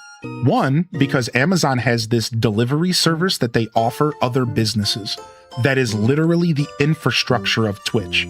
Guess what? Kick has designed themselves off of this. Literally, Kick, Twitch's competitor, is using Amazon's service, which offers you Twitch as a foundation for a live streaming website. Now, you might be confused, like, what? Well, they offer this to businesses to help like integrate meetings and stuff into their, and like webinars and stuff into their business. So Twitch itself as a product is actually not what you think it is. For us, it's a platform where we hang out and watch streams, but for Amazon, it's a product that they sell to businesses so that they can have a built-in live streaming service for their like think like Zoom, right? But like on a bigger scale. So now that you have the back history, recently Amazon came out and said that they found a new use for their little plaything toy.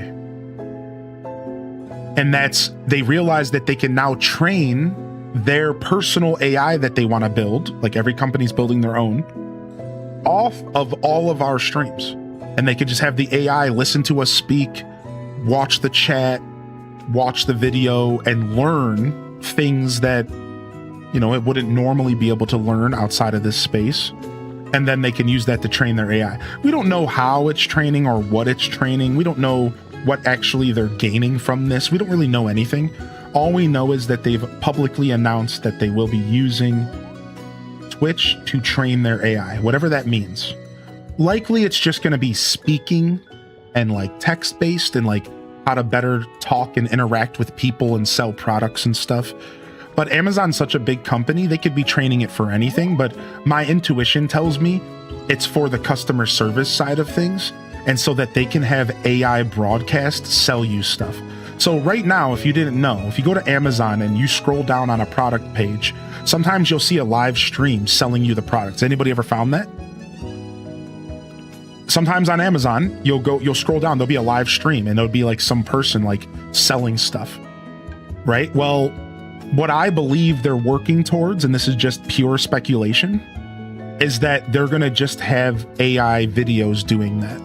So when you go to a product page, it's going to be an AI generated video that's like, hey, this is how this product works.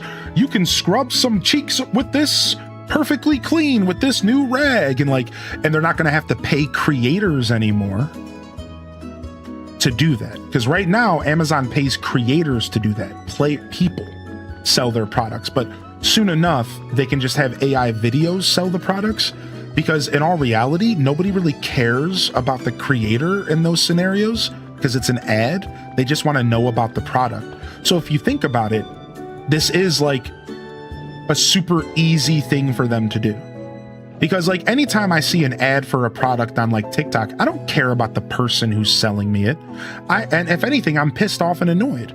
I just want to know what the product is and why I should buy it. So AI taking over that job makes 100% sense in my mind, because who cares? I don't care what's selling. I just want to see the product. I want to know what it's, and then move on, right? And that's probably what's happening, but that's just my speculation. We'll see, I'm sure, in a couple years. But yeah, there you go. That's what's going on with the Twitch space at the moment. I don't know how much this is being talked about out there. I'll be real, I haven't been paying attention to it. I heard about it, I opted myself out, and I didn't think about talking about it. So I really appreciate Bookworm. Can we get some love in the chat for Bookworm for bringing this to our attention? Because I probably should have talked about this on a larger scale, because it is important for me that you all know this kind of stuff. Well, that's my bad. I just didn't even think about it. I saw it, I laughed, I opted out, and I moved on. So thank you so much for bringing that to our attention, because I honestly think that we should all be aware of what's going on, right? And I didn't even cross my mind as a Twitch talker or anything. I was just whatever. I think I was just so mad about it. You know what I mean? I was just dude, screw you. And I just ignored it. Yeah, I'm right there with you, Leafeon. Yeah, yo, Balloon in the Twitch chat. Oh, update on the music listening convo. I found a Bluetooth MP3 player with 128 gigabyte storage that can be expanded up to 2 terabytes. Extremely tempted to pick it up. Maybe sleep on it. Make sure you're actually going to use it if you're going to take this step into the right direction. I'm going to tell you right now, Teddy, I really think that this sounds like the play for you. And you're getting me tempted to do the same. I miss having an iPod with just a bunch of music that I chose, that I put on there purposefully. You know what I mean? I don't know, man. Maybe you're onto something, dude. I miss that vibe. I miss that vibe all the time,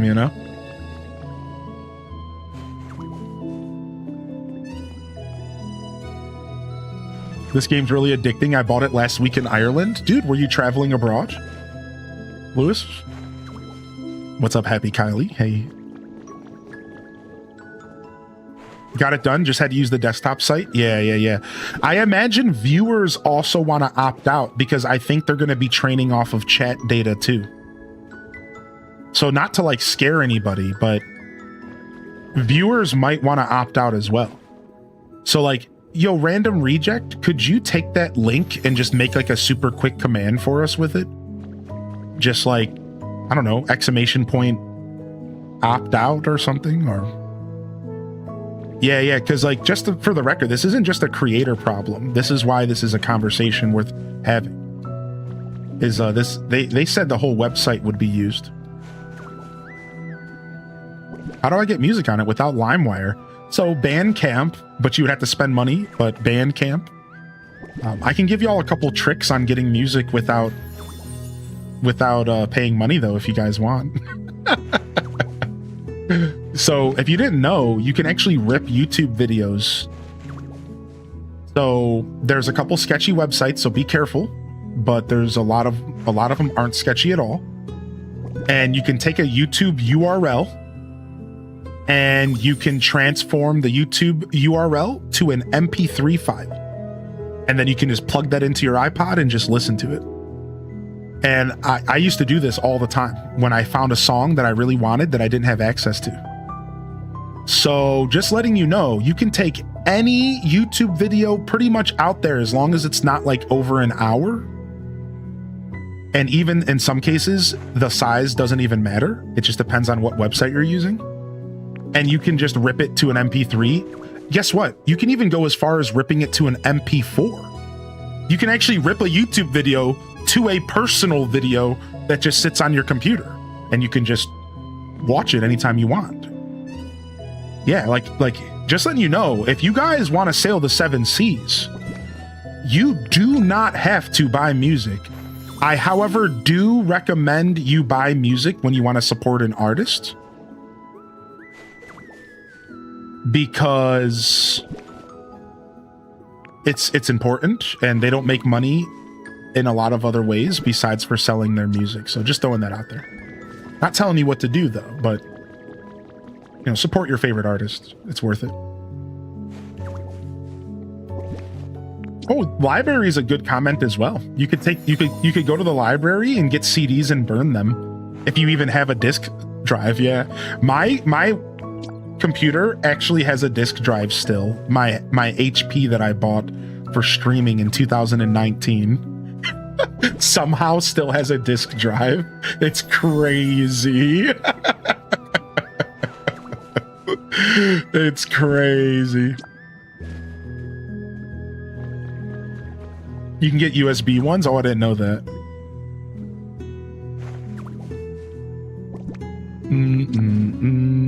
Only one library has CDs left. Yeah, my library thankfully still has CDs and even VHSs, if you believe that.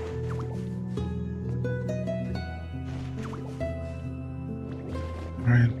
If you can believe that, even VHSs. Pretty cool. It inspired me to go get a VHS player, knowing that my library has VHSs. Yeah, same here. Lights, that's what I want. So you can build like a network in your house, and then you can just, yeah, that's like the future setup for myself would be to make my own media server in my home. That would be super cool. A contestant on Big Brother asked, "What's a VHS?" I felt very old. What's up, Diet Dr. Peppy? That's worthy of feeling old, to be fair.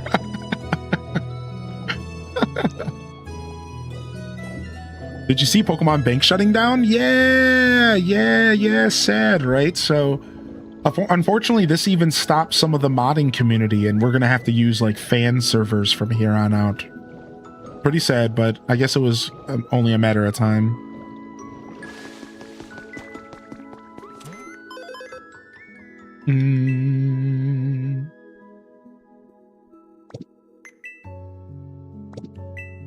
All right, I have decided to put the lab on top of the mountain. I think it's going to look super cool up there, even though I'm super sad that we tore down our boathouse and then I instantly regretted it. But I regret everything right away, and then it takes me time to like adjust. I think there's a boathouse DI kit though, right? Isn't there literally a boathouse kit that's the exact boathouse that I tore down? I thought I ran into one. I guess I didn't. I swear. Aqua Cottage. Aqua Cottage. That's cute. I like that. I swear there was a boathouse kit. There's the submarine kit. I missed the question in the chat that I wanted to read. A comment. I'm going to scroll back up. I built a sub besides the lab. It looked good. Yeah, that's actually clutch. I might do that. That's fun. Y'all are giving me the best ideas, man. All right, I'm going to go with my idea of putting the lab underwater, and we're going to put a sub underwater with it. All right, I have a new project, and I want to do it right now. I'm not even sure what I'm going to do with that plot of land up top anymore. I've completely derailed the plot. I know where I'm going. All right, let's go. Let's go figure out what we're going to do here. I need some food first. How we doing, afternoon squad? It's 12:39 here in my world. Hope everyone's feeling all right today. Let's check in with the chat. How y'all feeling here, afternoon squad? What's up? Aqua, hey. Dude, how you been, Aquanetti? DLC's great. I'm loving it. Do I have to get to a certain point to do the event? Yes, but not terribly far. If you're trying to do the Feebas event, you just need to go to a Poke Center. And Feebas should be walking around any Poke Centers that are not the Bubbly Basin. You might need to be a little further along than it sounds like you could be, though. It sounds like you might need to do a little bit of work before you could join, but you definitely have to be at a certain point in the game, but I don't think you have to be too far in the game.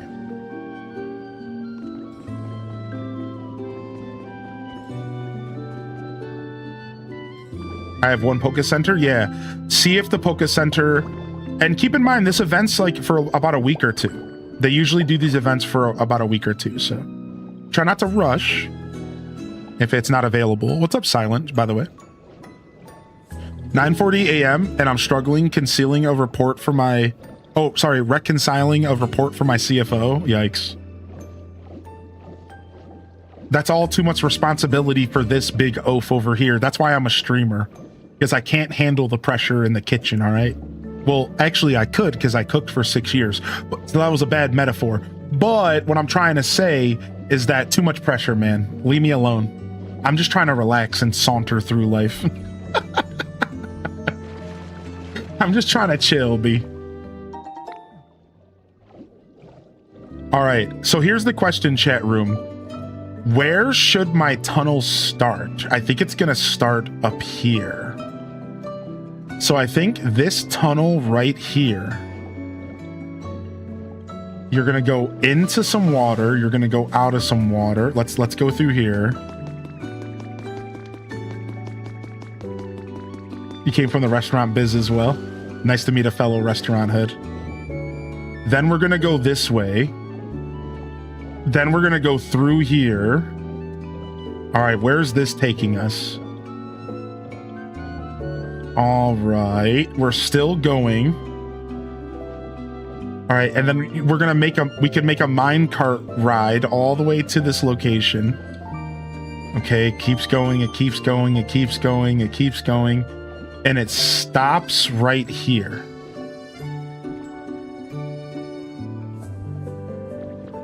And then there's a hole here and it busts through here.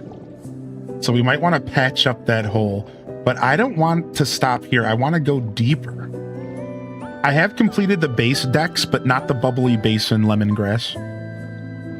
Pokopia has taken over your life, new player. I love that, dude. I'm so happy you managed to pick the game up. Did you just buy a Switch 2 and stuff? Or what was holding you off from grabbing the game? Just not enough time? All right, so maybe this is where we break off in this little room here. This is where we're gonna break off. You got a Switch 2? Nice, congrats. Welcome to the Switch 2 fam.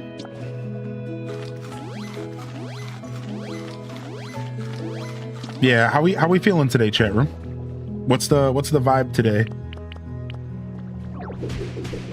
Very tired but trying to motivate. Had a lazy day or two with no power, so playing catch up. Oof. I mean, lazy days are nice, but oof to the no power, yeah.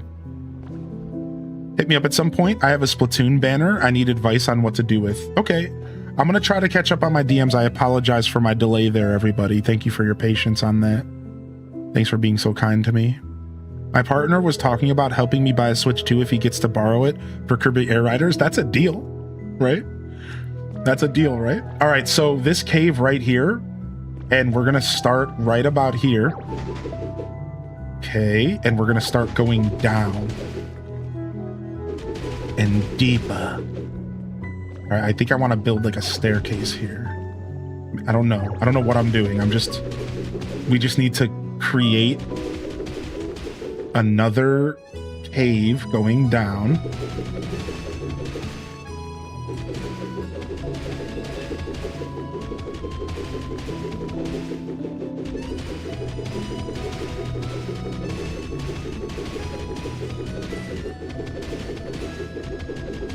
All right, and now we've made it to the deep dark.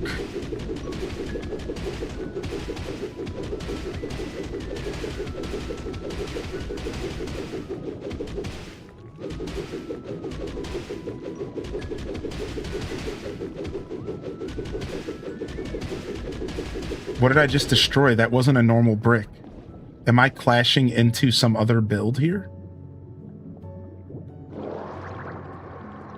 A black rock. Nope, I'm just getting close to bedrock is what's happening, I think.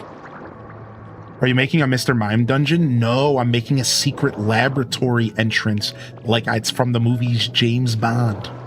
It's gonna be sick, right? So you're gonna have to go through, you're gonna have to go into this cave, into water, come back out of water, and I'm gonna create a little cavern, and that's where I'm gonna put the lab and the sub. I'm trying to build Moonraker, basically.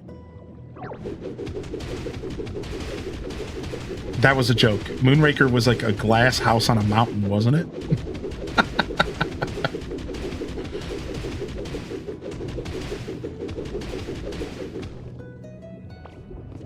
Sick. Yeah, dude, right? Dude, this is gonna be so sick. I'm so excited for this. I'm so excited how we're gonna handle this. Now the problem is I just don't know where I'm at on the map. So we gotta be keen on the map here, okay? This might be perfect. Wow, this might be literally perfect. All right. All right, let's keep going. We want to go... in order to get the effect that I'm going for, we have to go real deep. I want a certain effect. I want you to feel a certain vibe. So we gotta make a point to kind of go deep. Still, the excitement in your voice for building stuff is great. I finally got the recipe for building minecart tracks. I just kept going around and around. It's so silly. Did you know the Pokemon can ride the minecarts as well? And did you know that if you put like certain stopper points, like if you put 2 stopper points on tracks, Pokemon will ride between the points. So you have to put those like those barriers, those train track barriers. If you put 2 of them and you put the Pokemon will show up to the, and they'll produce their own little cart and they'll ride between the 2 points you make. Yeah, I think the only requirement is putting like some points down or something. I don't know exactly how it works, but I think the only requirement is putting down those points. Yeah, it's super cool.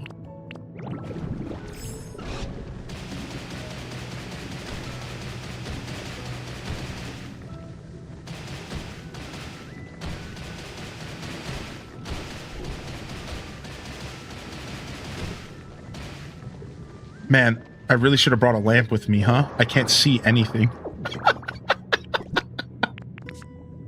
Yo, do we got a lamp in here? Yes. Oh, I can't use it while grappler.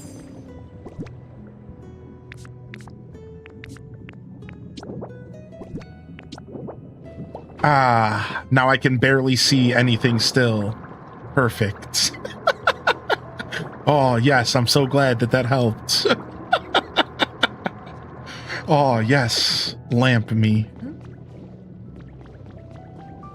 All right, the ceiling's a problem, but not for Lapras. Actually, when it's this low, it might be better to just look up and rock smash. The ceiling to be a little bit bigger here.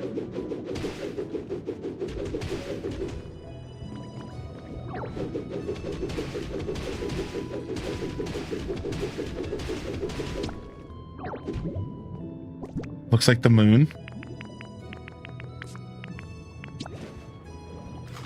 I do get to do the event. Yeah, there you go.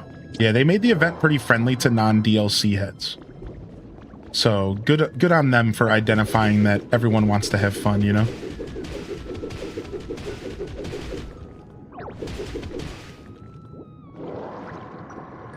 Maybe if you float the lamp, it'll give more. True, that probably will.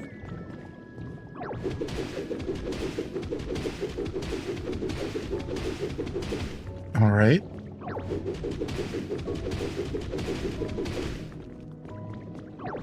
I used to do this effect in Minecraft where I would slowly increase the height of the ceiling as you entered an area to give it a feeling of like a grand entrance. So it would go from being like a low roof to a slightly higher, and then all of a sudden it would open up into like a grand chamber, right?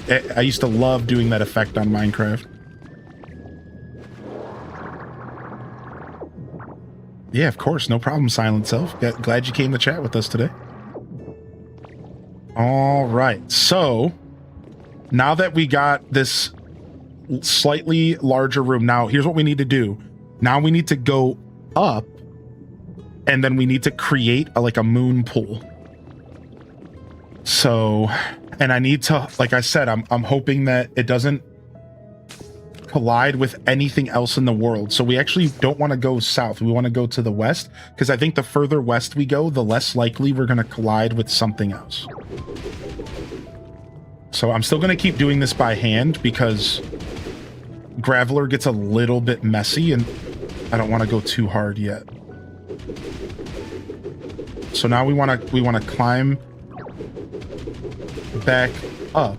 And then we're going to create like a moon pool, essentially, is what I'm going for here. But I want you to have the feeling of going down and then back up into something. And that's the key here. That's why I'm doing it this way. And I don't want to go too far up because I do want to keep this in the deep dark. So I have to be aware of that now that I think about it. If we go too far up, we're going to go right back up to... So how far up do I have? Okay, we got a lot of space of deep dark. Okay, we're good. We should be good. I don't need to go that far up to get the effect I'm going for here. Should have brought a Chinchu with me, huh?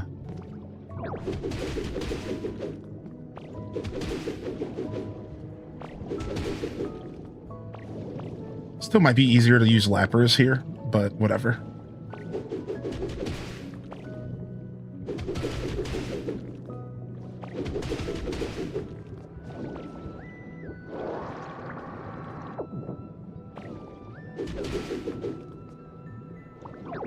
Sometimes you just get to look at your character's face and you're just like, wow, I forgot how derpy I am.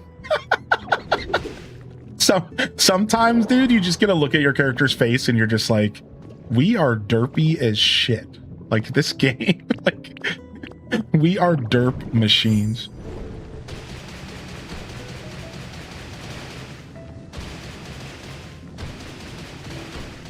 Ooh, what's this? Ooh, we're destroying some other material down here. Ooh, perfect. I don't want the moon pool to be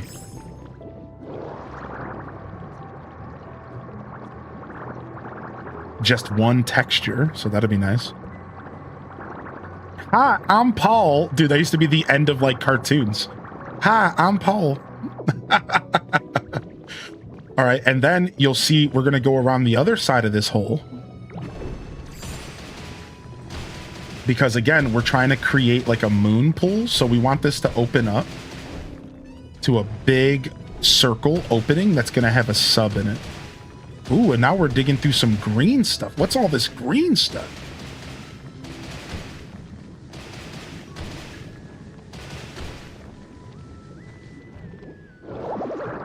You're carrying too much stuff. Oh, why didn't I think about that? Why didn't I think about that? All right. Don't worry. This big treasure chest will save us. Oh, wow. It's actually big, too. Nice. I thought it was just going to be big in name.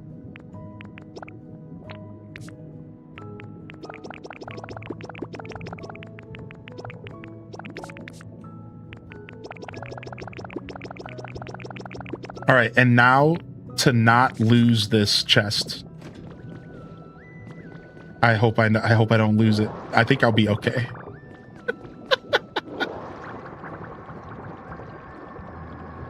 Ah, I'm Paul. That's one bad hat, Harry. Y'all remember that one too? That's one bad hat, Harry.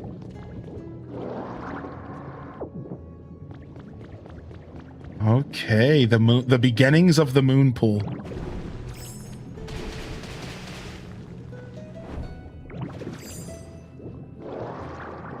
Yeah, you could take Smear Guru to Bubbly Basin as long as he's not in the middle of a quest, because he'll start like a mini quest with you to bring him over, I'm pretty sure. And then same thing with Tink. Tink and Smear Guru have a VIP pass to the Bubbly Basin, and all you have to do is talk to them, but they will not activate the ability to enter the Bubbly Basin, allegedly or apparently, unless you... They won't activate it unless they're not in the middle of a quest. Like, my tank was in the middle of a quest to get the Pokeball houses unlocked, so it took me finishing that quest first before she was willing to, like, not be a punk. All right, so chat room, walk me through this process. So let's say I just put a bunch of bricks down to cover up this hole here.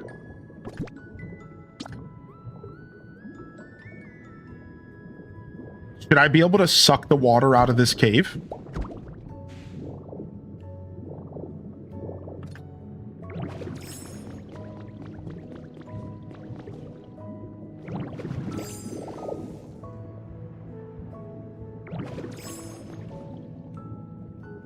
Or do I need to, like, create an air pocket first? No, Professor could never come, I don't think, unfortunately. How do you suck up water again? Suck up liquid, ZR. Got it. Done. Never mind. Question answered. Perfect. We got it. We got it.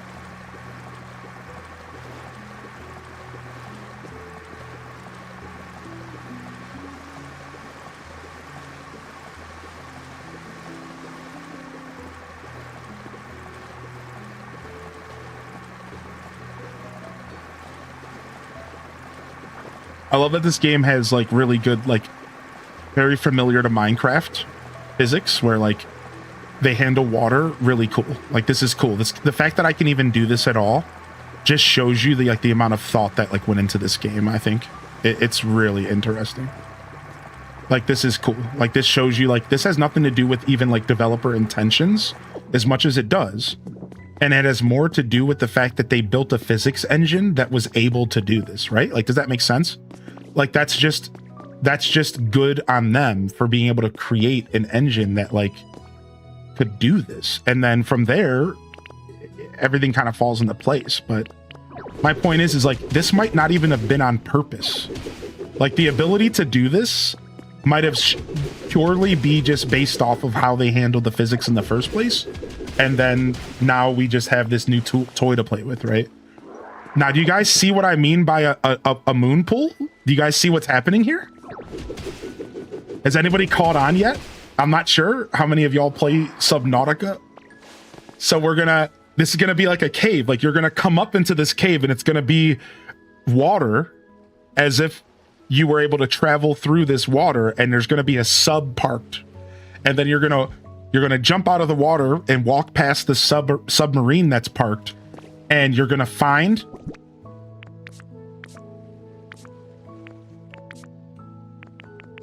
a laboratory hidden in this cavern. And I'm basically building Jolly Roger Bay from Mario 64 is kind of the vibe that I'm going for anybody who partakes in chat room. How do I pull out Lapras again on land? Got it. I'm still learning all these buttons.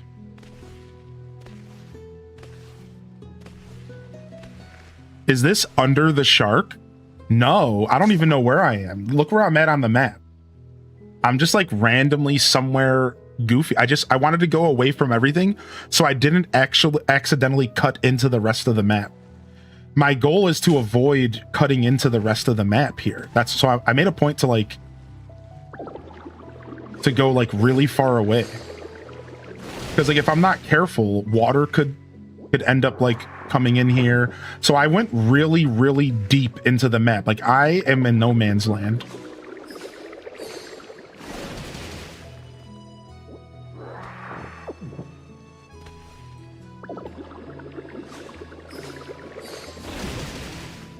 So first things first though, we need lamps.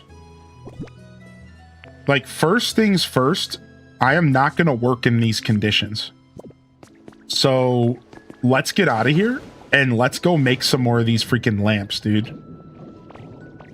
Because it's going to make my life so much better if I can actually see what I'm doing.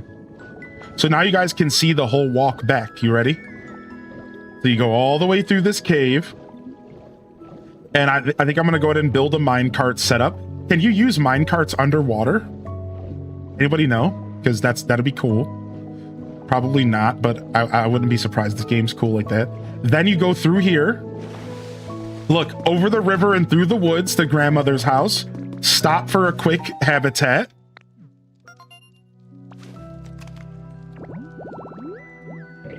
Ooh, no way. Delmise is in this game. I love that guy. All right, then you're going to go through here. You're going to go back through this water. Then this is the entrance. So we all have this same entrance. And I thought that what cooler way to make this entrance mean something than to do what I'm doing. So that's where it all begins. It's gonna be so effing cool, man. I'm creating my own little cavern with a secret laboratory, and that's where I'm gonna live. Mad scientist vibes. Can you show me the habitat for the Pokemon for this event? Yeah, sure. Give me just a moment. Let me craft some more lamps.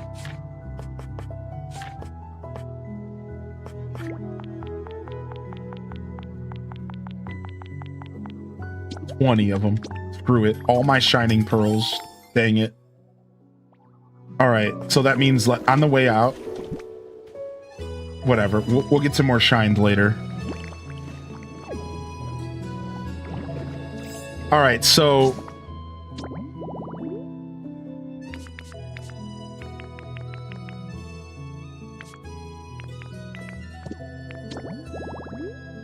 here you are. Here's the one for Feebas. If you just want to make both of them, you don't need this one. But, you know, here's the one for Feebas. It's just 2 items. Sand bed and big swim ring. And then here's the one for the hidden event Pokemon, Milotic, its evolution. And you just need the swim ring, the cooler, and the beach volleyball set.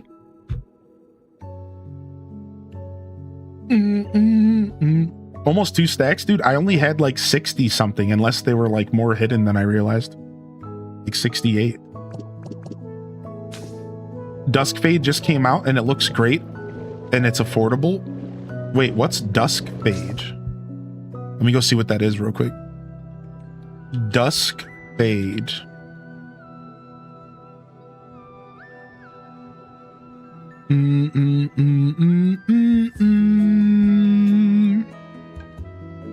Oh, I might have missed those, Kerbu. Let's go see what Duskblade is. It's a 3D platformer. Wow. It actually looks like it could be good. Wow. Wait, why does this actually look dope? Dude, I love 3D platformers. I think the art of 3D platformers have kind of died off and you don't see them as often as you used to. At least from my perspective, my anecdotal experience, but this is cool. So they combined like fighting with 3D platforming, which is fine. I like that. I like that vibe. Some combat, some 3D platforming. Oh, some Sonic surfing on some ledges. Sonic coined that. Let's all be honest. This looks like it has everything of a great 3D platformer experience. And it even has some solid looking combat as well. I mean, like, wow, like I am genuinely taken back by this right now. What is this? And where did this come from? Fireshine Games?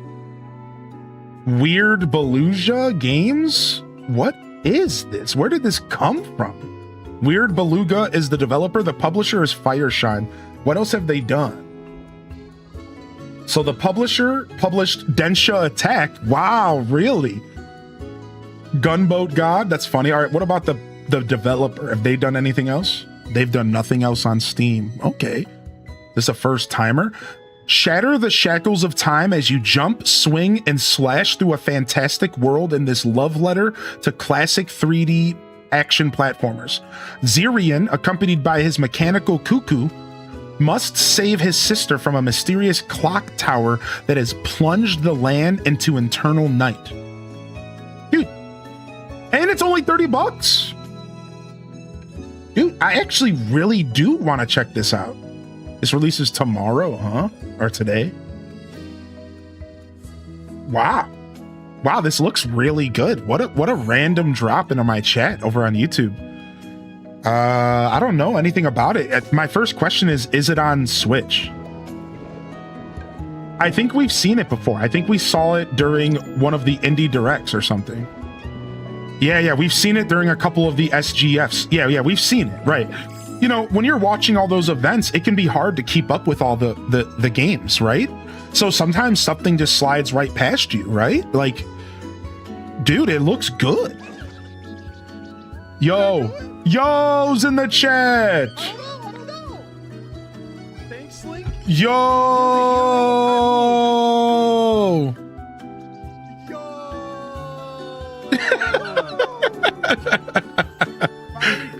Finally, peace returns to Hyrule. Parappa at 3 years, man. Finally, peace has returned, dude. Thank you. Yeah, nice, Sith Angel. Enjoy the new items. So apparently, you cannot remove the blocks from the building.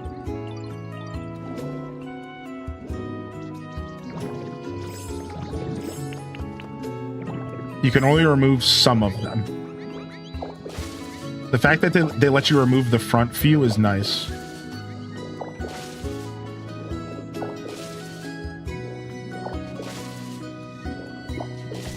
No. Yep, there it is. Yikes. So now I have to live with ugly blue blocks for the rest of my life.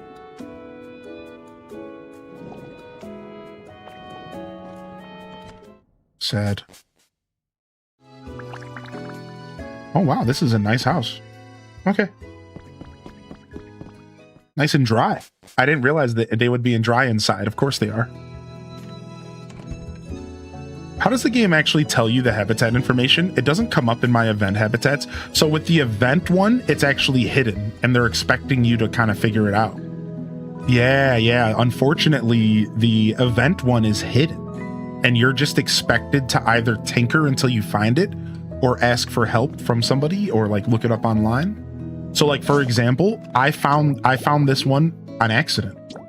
I just put the items together and arranged them until all of a sudden it said marine leisure activities, and then I had it. So yeah, valid question. All the event habitats are basically like hidden. And like these ones were really hard to guess. Like guessing Jump Bluff without looking it up online felt impossible. You needed to have a flower next to a bento box, next to the plate. Like this one was hard. This one I found genuinely hard to discover on my own.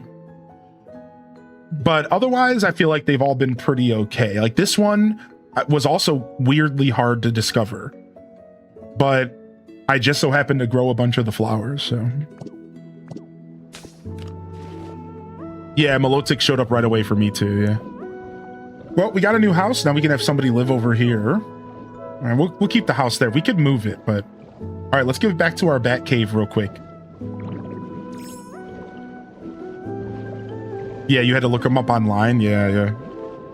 Kind of weird that they don't just, like, give you a clue or something, yeah. All right, going through the cave.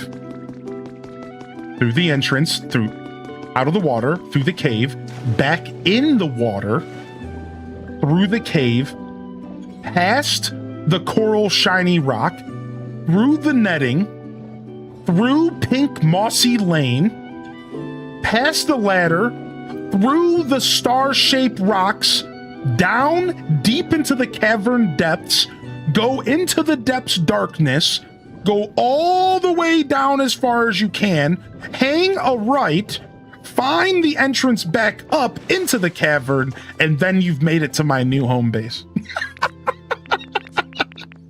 Don't take a wrong turn on Albuquerque, all right? You'll mess up real fast.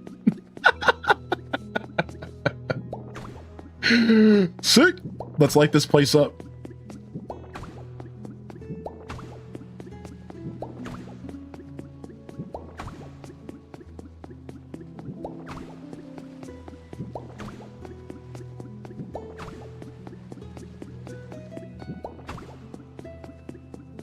All right, so this is what we've dug out so far.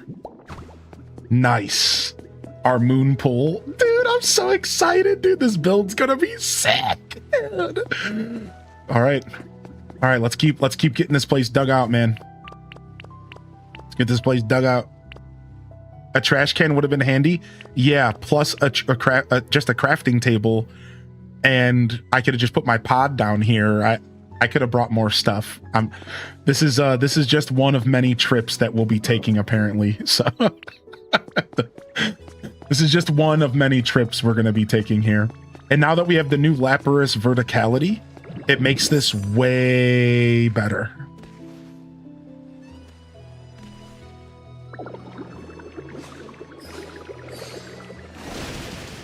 So we can make this a really nice and tall cavern. And that's what I want. I want it to feel like you've just entered an extravagant cavern. Like walking into the underground in Skyrim for the first time. I cannot be the only person that had that experience.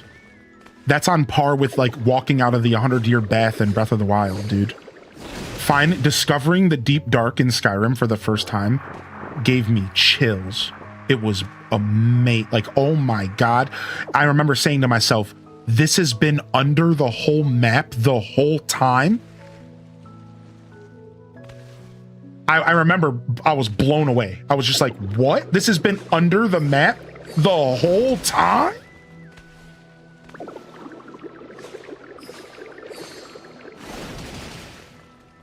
I know, right, Kerbu? Been using Lapras wrong. Well, that's why I'm here to teach. And teach I shall. Why does that sound more confusing than your Lost Woods in Animal Crossing? I know. What is up with me making confusing and annoying builds? Yeah, Lapras is all about verticality, or for precise yet 2x2 destruction. So it's still good for just hitting the button once and just getting like the 2x2 vibes, right? Like that's still useful. But really, Lapras comes into play with pure verticality. It's all about that vertical blast that you can't get from anywhere else in the game. The only thing closer to this would be using my Joy-Cons. Because using my Joy-Cons, I could smash way up there with my fist attack, right? The Joy-Cons really aren't slept on. If you haven't toyed with the Joy-Cons yet, do yourself a favor, because they will quickly change how you decorate. Has anybody here not seen the Joy-Cons and how they function?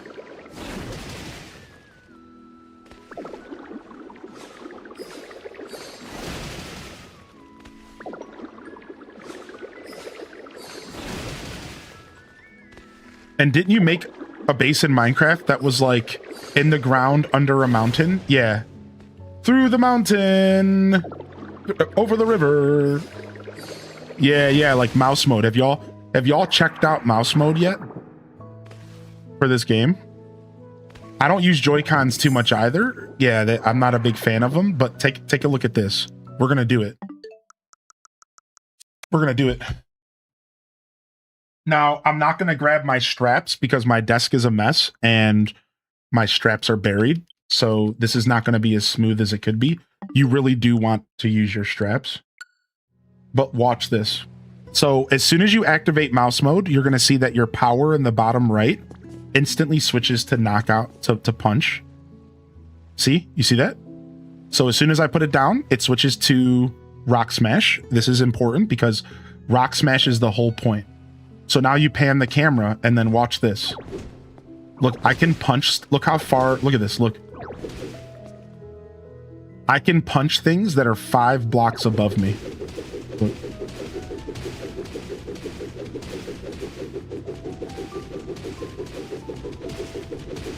Like, if you haven't been using mouse mode to get through this game and some of the arduous designing stuff, you really are sleeping. And I understand, you know, it hurts your hands. I'm the same way. I hate Joy-Cons personally, but I just wanted to show this off one more time because it's been a while since we've shown it off on stream. If you guys are sleeping on mouse mode, it's like you need to understand that this is the first time mouse mode has been relevant on the Switch 2 at all. Like, this actually matters a lot. Like it really helps when you're doing precision building. I find that if you're trying to destroy something, but you don't want to destroy everything around it on accident, mouse mode is really good for precision building. It's also really good for getting up high. Before we got Lapras, now Lapras solves the height problem, but look how much faster this is. Now, the only reason I feel that way is because Lapras on land is a little slow to get around. Oh, I just blew my chest up. Great. But yeah. So Lapras is still slower than this on land. This is still faster than Lapras on land, in my opinion. By far. But Lapras is still going to be super useful in other places. So there you guys go. There's mouse mode. It's really useful. Like, I can't express enough, like, look how far over here. Oh wait, I started panning the camera. Oops. Like, look how far away I can click.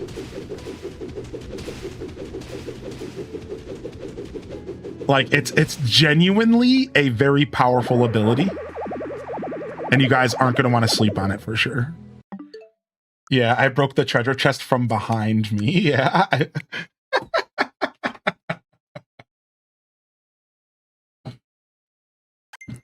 Now I have to sort my inventory real quick.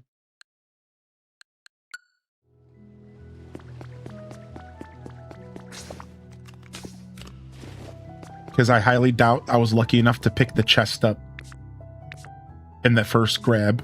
Yeah, I didn't think so.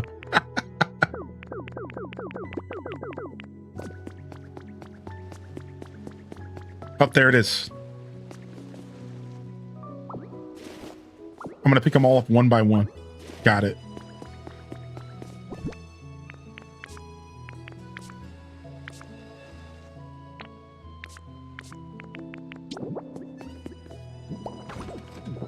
Not gonna lie, I'd use mouse mode more if I could swap between it and a Pro Controller. The fact that I have to go all the way to the desktop of my Switch to swap back and forth between them is the biggest reason why I don't use mouse mode. Bingo. You just hit the nail on the head. You can't have them both activated simultaneously. Yeah, you have to do this. You have to go here. You have to turn off your Pro Controller, activate the Joy-Cons, go back into the game. Boy, did they mess that one up. Holy boy, did they mess that one up.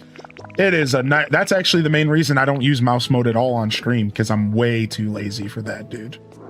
Like, you got me messed up. I'm way too lazy for that. Like, that is not happening. I'm sorry.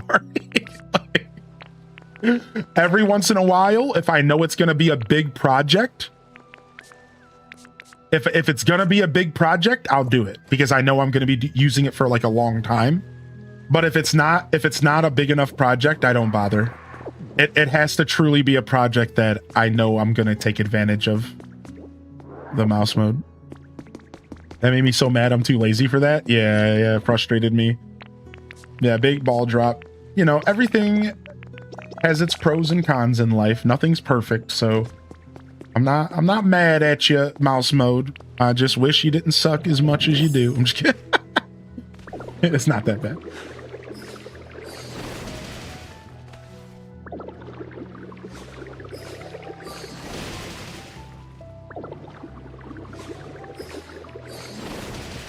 A project like destroying a Dream Island structure?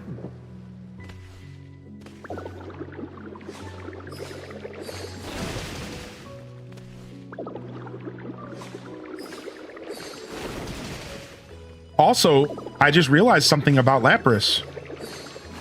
Lapras, just like Graveler, does not destroy furniture. That's where the fist becomes a problem. Because the fist can destroy furniture and things that you might not want destroyed, like stairs. But Graveler will not destroy stairs and will not destroy something like a lamp. And neither will Lapras, and I didn't know that until just now. And that's really useful because, again, there's sometimes where if you try to use the knockout and you try to punch stuff, just like I punched that chest would have not been hit if I didn't use the fist attack. Right? Like that chest broke because I was using the fist. So that's like a little worthy of mention thing there. My buddy was an attorney who had a lawsuit with Nintendo over digital straps on the Wii. Funny story, he won. That's so crazy. What was it? Like the digital straps hurt somebody, or somebody shoved them into their nose, or they didn't actually protect their television? There's got to be someone out there that didn't put the straps on tight enough and they still like put a hole in their TV. That person's got to exist out there, right? Like they still put a hole in their TV even though they did everything right. playing way too hardcore of like bowling. Definitely not me.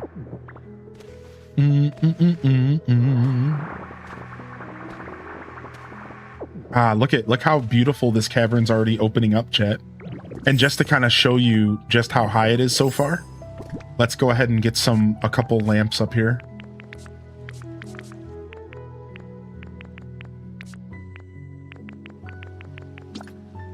So this way we can kind of see how high our ceiling is and where we need to continue raising. I think this is high enough. So actually Lapras is the perfect height. I don't think I need this cavern to be much higher. It does depend on how tall the lab is, and the lab seems like it's pretty tall. So we might want to go like a couple more layers higher, but we'll see. I have a super old video of my friend whacking herself in the head with the Wiimote while playing Michael Jackson's Just Dance. That is diabolical that you still have the video. I'm free, I've done everything, and now I can play Pokopia. Let's go. Eileen, is there a setting where you can move the camera without using the right stick? No, I hate it, dude. Yeah. The camera being stuck on the right stick can be rough sometimes. Yeah. No, I think you're stuck using that, unfortunately. This game doesn't have an auto follow camera, right? I don't think it does. Does anybody know? Does this game have an auto follow camera? I don't think it does. I think you have to always adjust it yourself.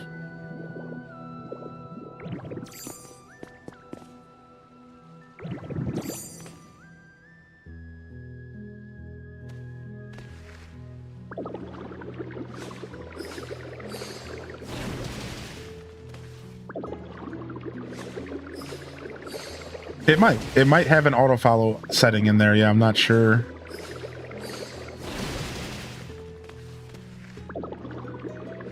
And then we have to make this cave textured,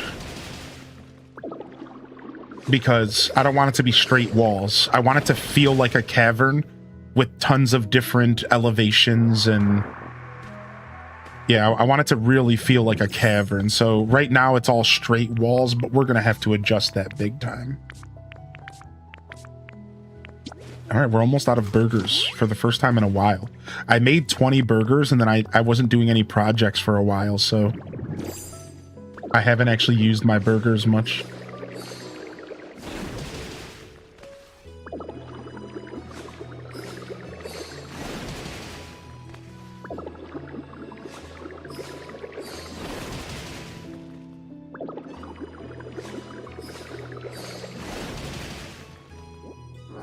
Afternoon chat, sitting in a crowded lunchroom so I can't hear, but happy to get to see a live stream during the workday. Yo! Some waves in the chat for Foe. Thanks for popping in. In a loud lunchroom, the school year has started.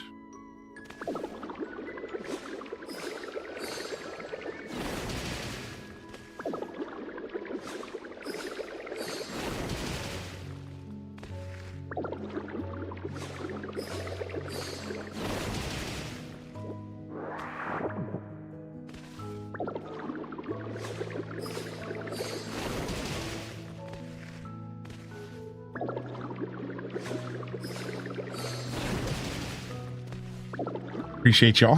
Thank you. All right. Nice. Our project has begun. Look at them ceilings. Look at that.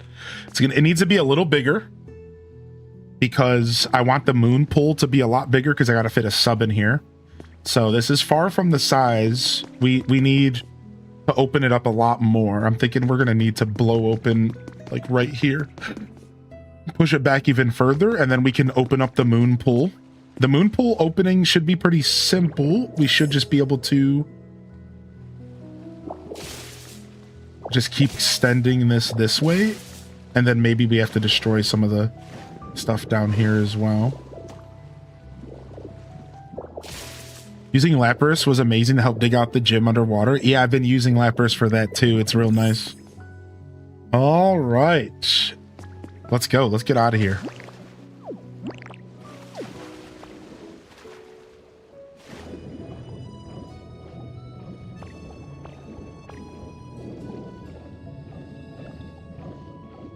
How do I swim up? It's with B. There it is.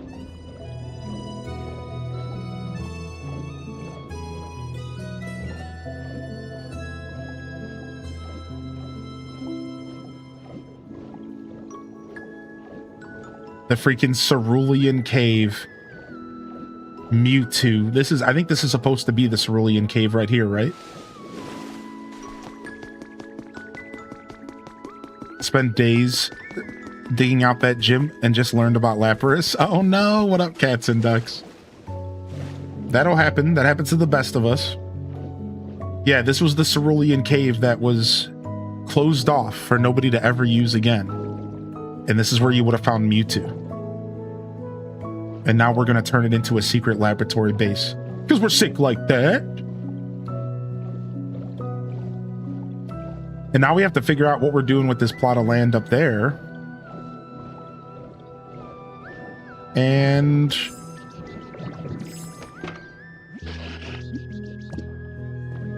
I came bearing gifts.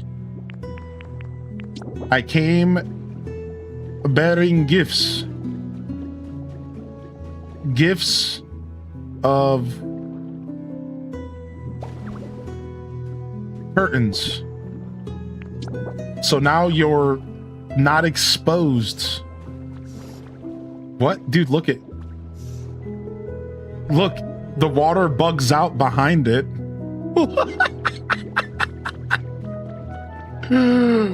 No, it creates an air pocket.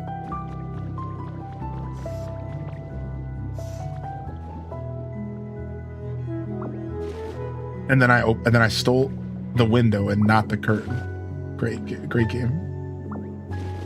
Stop stealing the windows and not the fucking curtains. All right.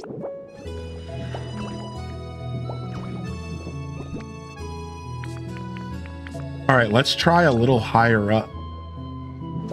No, it's still gonna do it. All right, obviously this house...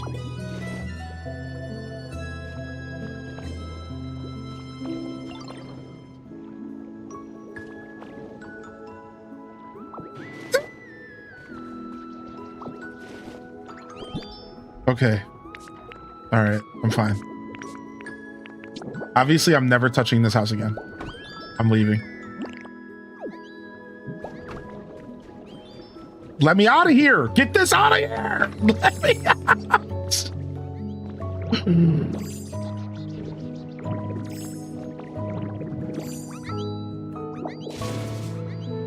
Too bad. You're not having that one. You have enough lamps.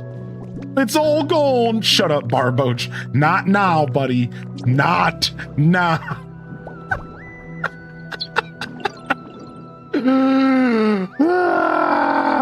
I'm fine. This is fine. All right, I guess curtains were a stupid idea. Never mind. No curtains for anybody.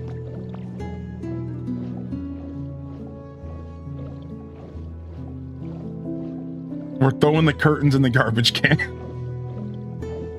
Pokemon be getting attached to anything.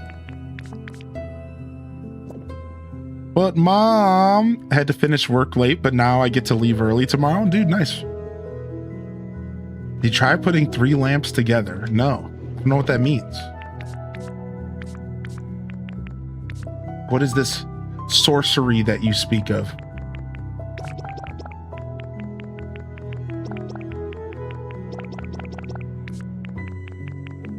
What 'tis this sorcery you speak of?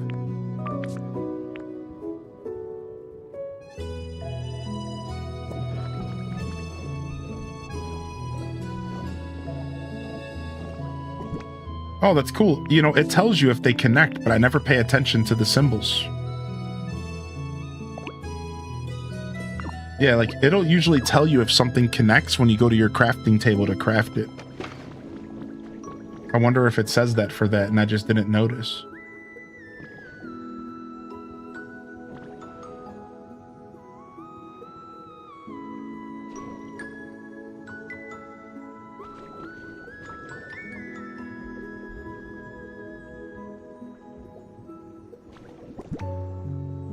Tried swapping the water in Mudkip's home for muddy water on the inside, and it was fine.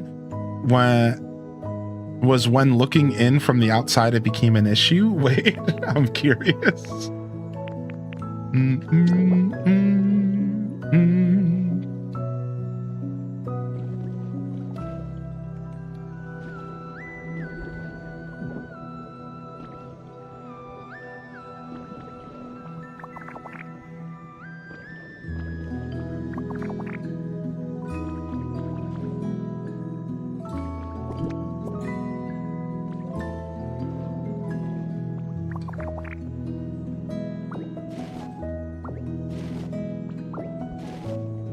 Changed it back, but basically when looking through the window, you just get a wall of brown.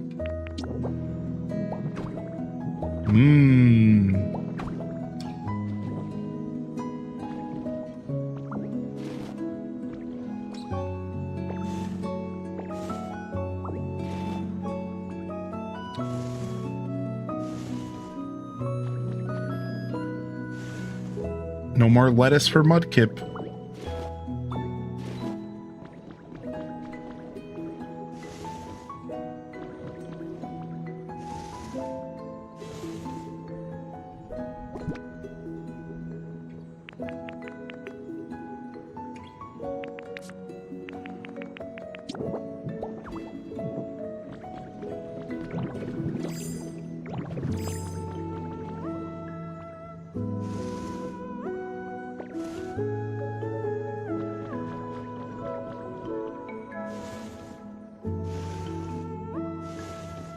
Try those above the door. Wait, what are we trying above the door?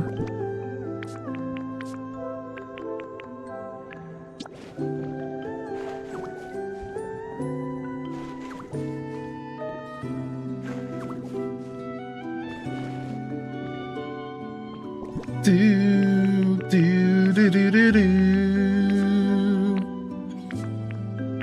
Do, do, do, do.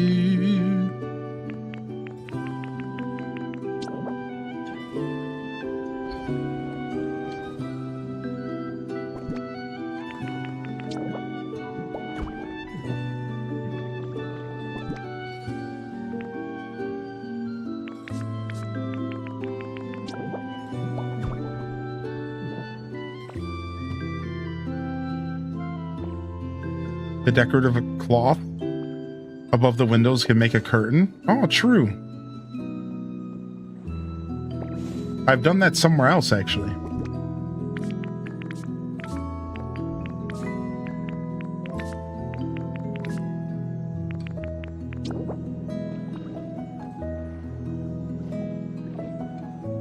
Yeah, it's like a... It could be like a weird take on a window.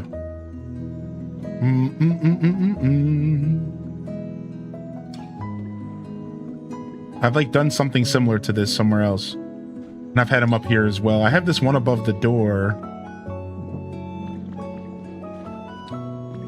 All right, where's that soda that I crafted just for Vaporeon? Just for Vaporeon there. And then, all right, that's it. We got the flowers in here. There's this bed that just feels forced. This bed is massive for this house.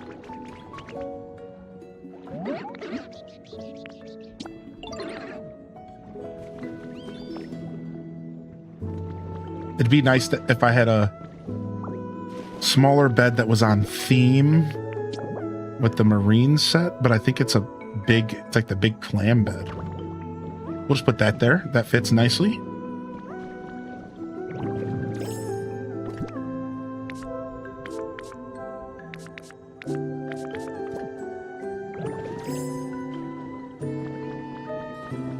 And then I'd like to maybe do something else, like a rug. I get a rug in here somewhere, that'd be cool.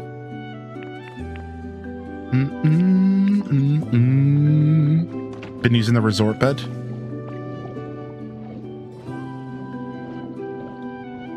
All right. This house was originally designed to be kind of like some form of like shop, I think.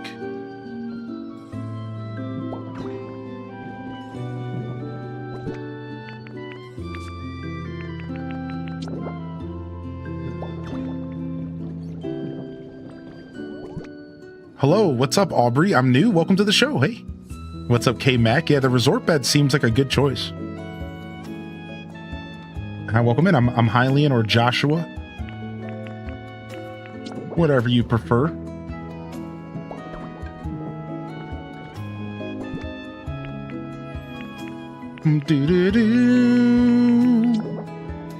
We're going to turn this into like a weird office space. This is where logistics happen for the rest of town. It's gonna be like a weird office space logistics.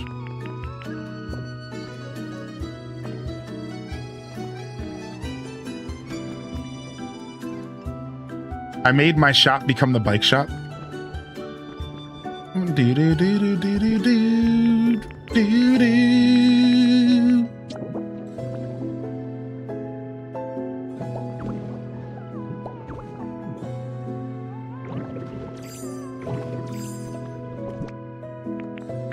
If only we had some plants to put on the ground here, but since we've established that they cannot be crafted,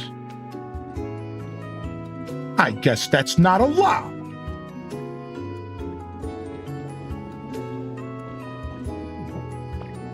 Maybe this should come a little lower.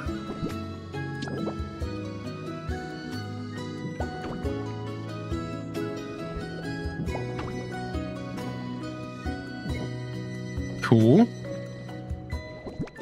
And then where's that extra little brown table that I had? Put this guy down here. Actually, let's do a couple pieces of counter.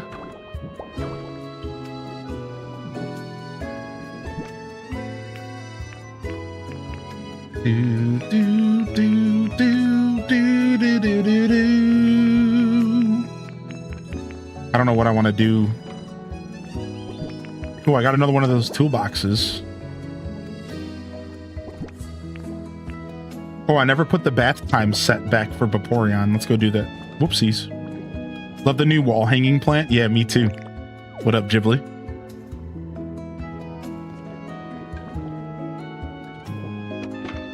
All right, bath time sets back. I'm sorry about that.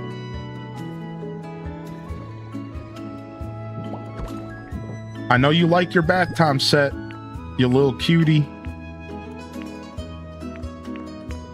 And here, let's put a plant in your house as well.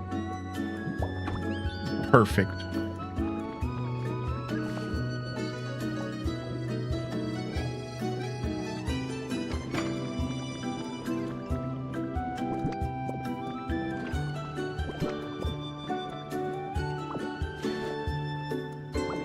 We knew it was going to take the plant first.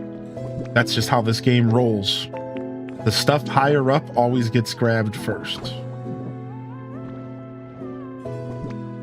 Pokemon always have to have their emotional support item. Yep.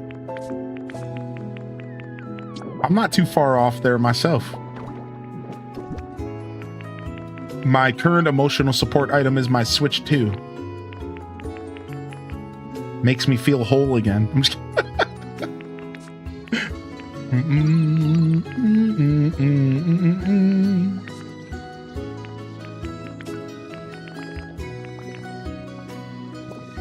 By whole again, I mean a whole ass more broke. $500? What in tarnation? Weren't expecting that, were you?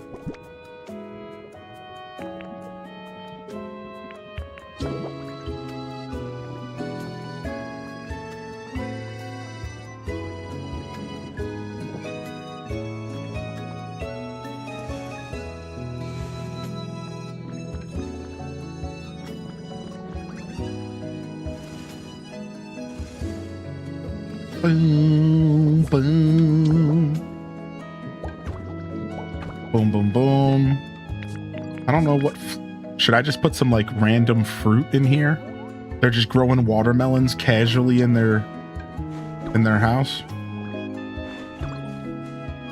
I love these freaking these planters by the windows. These planters are everything, dude. These new planters are so nice, man.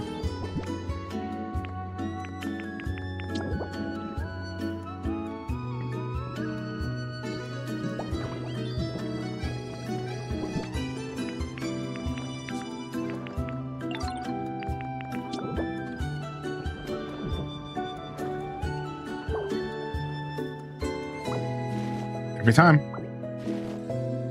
Every time. $500 well spent, of course. Yeah, I'm just being silly. I like my Switch. I'm content with it, even if I've had a couple moments where I was feeling a little bit weird about some of their decisions on making us wait for stuff. Like, I still don't feel like we should have been waiting as long as we have for GameCube games. Like, they just dropped Mario Sunshine, and it's like, cool, thanks, but it's been over a year. It's been a year and a half. We've been waiting for these items. It's like, you really need to get it together, dude. And now we finally just got Mario Sunshine. It's like, okay, all right. Like, okay, so now there's only one game left, and it's the Pokemon game. And then technically every game that they've announced has been released. So, like, now we're finally going to be going into like the year and a half mark, and maybe they'll announce new GameCube games if we're lucky. That's the worst part. If we're lucky, they'll announce new GameCube games. They might not ever even do another wave announcement, and they could just straight up, just from here on out, just trickle feed us for the rest of existence. It's like, dude, I sort of bought the Switch under the impression that GameCube games would be pretty abundant, and boy, was that the stupidest decision on my part. Like, that's my bad. Like, that's my bad. I was just under the impression that we were going to be getting GameCube games for days, and we've gotten like 10, and we're just finally getting like the 10th one. It's like, dude, what is happening? Like, please, man. Like, I bought a GameCube controller brand new for the Switch 2. Like, I was ready to lock in, dude. And that's the only thing about the Switch 2 that feels bad. Everything else I'm fine with. You know, at one point we had discussions about how it felt like their year one wasn't that strong. And while I do still stand by that conversation that year one wasn't that strong, I realize that that is definitely a biased commentary, though, because I think for some people it was strong. But I think for me personally, year one was on the weaker side.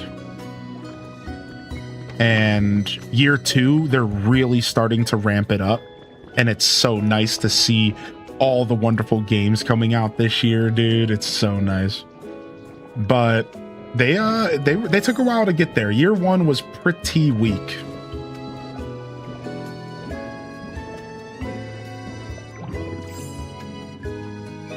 the Mario and Zelda people think Switch 2 is a dead system.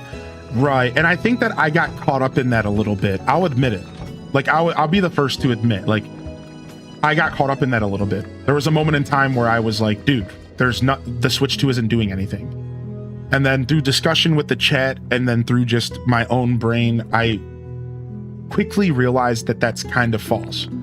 And I only feel that way because we haven't had a major Zelda and we haven't had a major Mario. We haven't had a major Animal Crossing. So it feels that way as a Nintendo fan. But if you really take a step back and you analyze it, in year one, we had a slew of games. They just all felt lighter than I was expecting. Like Donkey Kong Bonanza was the big hit. Mario Kart World was a big hit that got dampened because of the voices around it. So unfortunately, Mario Kart World should have been a big deal, and it wasn't because everyone hated it. Unfortunate. Kirby Air Riders, niche. Hyrule Warriors, cool, but also niche. Metroid Prime 4, dare I say, somewhat of a flop. Still was hype about it, still played it. So like going into year two, all of a sudden, Pokopia. Okay, it's over. We got the game we've been waiting for. That heavy game alongside Donkey Kong that really tells us why we bought the Switch 2. Right? Like, so that like Pokopia, I think really kind of wrapped it all up in a package for me and made me realize like, yeah, we're good. Year one was a little bit dicey, but towards the end of year one, which would have been June this year, they got it. Like they started figuring it out. And I realized like I was being kind of silly. Like my commentary on the Switch 2 not having a strong year one was a little bit of a silly commentary because I think it actually had a fine year one and we were all jumping the gun. It wasn't even the end of the year when we had this conversation. That's the fun part about this. Like it wasn't even the end of the year and I was talking kind of like, oh, Switch 1 year one doesn't really feel good. Well, by the end of the year, we got Pokopia. And that really started making us wake up like, okay, the Switch 2's doing stuff, you know, so, yeah. Yeah, right, Pokopia's year one, right, exactly. Yeah, and I didn't even mention Tamagotchi, and people love Tamagotchi. Did you guys know that Tamagotchi hit like 10 million sales or something like that? Like 8 million? Tamagotchi sold really well, dude. Tamagotchi sold way better than they were expecting and way better than I expected. There's a reason why I made the jokes that Tamagotchi Life, me not playing it, was mini career suicide. Because it was. Because the game was that popular. Because like people were playing the game, dude. Like, like they were and I, as a cozy streamer, didn't touch it. And I didn't realize the folly in what I did until I looked around me and I was like, oh wow, this game is really popular. Like, uh-oh, I probably should have played it. I'm still happy in the end that I didn't, for no more reason than I stuck to my guns and I followed my heart. And I think that's the most important thing with streaming. But I do have a level of regret that I didn't tap into that game. But you know, I'm okay with my decision now. Now it doesn't matter. And now it's like been a while. So just wait until the DLC for that game comes around and I'm not playing it. And we're going to just watch the same thing happen to the audience. We're gonna be like, oh, Tamagotchi Life DLC. And then it's just everyone's going to want to play that. Oh my Lord. I wanted to be more into it since the Cozy Gaming Space was excited, but I loved watching everyone enjoy it. Yeah, unfortunately. Waiting for the port beggars when Dustbloods comes out. You can't make Mewtwo dive. I wanted to relocate him. So you want to know a quick trick, Dankroot? I can I think I can actually give you a quick tip on how you could get Mewtwo to go with you. It was how I got Tankmaster to join me originally inside of the cave with the Poke Center. So what I did is I went into the cave in the Poke Center that was dry land, and I turned the house that was in there into Ditto's house. Then I went and grabbed Tinkmaster, and I fast traveled back to Bubbly Basin. And because my house was in a dry space, Tinkmaster was able to show up with me and hang out and live in that house before she had the bubble. So this makes me wonder, Dankroot, and this is up to you if you want to test it. If you go down into Cerulean Cave, find a dry spot, put a quick house there, put a Diddle flag on it, go back and grab your Pokemon, fast travel back to Bubbly Basin. As long as the area is dry where your house is, any Pokemon can teleport to Bubbly Basin. You know what? I'm going to test it right now.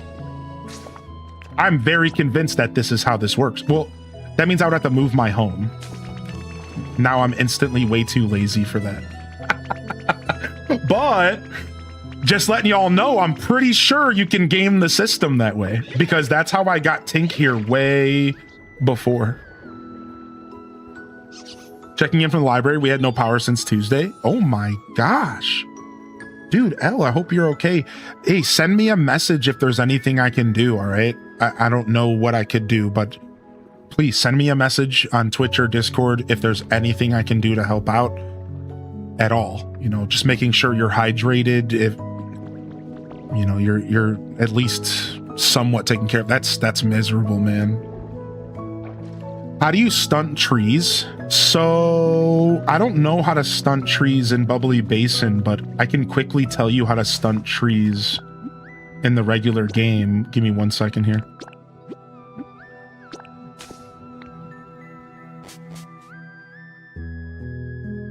Restory hit 300k. Yeah, I'm about to pick that game up. I'm glad you didn't play it. The voice was annoying. I didn't like it. I would have been annoyed quick. I think Tamagotchi came out too close to Pokopia because I don't play it as much as when I could just play Pokopia. Yeah. Tamagotchi, either way, man, that game vastly surpassed, I think, all the expectations. And I wonder if it means that Animal Crossing gets delayed even further out. I know that sounds ridiculous, but like, hear me out. What if Tamagotchi's success... I know this sounds so stupid. Just hear me out, though. What if Tamagotchi's success means, like, they're like, oh, well, we can just wait on Animal Crossing because, you know, they'll just play Tamagotchi and we'll just give that game DLC. And again, I know this is such a dumb thought to have because, like, nobody knows if this is true. So there's no reason to think about this, but I don't know, man.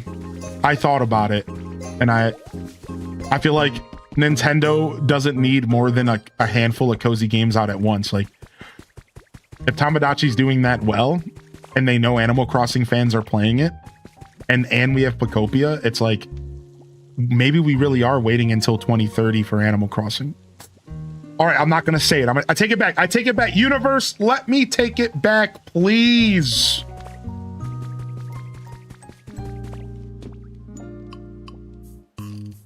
Oh, I was here to show you how to stunt a tree. All right, so this is how I figured out how to stunt a tree real quick. All right, you ready? So this is actually pretty cool, so I want to show you all. So what we discovered is that if you grow a tree in water, it won't grow. So you might be saying, wait, hold on. What you talking about, Hylian? So I discovered, I'm not going to be able to get back up this cliff, or am I? Oh, I still got the water. Okay, good. So I discovered that I drink the water. So I discovered that if you plant a tree in the water, it will not grow any further than the stage that you planted. All right, so for all the Animal Crossers out there, this is really important. So now if you bring a grow Pokemon or something, this could maybe be different. All right, so, and this is not about trees.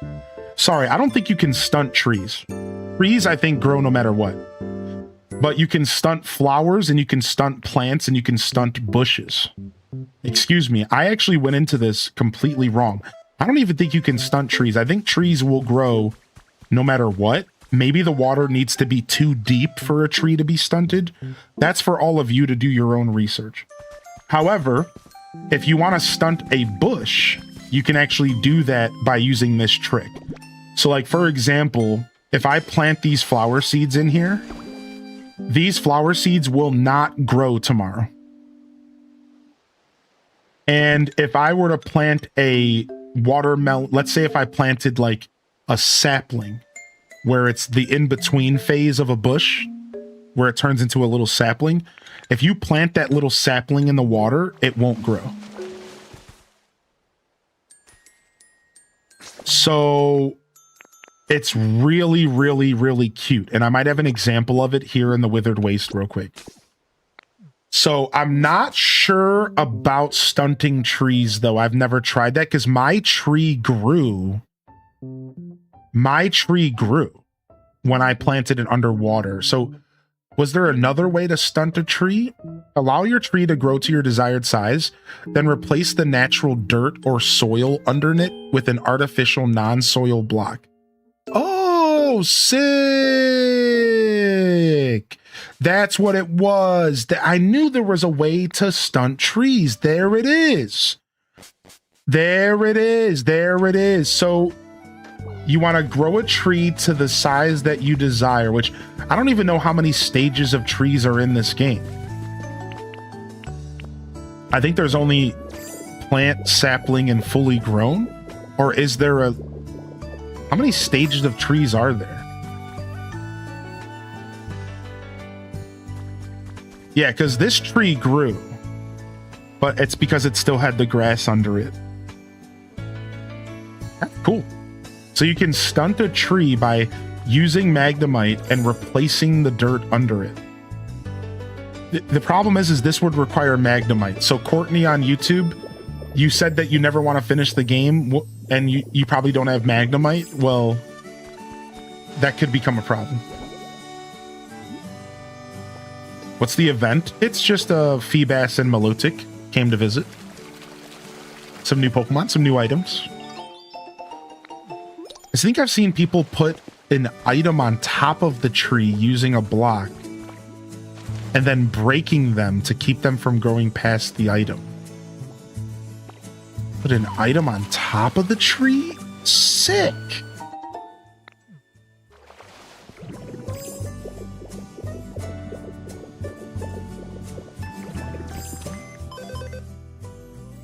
I'll take those coins. Oh, thank you. Tomorrow is extra coin day.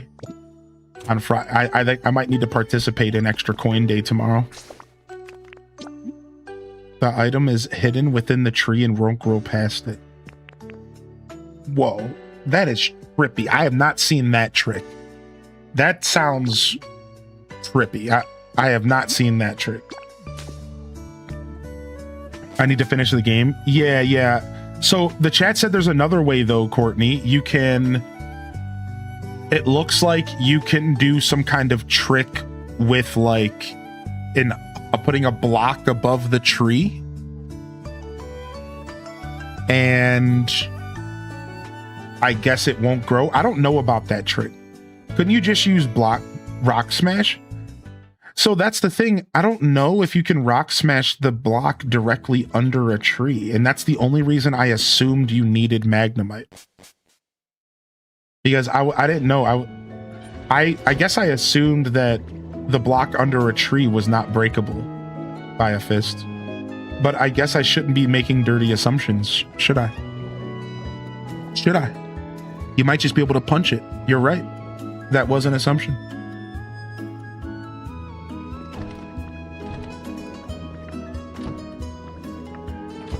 Just offering an option? Yeah, no, you might be right. Yeah.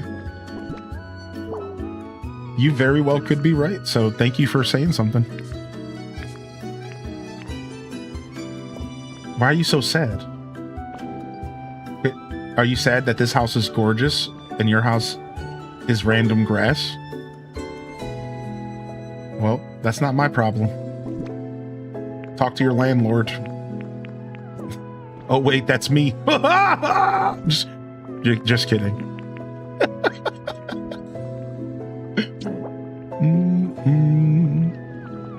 Dude, I've only found one harp. Do we think the harp is rare?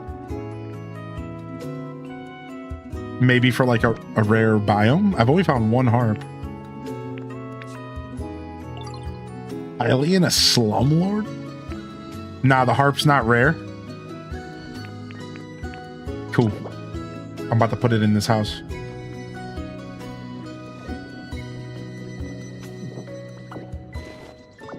We don't have landlords underwater. Yeah, we have underwater lords. We have ocean lords. Water, bubbly basin lords. Sucker.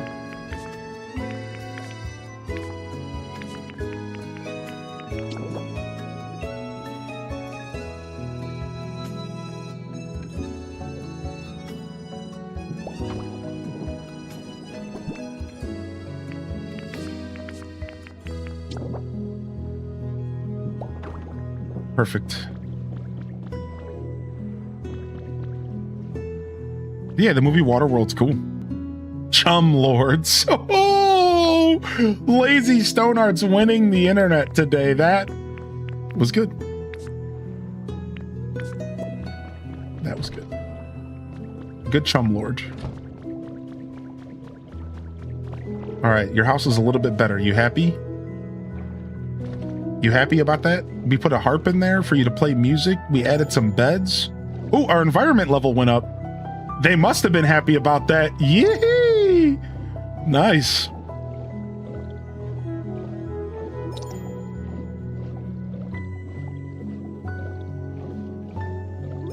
I'm so happy it took people approximately 1 day after the DLC to make a pineapple house.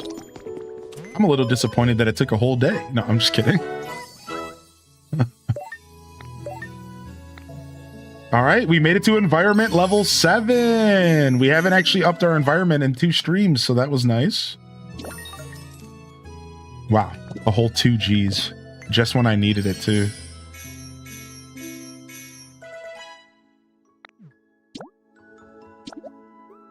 Don't mind if I do.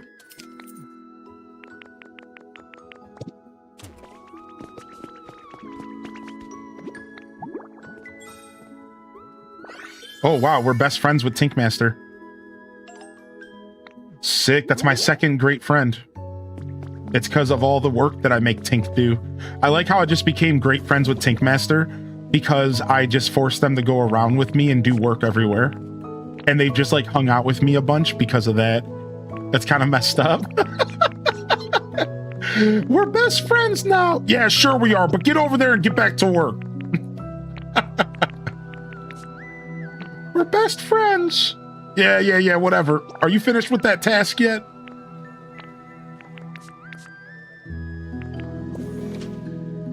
That is not how I'm supposed to make friends. Lemongrass. I was at a 10, but I moved frills so I could spawn something else, and my level went down. That's the worst. Yeah, tomorrow's extra stamp stuff, right?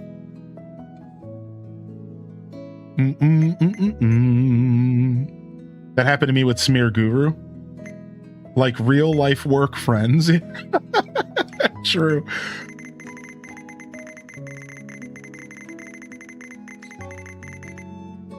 Sorry, my brain farted on what I was trying to do. Beep. Your brain has left the building. Beep. Beep. I told y'all I have like major brain fog today. I don't normally feel this way. I'm all fogged out, dude. I don't know. Weird night of sleep. Brain parasites in my food. I don't know at this point. I'm just brain fogged out today. What was I doing? Oh, appraising things. Ah.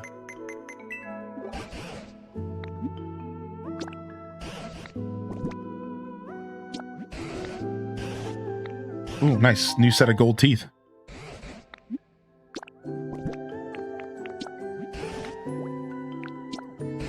I keep grabbing the wrong drink at the gas station. I'm so foggy. because of the heat and no sleep, plus no desire to eat. Yeah, that's what the heat does to you. That's the worst part.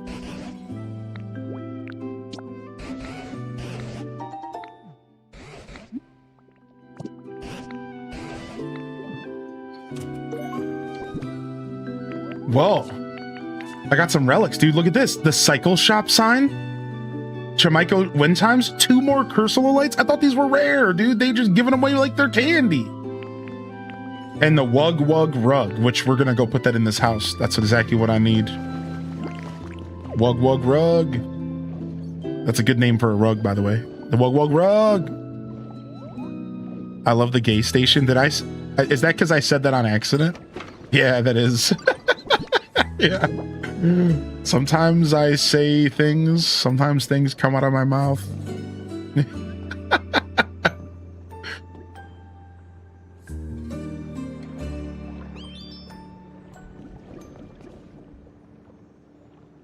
How could I get this to slide over one? Maybe we should just have it on that whole half of the room. Wow, that rug is amazing. Wow, I love it, dude. Wow, the Wug Wug rug. I need one of those in real life. Wugga Wugga Rug Rug. I'm Rick. Wish you could do something with the red orb. I know a lot of this stuff is just like stuff you put in photos.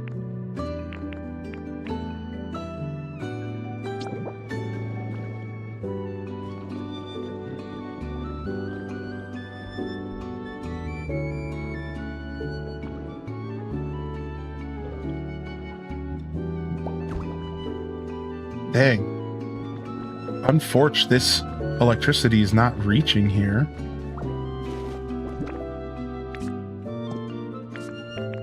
So let's move it to this side. Perfect. And now my Cursula lamp is lit.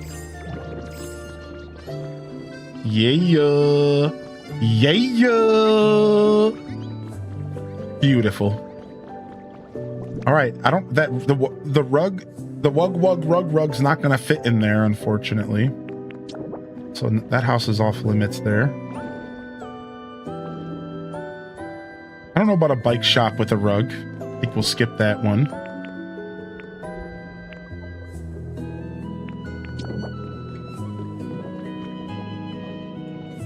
Pokemon merch for adults. I use them to buy stuff. Oh, are they worth a lot when you trade with Pokemon?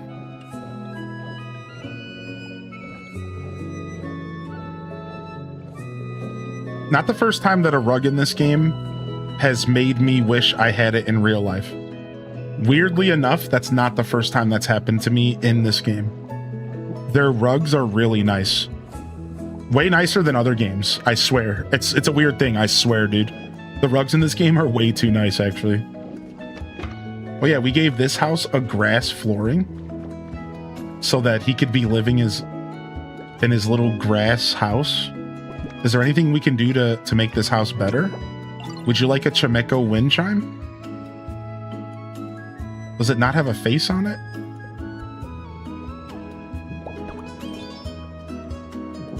Oh, it actually waves around in the water. I like that. All right, would you like some fence around your house? Nah, no fence.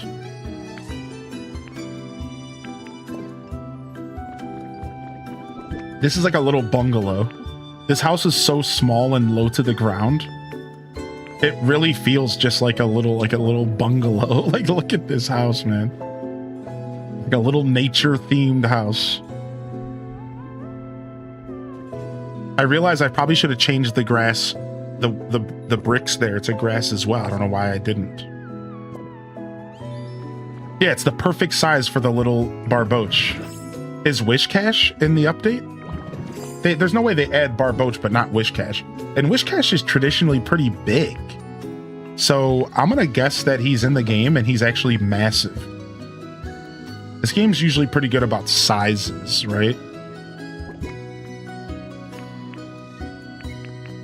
All right, there's nothing else I can really add to make this house better. I could add like a flower. Like just one little lush seabed here. Maybe a second flower like right here. Maybe a third right here. Not really much else I can do here. I could add another seaweed maybe. I wasn't going to do that, but maybe another seaweed right here could be really cool. Yeah, sure. Yeah, Wishcash is in the game. I haven't seen him. He's got to be relative, like a pretty decently sized Pokemon. I mean, he might not be, but I would guess that he would be.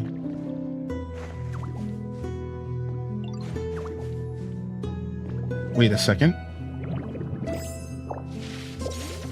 Oh, I see. I haven't even seen Sharpedo yet. So now I'm curious, well, what's the size of Sharpedo then? I love this new planter item. Now, there was already a planter item in the game before, but this one just is cooler. Maybe it's just because it's new, but look at that. It's the little things, man. It's perfect. You know the floating transform since I've unlocked Rocky Ridges? Is it still a while ago until it's unlocked? Yeah. You have to get through the whole main story to get Magnemite, and that's going to be a while. However, Rocky Ridges does give you a new ability, and you also learn how to cook. So you get a transformation, and you get to learn how to cook in Rocky Ridges, so it's worth it. You might be thinking of Wailord. Yeah, Wailord's massive, but I thought Wishcash was pretty big. I'm picturing Wishcash from Scarlet and Violet or from Arceus, right?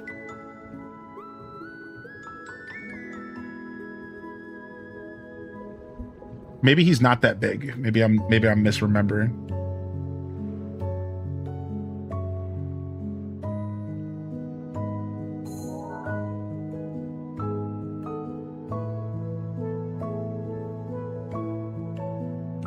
Yeah, he's really not that big. But he's like, look at him compared to the human here, though. That's why I was thinking, like, this would be a pretty big fish in Pokopia, right? Like, look at the size of him compared to the human. Like, he's pretty big. He's like a large catfish. Like, he's pretty big, dude. Like, yeah, he's definitely not Wailord. And if I came off with that impression, that's my bad. I wasn't thinking he was massive. I was more so thinking that if you look at his size in this game and you compare it to the world of Pokopia, he would be like a pretty decent sized fish. Basically like the size of Milotic. Yeah, I definitely came off like I was picturing him to be massive. Yeah, not quite. I didn't mean to come off that way. Ah, that's an alpha though. Oh, so maybe I'm thinking alpha size. Okay, that makes sense because I remember seeing an alpha in Arceus. I'm probably thinking of alphas. Yeah. I'm thinking of alphas. Okay, that makes more sense. I guess I gotta respect that Arceus kind of ruined my brain for Pokemon sizes and that they're not all that size. I really forget that sometimes. Yeah. Pokemon are not that big. The alpha stuff was kind of one off.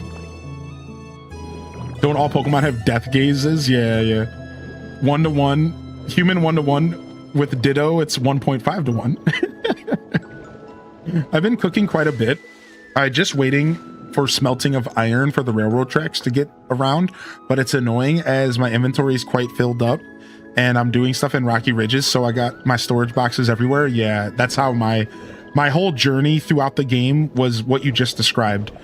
Every area you had to craft a bunch of chests and you have your inventory smashed the whole time. I really do encourage you to take your time when you play this game. And the reason I'm saying that is because it might not hurt to build yourself a little storage base. So Megs, I'm going to give you a little bit of inspiration on just one of the many projects that I've done. But instead of showing you my little secret base, I'm going to actually show you one of the storage projects that somebody did on our Cloud Island real quick, because this, I think, is a better example of like the many ways that you can set up storage in this game. So I just want to throw that out there. Like, don't rush to the end just to get these cool abilities if you can avoid it. All right. I know that you didn't ask for advice, but I just want to throw that out there. Like, if you can avoid rushing, try to take your time, and maybe that's a good sign for you to go build yourself a little storage unit at your favorite location. If you've discovered Pallet Town, which is pretty much free for everybody. If you have a zone that you like the most. Wait, what was the new update there? I didn't read that. So yeah, I encourage you to maybe build yourself up. To update your game, the session must end. Oh, we have to update the cloud. DLC items are on the island too, yeah. Just wish there was somewhere I could have like a storage area. Yeah, right. I didn't want to assume that you were rushing, but more so just I want you to take your time, because I kind of regret that I waited to build like a little storage area. Whereas I wanted to do everything post-story. This is how I think a lot of people played this game. And I think this is the wrong way to play it, even though there's no right or wrong way to play video games. Can we just make this clear? There's no right or wrong way to play video games. However, hear me out. I have discovered what I wish is that I didn't play this game just to get to the end before I started decorating and stuff. And there is a part of me that wishes that I was doing little bits of decorating and stuff throughout the whole game. And I rather, focused on just taking my time and like doing little things like that while I played the game. So this is our dream island that the community has built a bunch of awesome establishments. We have freaking greenhouses before we even had vertical glass available in the game. Like, look at this massive greenhouse building. We have this gorgeous library that Brielbasaur put together. We have this building here. If we go over here, here's the library. Or this is the pool house, sorry. So we have a bunch of really cool stuff going on here. But today, I'm here to quickly just show you one thing. And this is their storage unit. And the point that I'm trying to make is consider setting yourself up for future success by doing something as simple as this. Find yourself a little home and set yourself up a little crafting station with some large chest. Now, you can take it a step further. Take a look at this. This is just one of many examples of what you can do to give yourself a little bit of a more organized playthrough. And you can maybe combat that feeling of inventory, like just the most overwhelming like inventory situation, right? Sit down and create yourself something even half of this, something even similar to this. And take the time to like invest in the future of your play. If you really like Pokopia, if you think you're going to be doing decorating in Pokopia, if you think you might be playing this game for the long haul and you love it as much as a lot of us here do, stopping whatever you're doing, mid-story, whatever, and taking the time to set something like this up, you are literally investing into like the future of your playthrough. You're going to be able to sit down and you're going to be able to find things you're looking for. This is really nice to have. Now, unfortunately, you're always going to have a couple junk drawers. Always going to have a couple boxes that you just dump stuff into because you're busy and you're trying to get through a quest. But I encourage you to maybe consider something even half of this, like even a quarter of this. Build one of the smallest houses in the game and set up 10 chests in there. Put some signs on them. These frames are nothing to craft. And you could easily set something like this up. It would take you maybe 30 minutes to an hour.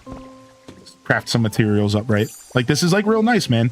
So I just wanted to throw that out there and inspire some of you all out there. If you're still playing through the story, or if you have noticed that the inventory stuff is a lot to deal with, consider stopping what you're doing and set yourself up a little inventory area, and really kind of giving yourself a little bit of an easier journey, because then as you go through the rest of the game, you'll always be able to have what you started with, which is like a nice little established area to dump your stuff accordingly. So how do you get those photos next to the boxes? They're called frames. Yeah, you get a recipe for these things called frames eventually, and you can put an item into the frame. Any item can just be a picture if you so wish. It's really nice. There are also freestanding signs now. So do they still have the same effect of putting an item in them? Wow. Where do you get your hands on these? How deep can I go down in this game? I want to design a storage in my wastelands. You can go pretty deep. Yeah, areas go pretty far down, more than you would think, but there is a limit. For the record, there is a bedrock in this game, but you can go pretty deep. Probably have the recipe. Yeah, I figured I probably do.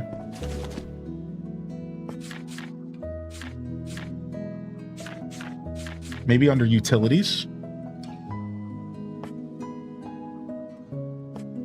Maybe I don't. Maybe it's at my shop. I probably wouldn't have purchased it if it was in the shop, because I probably just ignored it. That's brilliant. I think while I'm waiting for smelting, I'll do this in each world. Yeah, set yourself up a little. I think in the least, in every world, you could set yourself a crafting table up. And remember, 4 chests, Meg, touching a crafting table will count for crafting. So you see how I have 2 chests connected to this? Let me show you down here real quick. So if you didn't know, up to 4 chests can be connected to a crafting table, and they will allow you to craft from the chest. So you watched all of these chests. They're going to open as I open the crafting table. Watch. You can't see the one, but they're all opening because I am actually all the materials inside of the chest are available for crafting. And it can be 4 chests touching a table can do this effect. So however you want to set it up, but you can have up to 4 chests touching a table and they can use this. And then here's one more little pro tip for those that haven't seen this one yet. And then I'll shut up. Did you know that if you press the right stick in, you will bounce between different available prompts around you? So let's say I'm standing here, but I want the crafting table.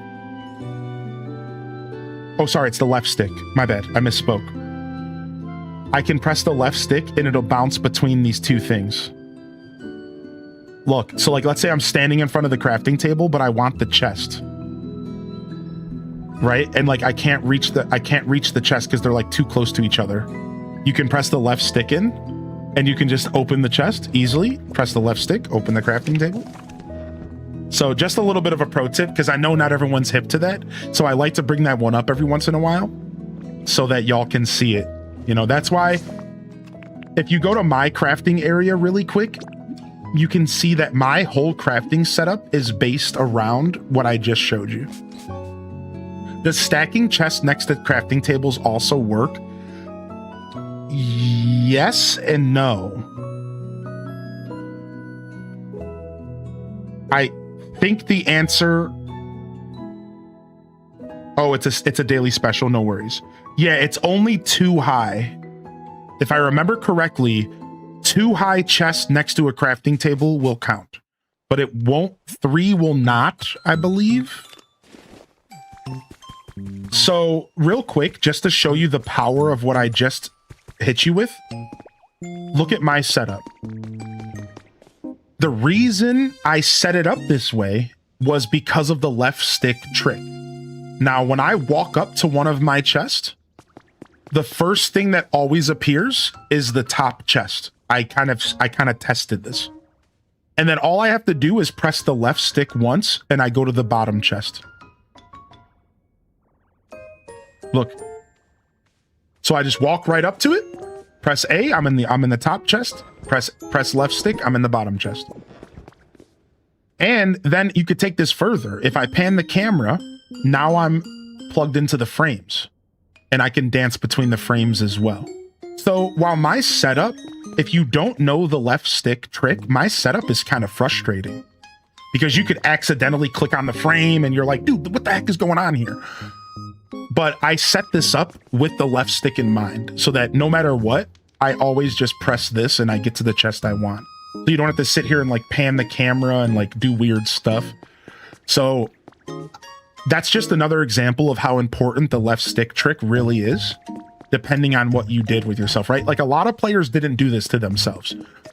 They set up their systems in which they didn't have to worry about pressing the left stick in. But because I knew that existed, I figured I would take advantage of it, right?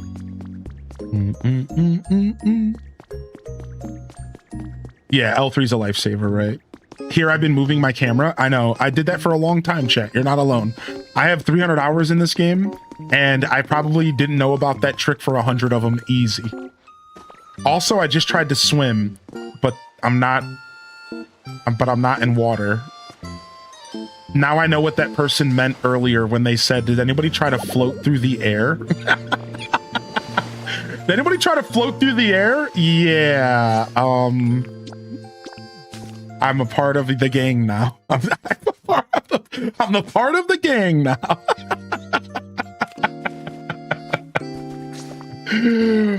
I'm a part of the gang. Didn't know about the toggle. How did they not show this in the game? This game is like that sometimes. Yeah, there's a lot going on in this game, and they don't tell you every detail. I think that they did expect conversation to be happening, online presence to be noting this stuff for other players.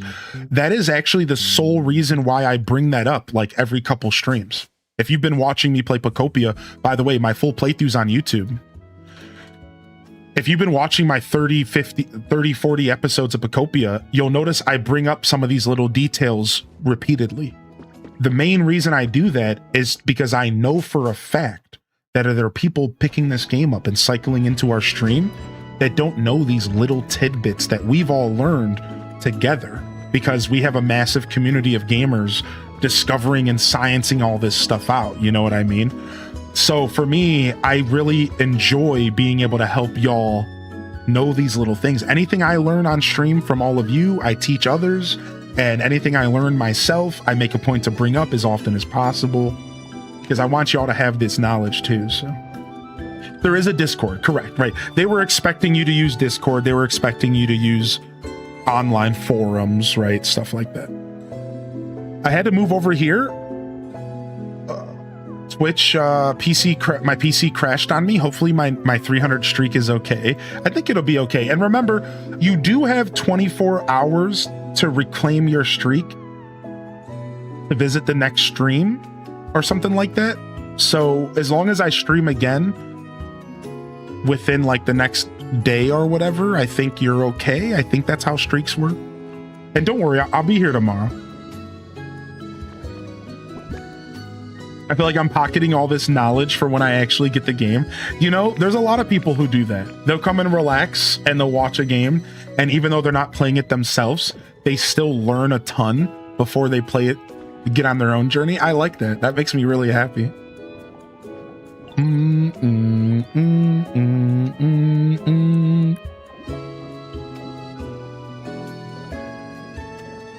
Yo, what's up, Epic Ketty?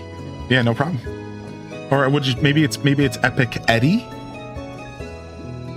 and the K is a part of Epic. I like an Eddie every once in a while.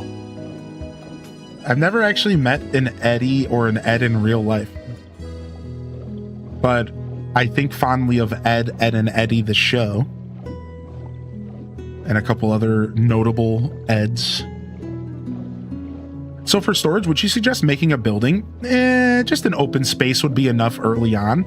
It really comes down to how committed are you to it, you know?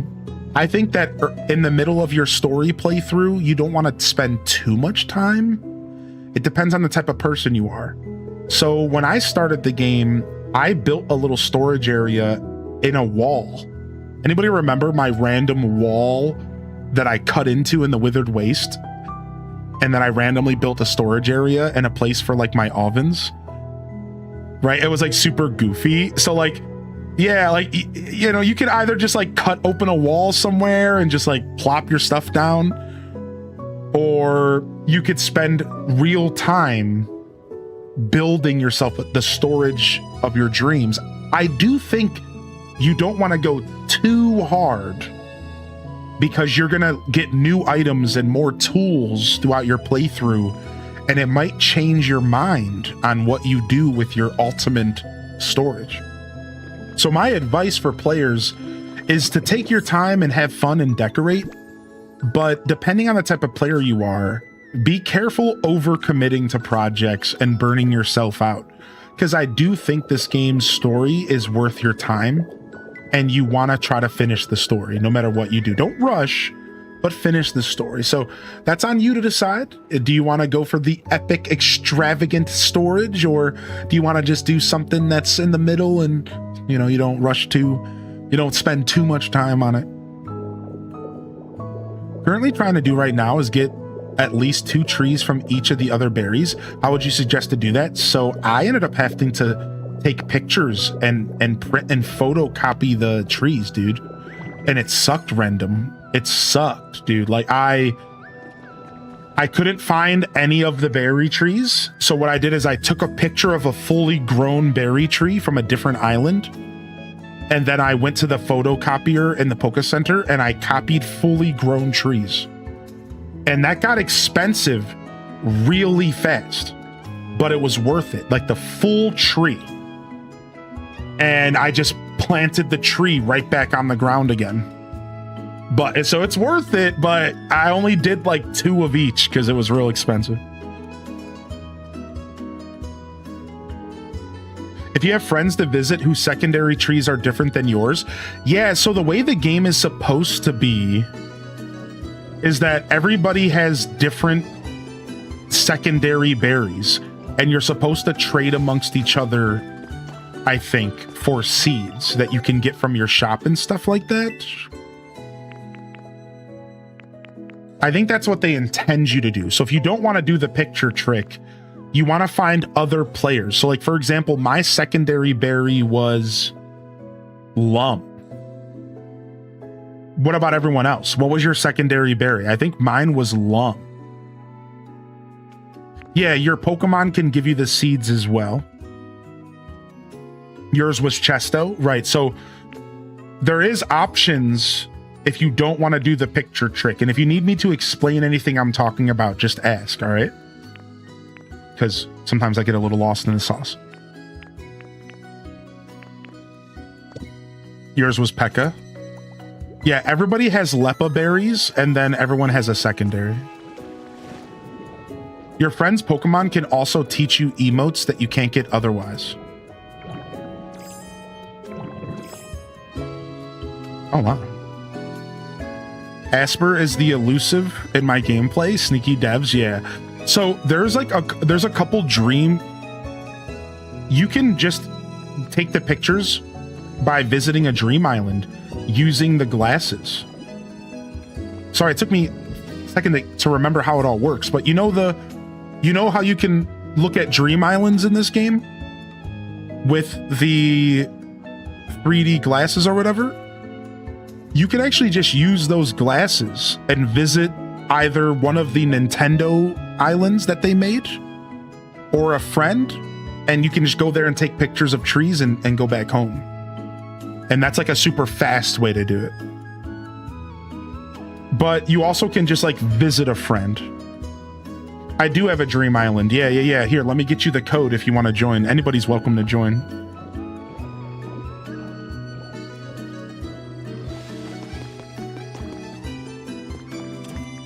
Ghibli Gal says, I highly suggest talking to friends Pokemon when you visit shops for a chance to visit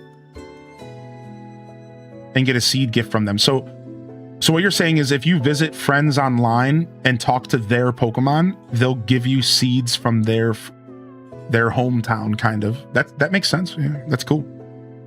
Yeah, the Dev Islands. Yeah. Can somebody share the Dev Island addresses for us that you use with the goggles? I don't remember. I think they're in our Discord, but here, let me go look. I'll dig them up.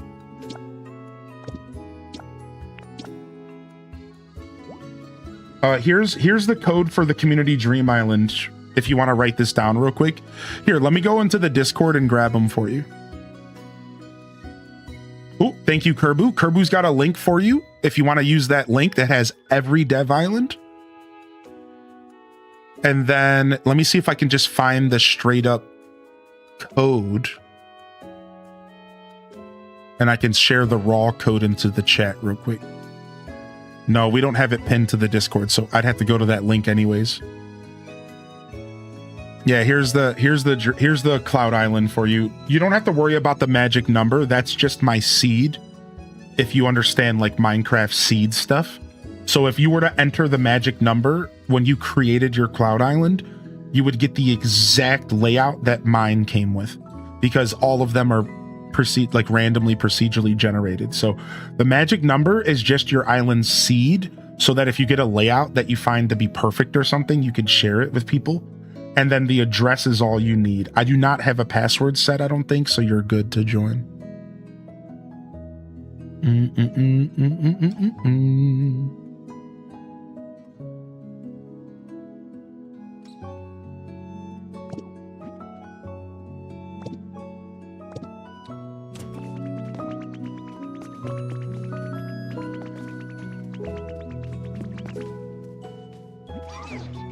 Thanks for everything you do. Yeah, no problem. Thank you.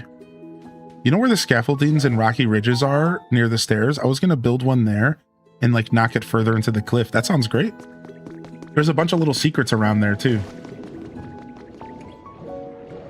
Oh man, I miss the rocky ridges. I actually really like that zone a lot. It was the only one that like took us underground and gave us like a fun little ride through like caves and stuff. Rocky Ridges was fun. And the lava area, and the museum, man. What's up, K-Mac, by the way? And what's up, Ciolu? I appreciate the beard compliment. Thank you. You know, my beard will be 7 years old this September, next month. 7 years old. I'm finally, next month, I set out on a journey. And that journey was to have a 7-year dungeon beard.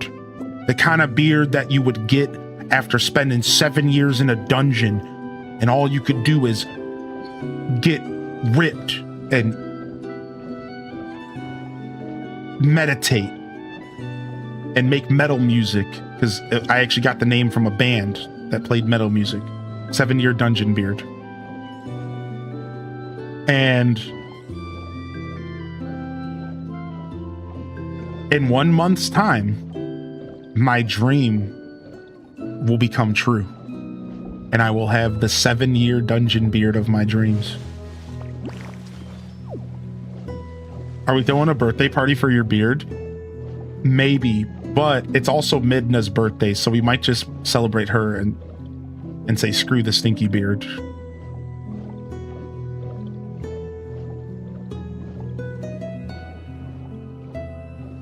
Yo, thanks for helping out in the chat. Thank you, Random Reject, you legend. Appreciate you, boss.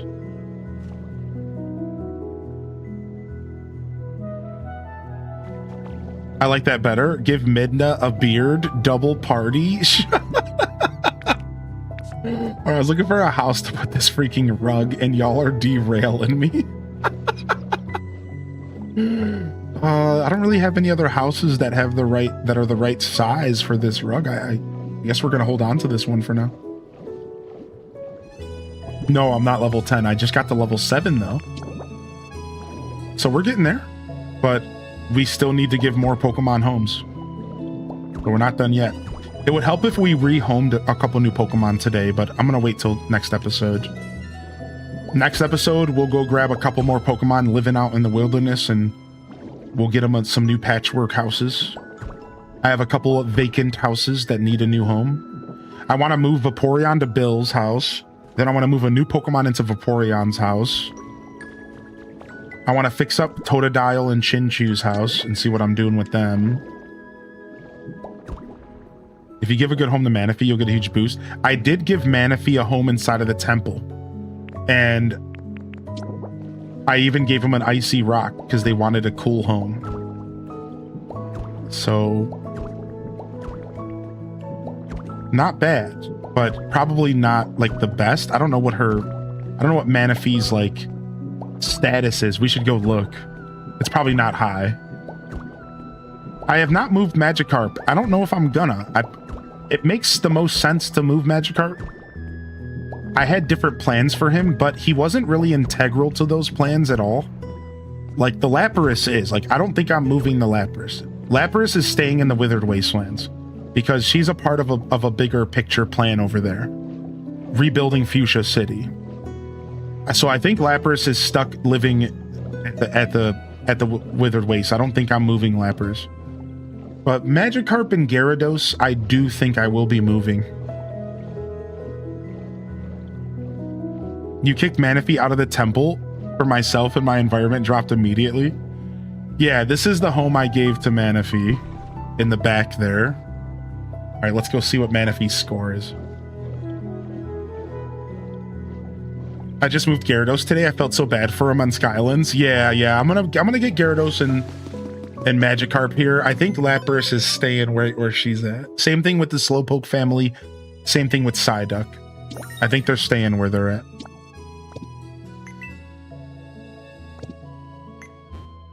My Manaphy is at nice level. So if we could get Manaphy up to great or awesome, we would get a big boost. Yeah.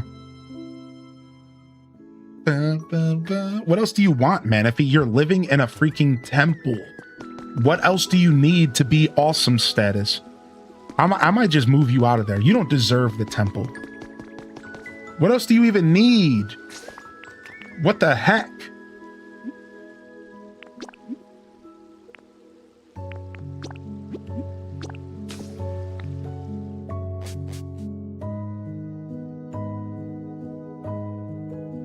I got level 10 way too fast because I wanted to give awesome status homes to everyone I started with.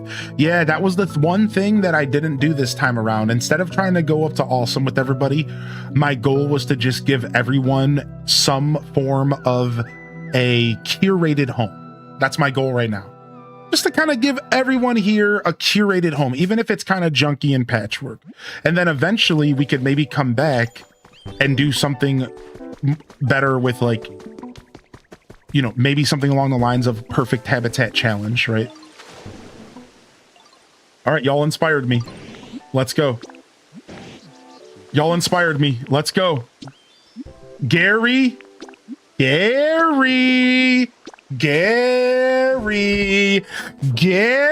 is coming home. Gary. How old's Midna? Midna will be turning 7. According to they figure out the cat's age via teeth. And she was 7. She was 6 when she was brought in last year. And I picked her up halfway through that year. So she'll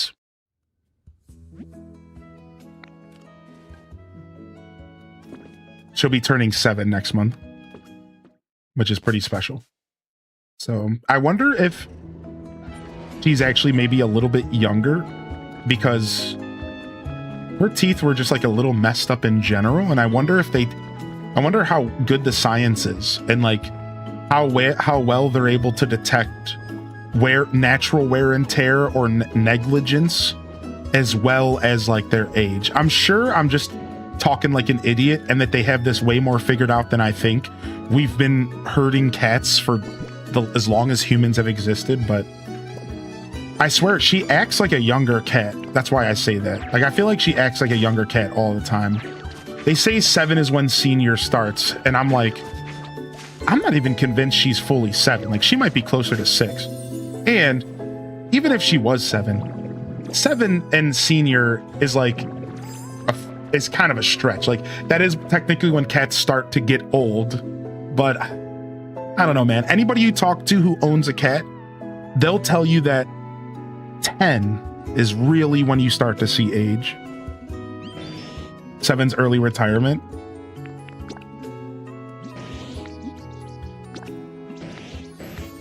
All right. What do you think? Do you like your new grass patch? I moved you from grass patch to grass patch. Nice. He seems happy. We're going to assume he's happy.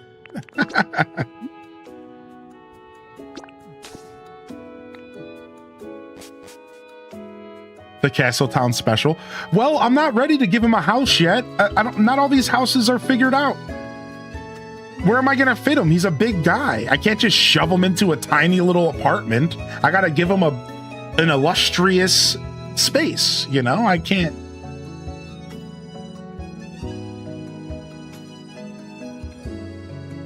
I did? You just shoved him into a little box? Well, that's the difference between you and I, Mrs. Pirate. I like free-range grown Pokemon. Yep, and he's awesome. My partner and I went into the shelter looking for older cats. We brought home a 6-year-old, and they told us that she's technically reaching senior status. And I was like, nuh-uh, she's a baby, and that's it. That's kind of how I feel about it, yeah. All right, Magikarp, we thought we were going to move you in here, and you were going to be a part of this. Turns out, you're moving out. Harp, follow me. Because we're giving you a new home to the Basin.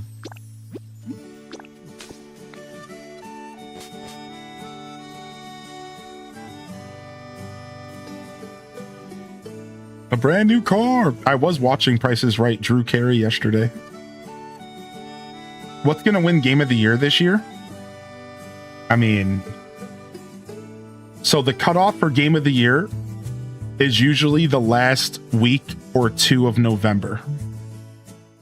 Who wants to guess that the cutoff this year will be the day after GTA releases? So whatever day GTA is scheduled to release, who wants to guess that the cutoff for Game Awards nominees is going to be the day after GTA's release? And that will tell you everything you need to know about who's going to win Game of the Year this year.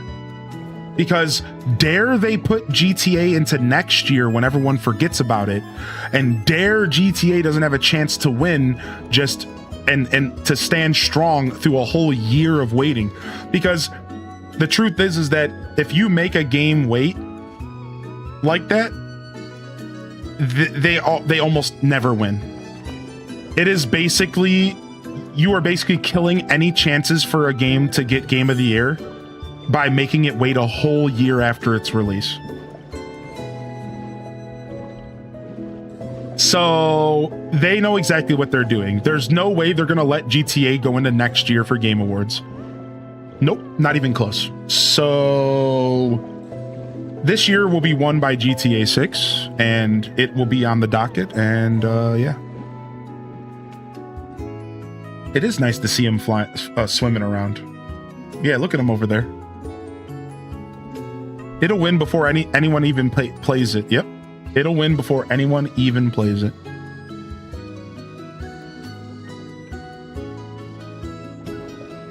My wife realized the dog's getting into the 7+ age bracket, and it's her first pet outside of guinea pig, and she's struggling with them getting older. Aw. It's my first pet too. It's something I need to definitely take my time with and consider. I don't know where to give them a home. I don't want to separate. I think I want Magikarp and Gyarados to live together. I might need to build a new establishment for them. I think we're going to need a new home. Do we have them go live in the cave that we started creating down below? Actually, that's perfect because it's still in the water. All right. You know what, Gyarados? You're about to be the creeper under the bridge. Follow me, buddy. I got you guys a new home. and it's already furnished, kind of. And it comes with an aquarium, so you can be fish in an aquarium looking at another aquarium. Oh wait, are you even gonna be able to get through this door, Gary? Wait a second, I might need to bust this wall open. Frick, I don't think Gary's gonna be able to get in here. I might need to open up this door a little bit. Who's having trouble following me? Come on, let's go. Where are you at, Magikarp? Come on. All right. How do you get Pokemetal? You just gotta find it on Dream Islands, or you gotta find it in the Rocky Ridges. I think there's a bunch of it in the Rocky Ridges hidden in the mines. All right, I don't know if he can go through this door. Watch. He can. Okay, we're good. All right. What do you guys think? What do you guys think? You guys want to move into this new secret pad? All right, nice. All right, we'll get you something more than a Clefairy doll to live with, though. Now, what if we push Magikarp behind, and what if we make it to where it's Gyarados living in a house, looking at a Magikarp inside of a... What if... Should we try to shove Magikarp in there?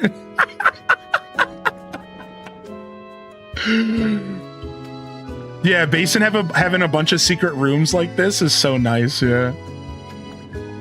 There's some Pokemetal in the Sparkling Skylands as well, yeah. The Dream Islands, go to the Dragonite. If you haven't gotten the Dragonite doll for Dream Islands yet, that's a good place to farm Pokemetal. Magikarp passed out immediately. So, yeah, I mean, here's their new home, and they seem to like it.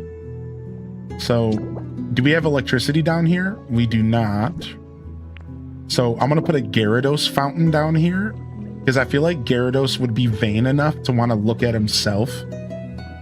He's definitely that kind of Pokemon, right? He just wants to look at himself, spitting out water. Here you go, Gyarados. What do you think?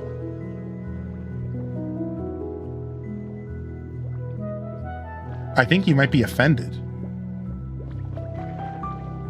Yeah, he might be offended. Let's not do that. He might bite me. I might have pissed him off. I'm not going to do that. Never mind.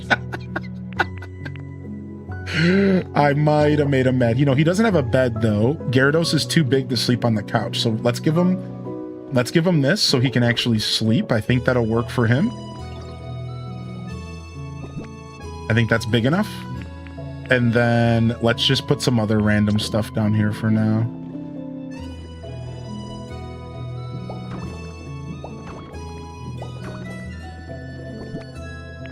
Just some random goodies, you know. I hate that I have so many of these decorative plates and I keep putting them everywhere. It's starting to make me mad.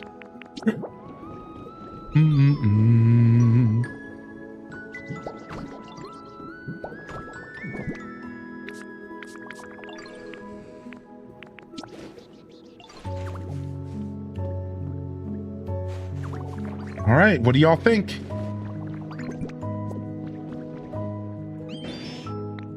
Oh, dang, I was hoping they were having a conversation, but they weren't. All right, what do y'all think? Y'all like the setup so far? Where is...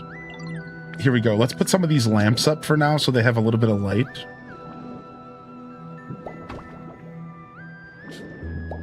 They don't have to live in a cave just because they're actually in a cave. And Gyarados goes to sleep. Yo, Gyarados, I'm gonna put this lamp above your bed. Is that cool? Never mind. It pushed him off the bed. All right, let's not do that. My bad. He's gonna bite me again. I woke him up. I'm the worst. All right, great. He's curling up. Yeah, that was cute, right? I never saw him curl up before, but I haven't got a chance to hang out with Gyarados much, so to be fair. Oh, of course, the wig rug. Yo, the rug, and it fits perfect right here. How did I forget about the rug? perfect. Look at that. Oh, I am so happy. So glad we found like the perfect location for that rug. We'll put the Corsola lamp here anyways, even though we don't have power down here at the moment. I don't know, a couple boxes wouldn't hurt. Just add a little bit of something in here. Increase, you know, more potential increasing of their environment level, because I could luck out and put an item down that they actually like. You know, because right now I don't know, so I'm just kind of throwing stuff down.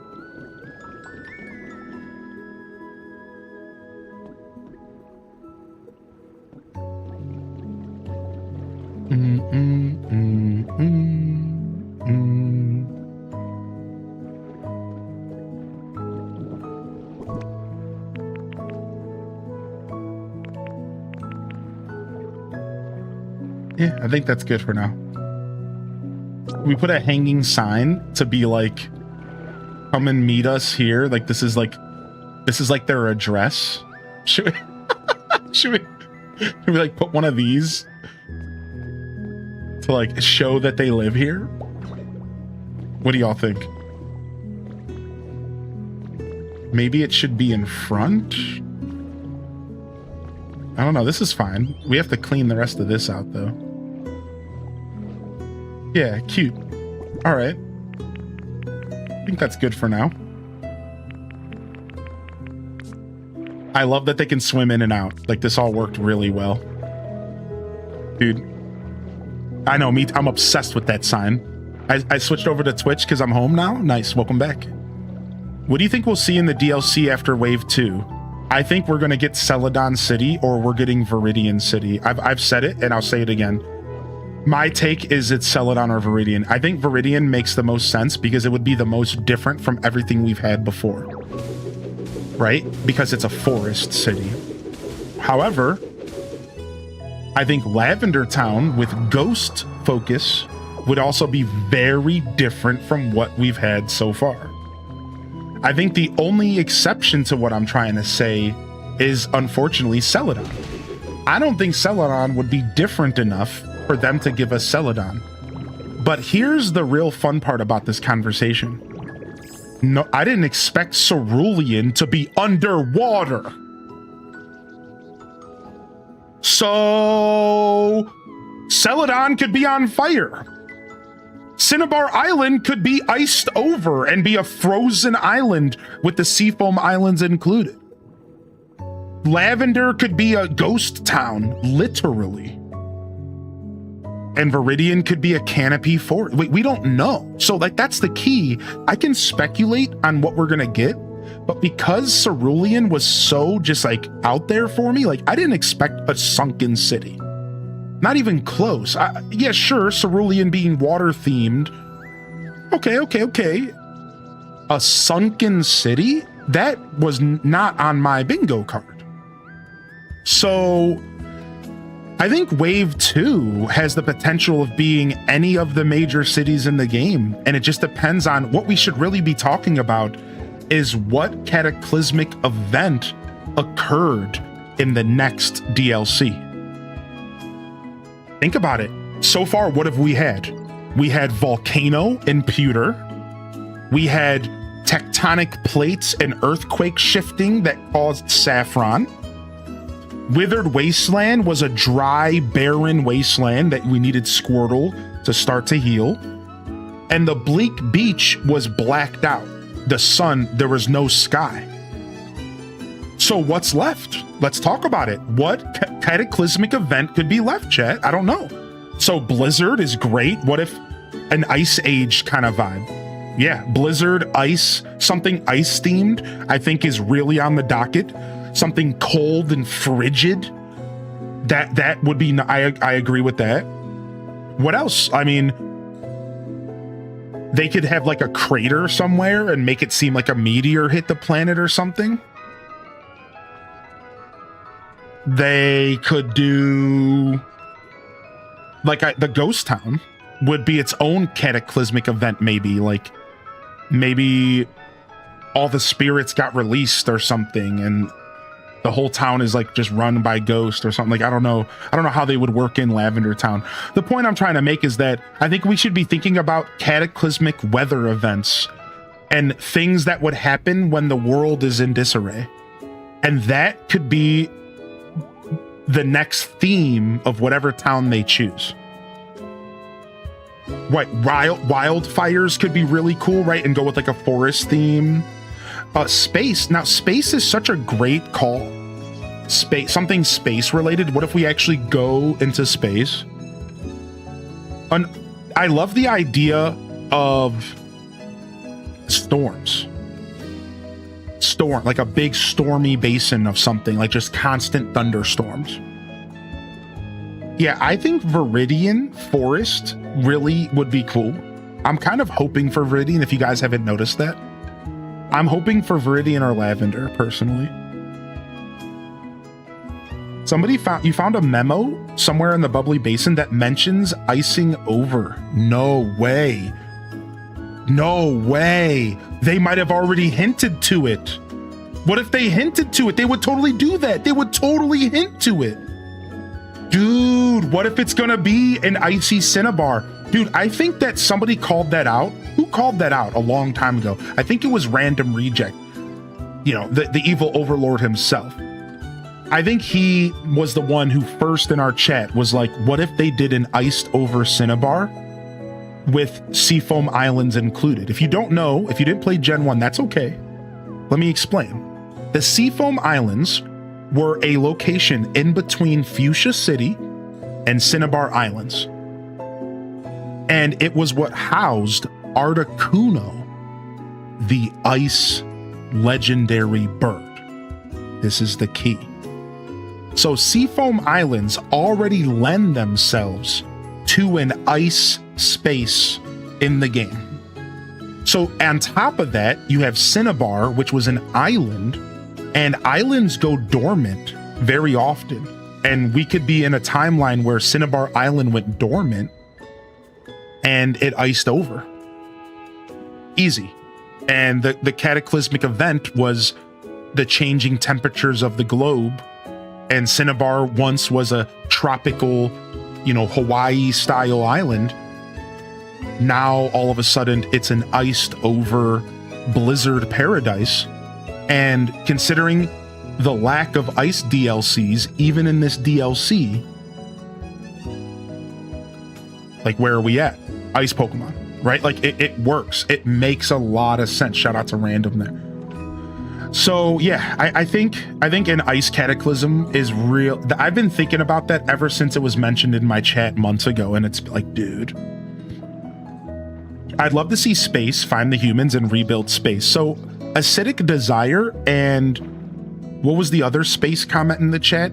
It was from Tessie. Here's my only thing with that. I feel like that's going to be Pokopia 2. That's my only thing. For some reason, I'm of the mind that we are going to see a sequel to this game, not more DLC after this wave. We're going to get these 3 waves, and they're going to go quiet, and we're just going to have events. And then they're going to release a Pokopia 2 in a couple years that potentially taps into what the rest of the story. Humans come back, we go visit the humans, yada, yada, yada. So that's my theory on that. I feel like that's prime or second game stuff.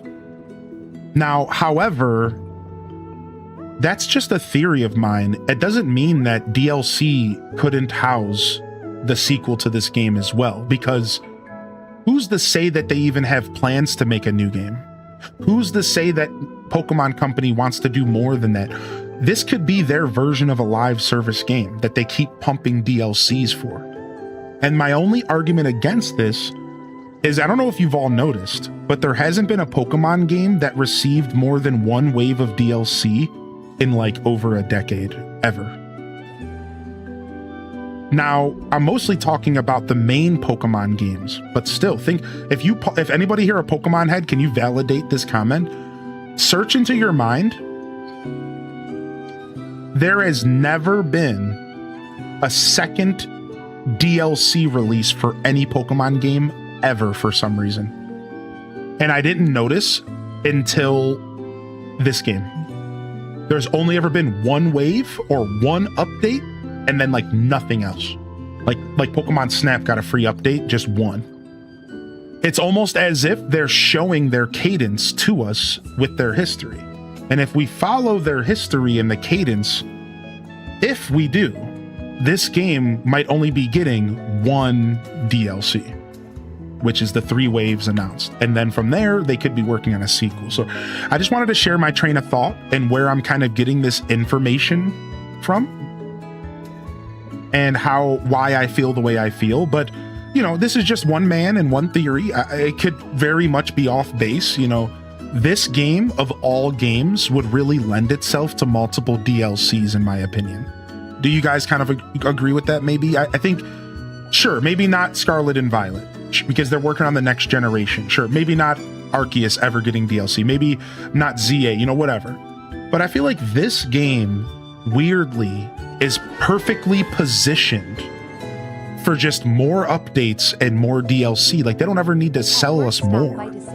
Like, it's perfectly positioned for just more biomes, right?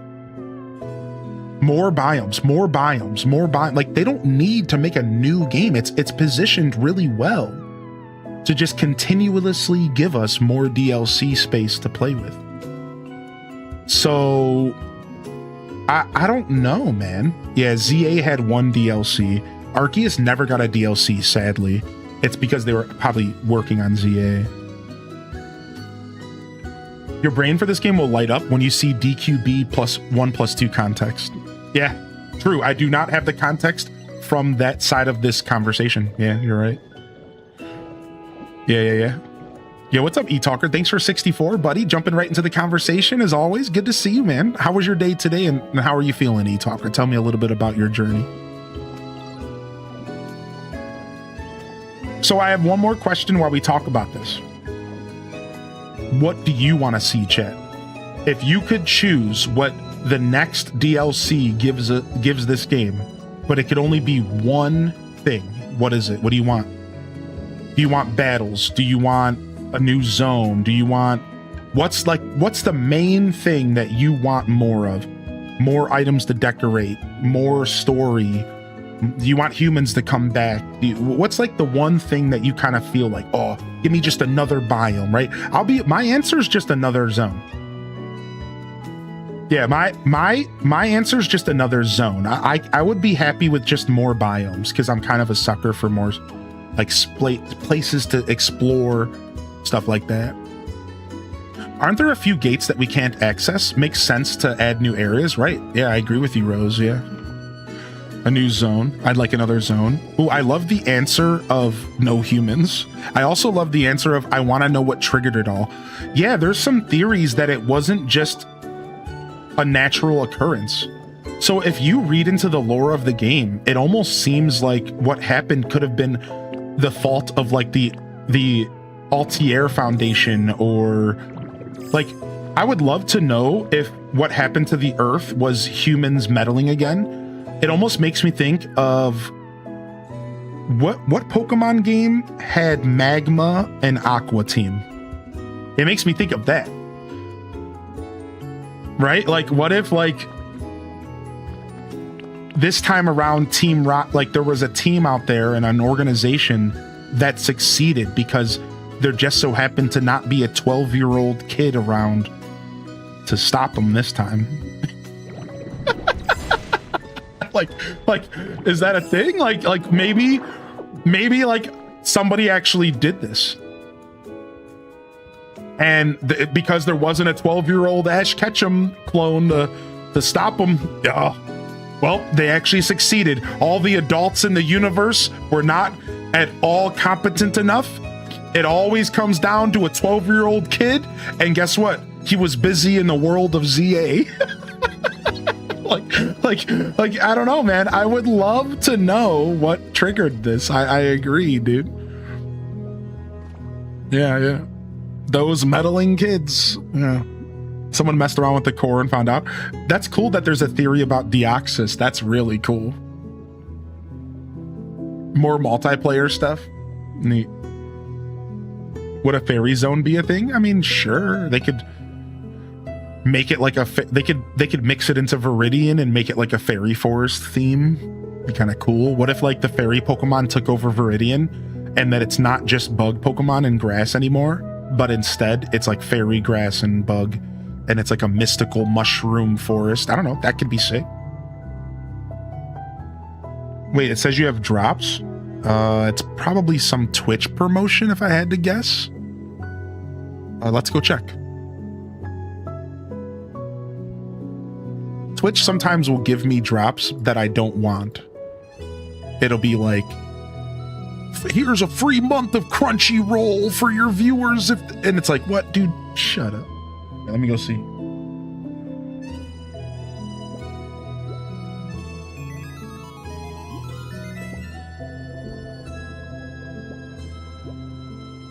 Yeah, it's definitely not this game. I can tell you guys that much.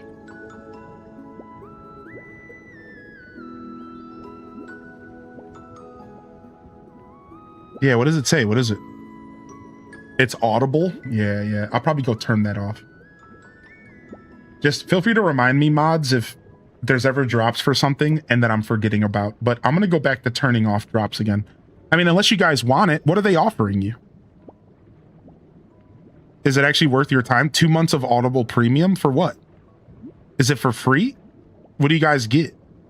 What do you have to do? You just have to click a button or something? All right, I'll leave it up for y'all. It's probably a gift sub, huh? Yeah.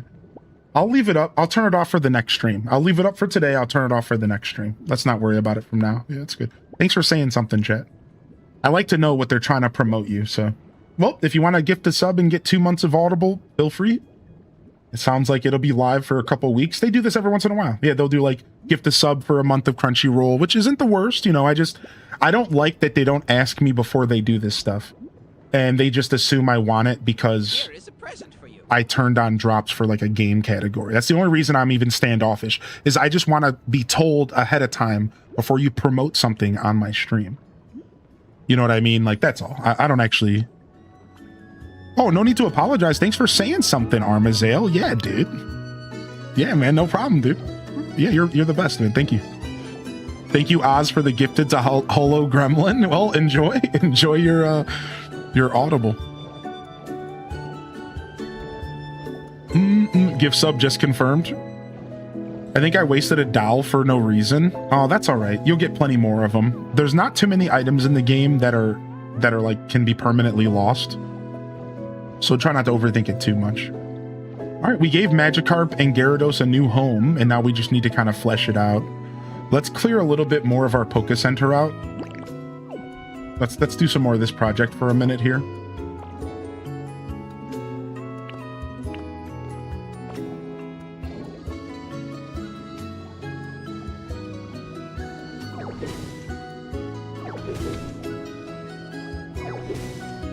Went to try to get Pokemetal and there's none. Oh, so you only wasted it for the day, Meg. That is unfortunate. That does mean that you might be stuck for the day. And the best Doll to get Pokemetal is Arcanine, but there's actually Pokemetal at every island. You just have to dig really deep on the island. So if you're still on the island, try digging really deep. Like I know this sounds crazy, Meg, but try digging like real deep and you might find some Pokemetal. I think you have to dig like 5 layers down. Does anybody remember? We had this talk. You have to dig like 5 or 10 layers down. It's like in between those layers, I think.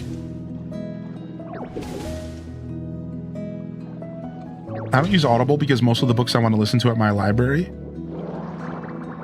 Oh, so Audible's like a book thing? For some reason, why was I thinking Audible was I was thinking it was Duolingo. That's what I was thinking. I was thinking of Duolingo. I don't know why. Yeah, find a cave and dig down.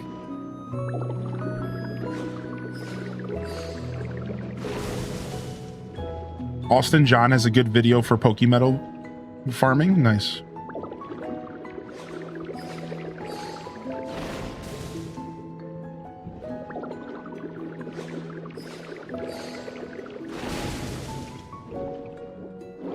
Yeah, for some reason I was thinking of Duolingo. I thought we were talking about a completely different program. Oopsie.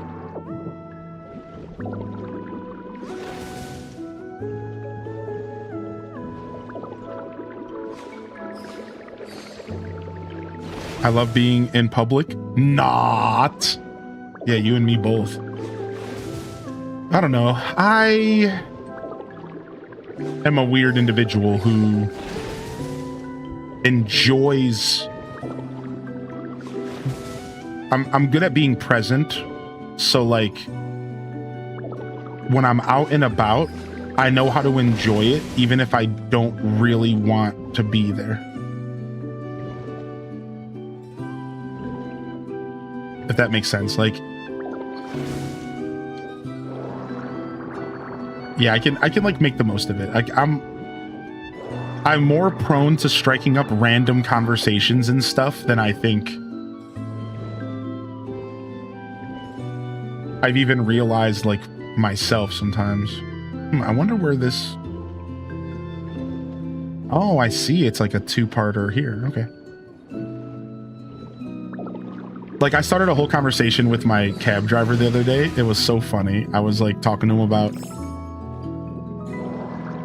We were talking about how long he's been like driving cabs and stuff. And we were like yapping about it. And then you could tell like when somebody just like wants to chat. Like sometimes I'll just like let people chat, you know, like I'll just like let them do their thing. And homie like started going on a tangent about how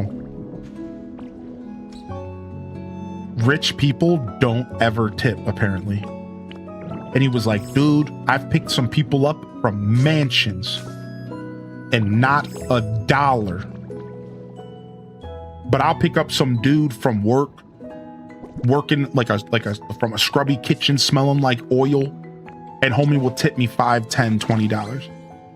He's like, I don't understand. And he went through this whole spiel about how like, and like we were like yapping about it. We were chatting just about the nature of people, and yeah. And this dude was going in. It was real funny, man. He was a funny guy.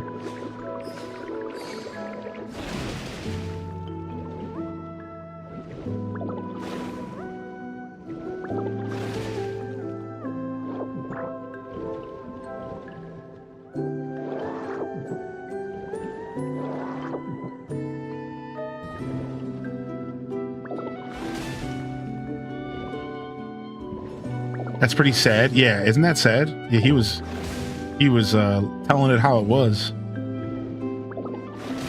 Then he got out of his car and didn't tip. Dang it, why'd you ruin my punchline of my joke? So anyways, so then I got out of the car and I clicked the no tip button and I laughed. Sucker! I'm broke and I'm still not tipping. No. Honestly, that was the most awkward conversation to get into with the driver though, because the worst thing you want to do is have a conversation about tipping and then you feel obligated to tip at the end because you're talking about how bad other tippers are. So in hindsight, I'm never going to get into that conversation with anybody again, because then I felt super obligated to tip because I'm like, well, we just had a conversation about all the scummiest people and now I can't be one of those people. So to be fair, I don't want to have that conversation ever again with a cab driver because I basically boxed myself into having to tip. Because, you know, the whole time we're like, yeah, people suck, you know, like, and then like at the end, I'm like, I don't want to be one of the sucktards, you know, like, I don't want to do that. Like, screw that, man. I don't care how juicy flavored a tart is. I don't want to be one of those suck tarts, dude. Maybe that's why he had one of those conversations. Yeah, dude. I feel like I got scammed. You guys think I got scammed? You think that dude scammed me, dude? You think so? You think he scammed me? I feel like I scammed a little bit. You think he scammed me a little bit? I feel like I got scammed a little bit. I was thinking about that the whole way home.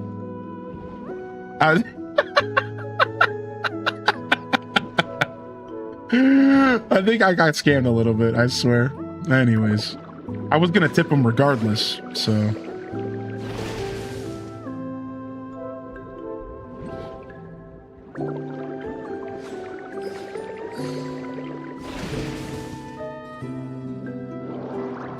That's so funny.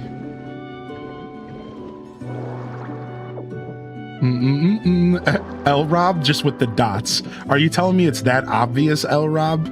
Just say it, all right? Just say it. Nah, the truth is I kind of engaged with the conversation. So if he was being like that, I don't mind. I was the one who engaged with the conversation. I actually don't remember what started it, but we were like, how did it go? Now you have me curious. I didn't even think about it because I don't usually think that way when I'm interacting with people. But how did it start? So I got in the car. I didn't have my headphones on by choice. And oh, I complimented his car. I was like, oh, nice car, man. This is the kind of car you want to be this is the kind of car you want to be picked up in. That's what I said to him. I was like, ooh, this is a nice car, dude. I'm like, this is the kind of car you want to be picked up in. And he was like, oh yeah? And I'm like, yeah, man, sometimes they be a little rank. And he was like, really? Does that happen to you often? And I'm like, I'll be real.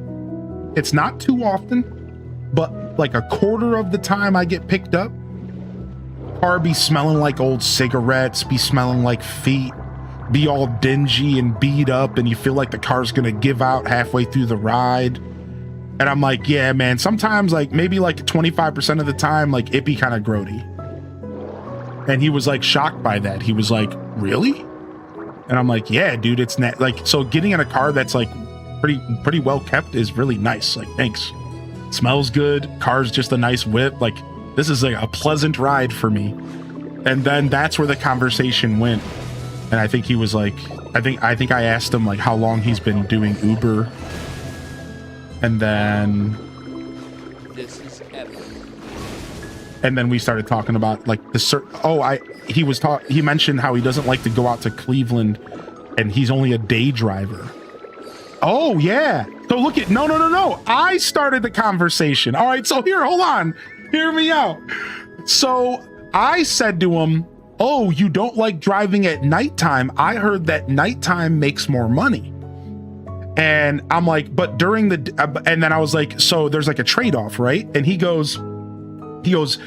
mentions the weekends and he's like, but the one time he said he did that, he had somebody throwing up in his car. And he was like, nah, right? He was like, I would never want to do that again. I don't want to deal with people like throwing up in my car. And then I proceeded to be like, yeah, that doesn't feel like the tips would make it worth it. And then he was like, oh, the tips. And I was like, yeah, I'm like, maybe people during the day don't tip as well as night, right? And he was like, true. He was like, yeah, true. He's like, the truth is that people during the day, I end up picking up a lot of people from like mansions and stuff, and they never tip. And that's how the conversation went. So there you guys go.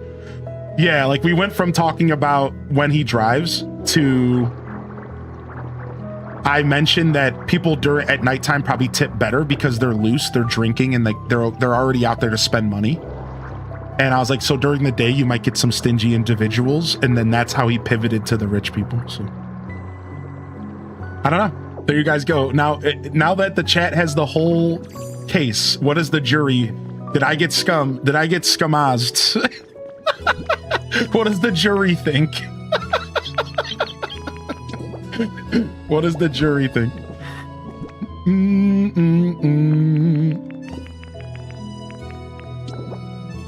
So now he's thinking that you think he has money, and now he's about to prove that he doesn't have money like that. Oh, Sidey, I see.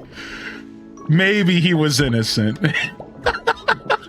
Scammed yourself, I guess. That's how I felt. I felt like I scammed myself. I felt like I scammed myself. Yeah. Yo, thank you, Dolore, for the 5 gifted subs. Thank you so much. What the heck, man? I feel like he was genuinely venting. Yeah. Thank you, man. Holy heck. How you doing, Dolore? Thanks for gifting subs. Thank you, Saidi, and again, Oz as well.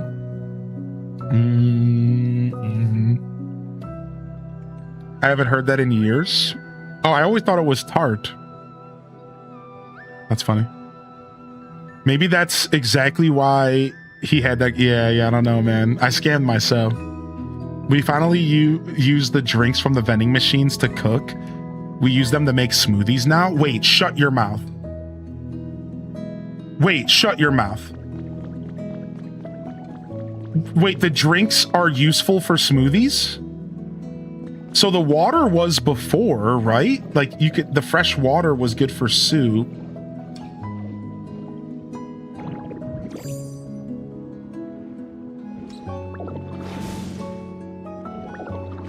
Now we can use milk and soda.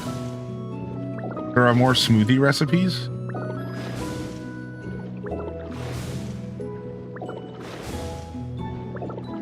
Man, this is nice. You got to admit that this is super nice. Time to start your Jamba Juice. I've got no more strength with rock smashing, but I got 37 Pokemetal fragments and 5 rare. Not bad. Yeah, you gotta get yourself hip to how to make food in the game. That's your next step. So making food in the game can help you restore your strength and all that.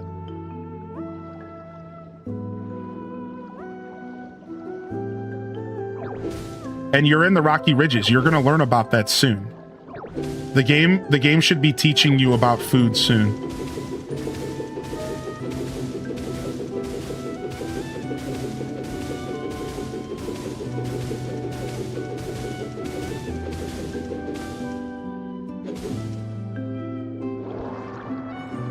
I always like to imagine that when I'm telling stories that the person could be watching my stream. One day that's going to happen to me, right? One day I'm going to be telling a story about somebody and they're going to be like, yo, dude, that was me. One day.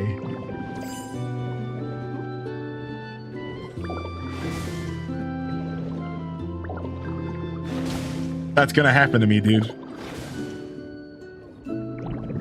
Dang, I'm all out of burgers. I'm also out of strength. Dang, dude, I'm also out of strength, y'all. I need to go make some food too. Just in time for us to clear out this.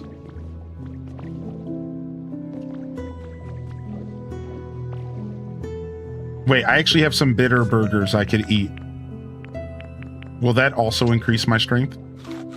Yeah, we're good. I saved those for Snorlax buffs, but that's fine. Yeah, right, exhaustion. Hey, wait a second. We did it. We dug out the Poke Center. Look.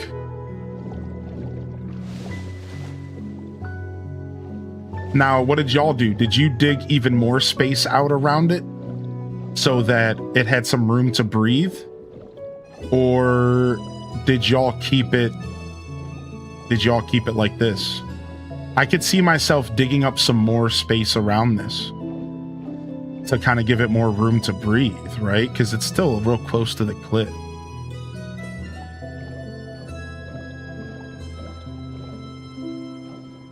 I like this little tunnel here, but I'm thinking about gutting.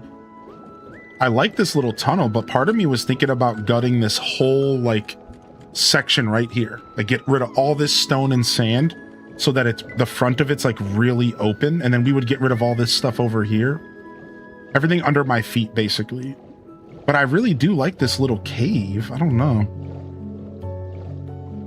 Oh, you can come back to the island. Yeah, you can come back, but it's only one new island every day, but you can revisit the island as many times as you want throughout the day. I dug out the left of it, and I kept the cliff in front of it. I have some stuff on there. Yeah, I kind of like keeping some of the cliff structures.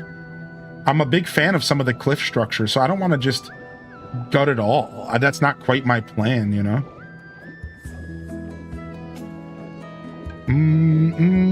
You gutted a lot, but you left the arch basically growing the cave, right? That makes sense. Would I need another dowel, or can I just ask Drifloon to come back? No, your dowel didn't get used up, for the record. When you clicked on the dowel to visit the island, it should still be there when you get back. Unless you accidentally, like, dropped it or something. You've been debating the exact situation? Thanks, chat, for conversating with me today, by the way. Thanks for hanging out.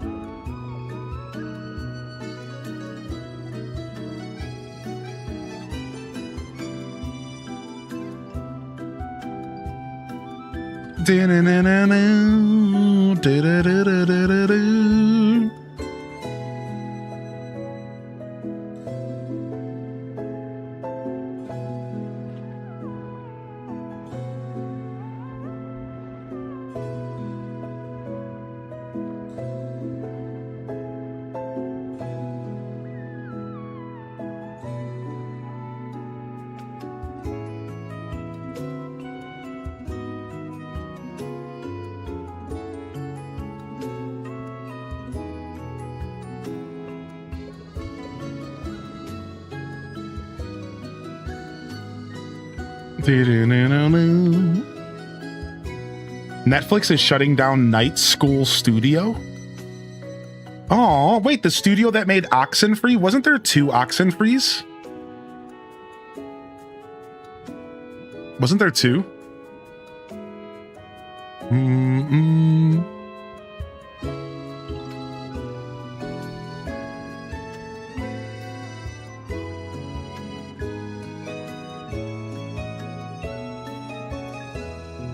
Yeah, there was 2. Yeah, that sucks, man. I feel like both of their games were relatively successful. You just unlocked and you're about to meet Manaphy? Nice!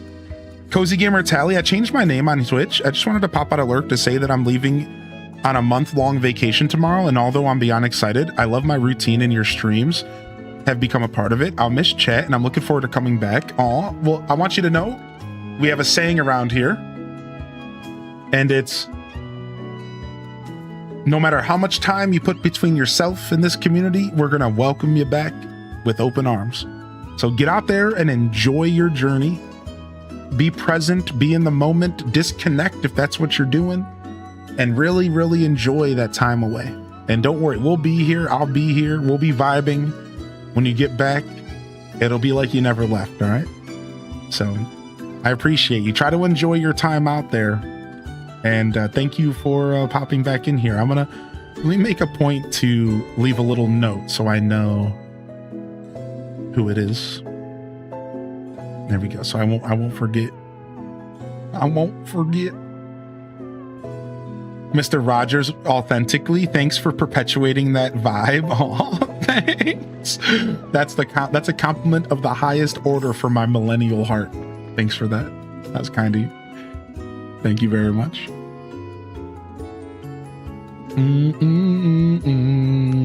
Thanks, man. Yeah, we've been saying that for a while. I don't know where that came from. I made that up one day and I just kept saying it. That's how my whole show is. Rarely premeditated, always just vibes. The occasional premeditated commentary, but I would be lying to you if I made it seem like my show was that premeditated.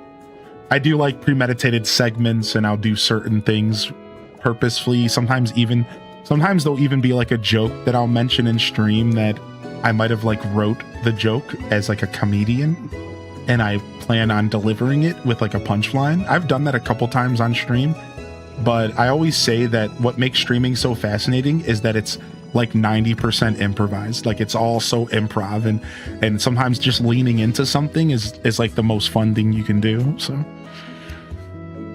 what's the secret to your success? I don't know. I made it up. Yeah, I don't like to tell people that, but that's kind of the vibe. But I also feel like if you reveal the secrets too often, then people will start to lose value in your content. Like, oh, this guy just shows up and does whatever. It's like, no. Some of this stuff is curated. Some of it's not. Some of it's improvised.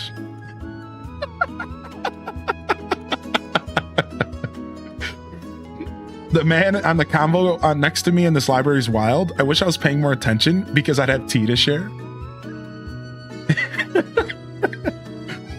Nothing worse than missing out on some tea. You know, that makes me think about in the shower today. I was thinking about how back in the day, landlines used to cross. Did anybody here ever experience a landline crossing and you could hear another conversation on the other side of the phone? Anybody ever experienced that growing up?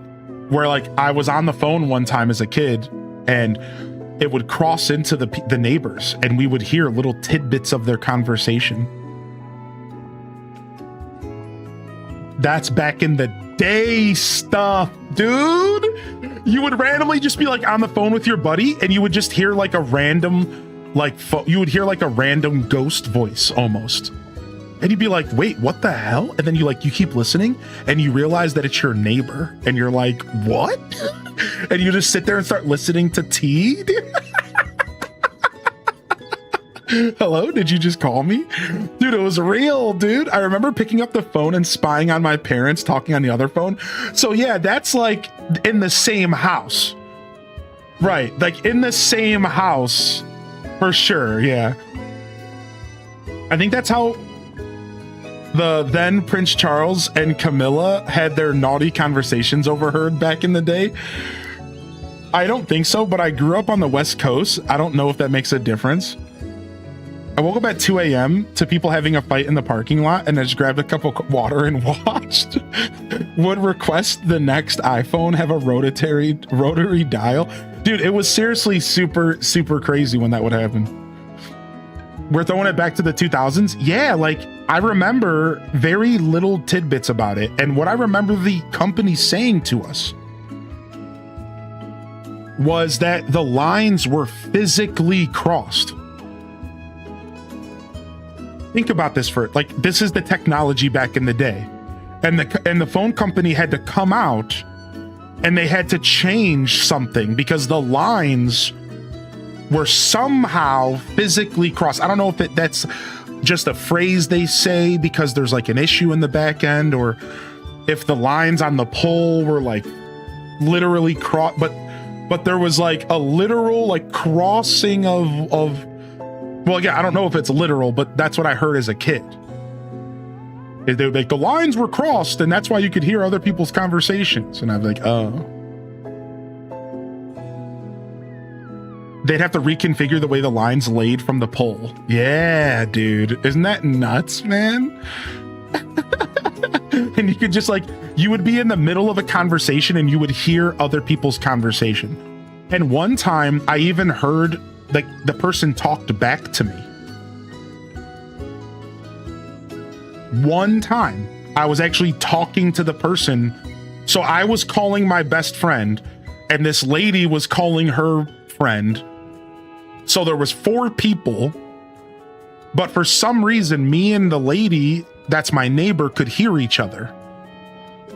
And at one point we were like, hey, and they're like, hey, and it's like, what are you doing on my phone? And it's like, what the heck? And it was like staticky and you couldn't hear it fully, but I remember when you used to be able to feel the static on the TV. I remember minutes on cell phones being free after 8 p.m. and George Lopez on TV at 2 a.m. Dude, Emmy Eliza on YouTube is dropping the mic right now.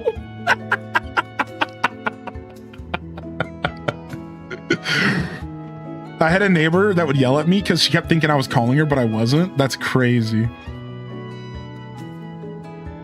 I wonder if... Yeah, dude, there it is. It's a good old slow motion George Lopez. Low rider. Every night, dude. Low rider. Oh my gosh. I wonder if it was more common in the city.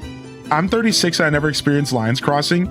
I don't know if it was super common at all, but it was definitely a city thing from my perspective. Yeah. Tessie said that they call it a party line. Yeah, I've never heard that phrase. I apologize. I didn't acknowledge that comment the first time because I found it so fascinating. Yeah, a party line. I've never heard that. That's so cool to me. That's super interesting. The party line. I love that, dude. Out here partying with my neighbors. Oh. All right. We're out of here today, chat room. We're going to take it easy. Thank you for coming out. Show is over today. But don't worry, because we'll be back tomorrow for the Friday show. And I think we're going to be doing a night stream tomorrow. I think so.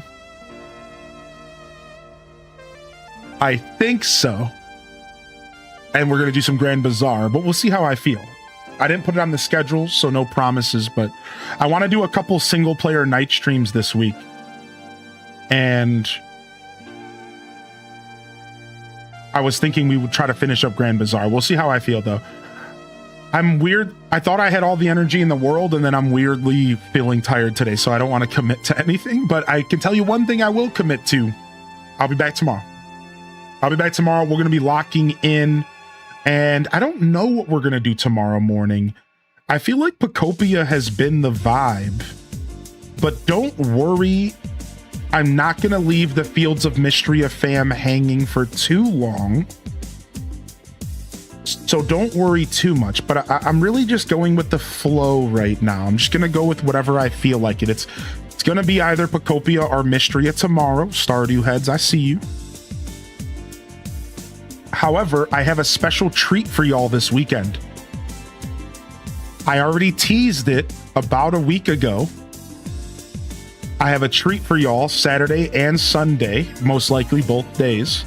We're going to be jamming out on a special edition of Saturday Morning Cartoons. And let's just say that we might be hustling a little bit. And I'll leave it at that.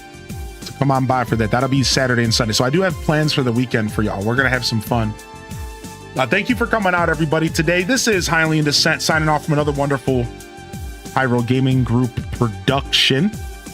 If I don't see y'all here tomorrow, I'll see you when I see you, fam. Don't forget to game on. And of course, as always, peace. Wrap it up. And on to the next episode. Peace.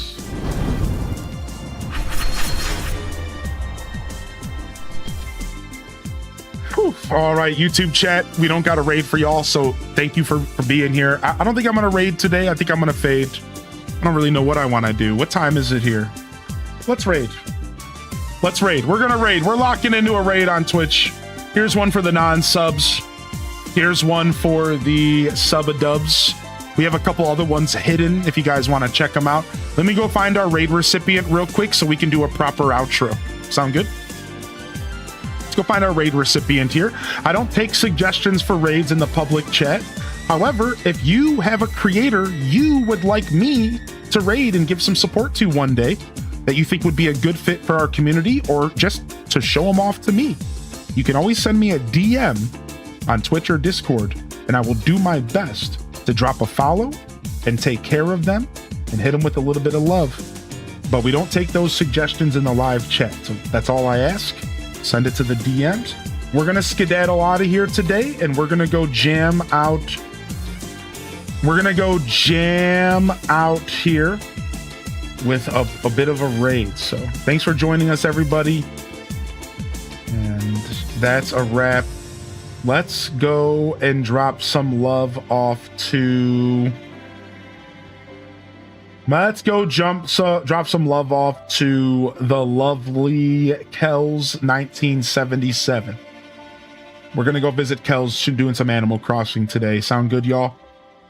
All right, love y'all, and I appreciate y'all. Honored to be a part of your daily routines, and I'm certainly honored to have you as a part of mine.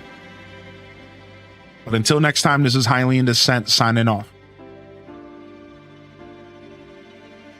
We'll see y'all tomorrow, all right? Peace. And hit them cat jams. Peace.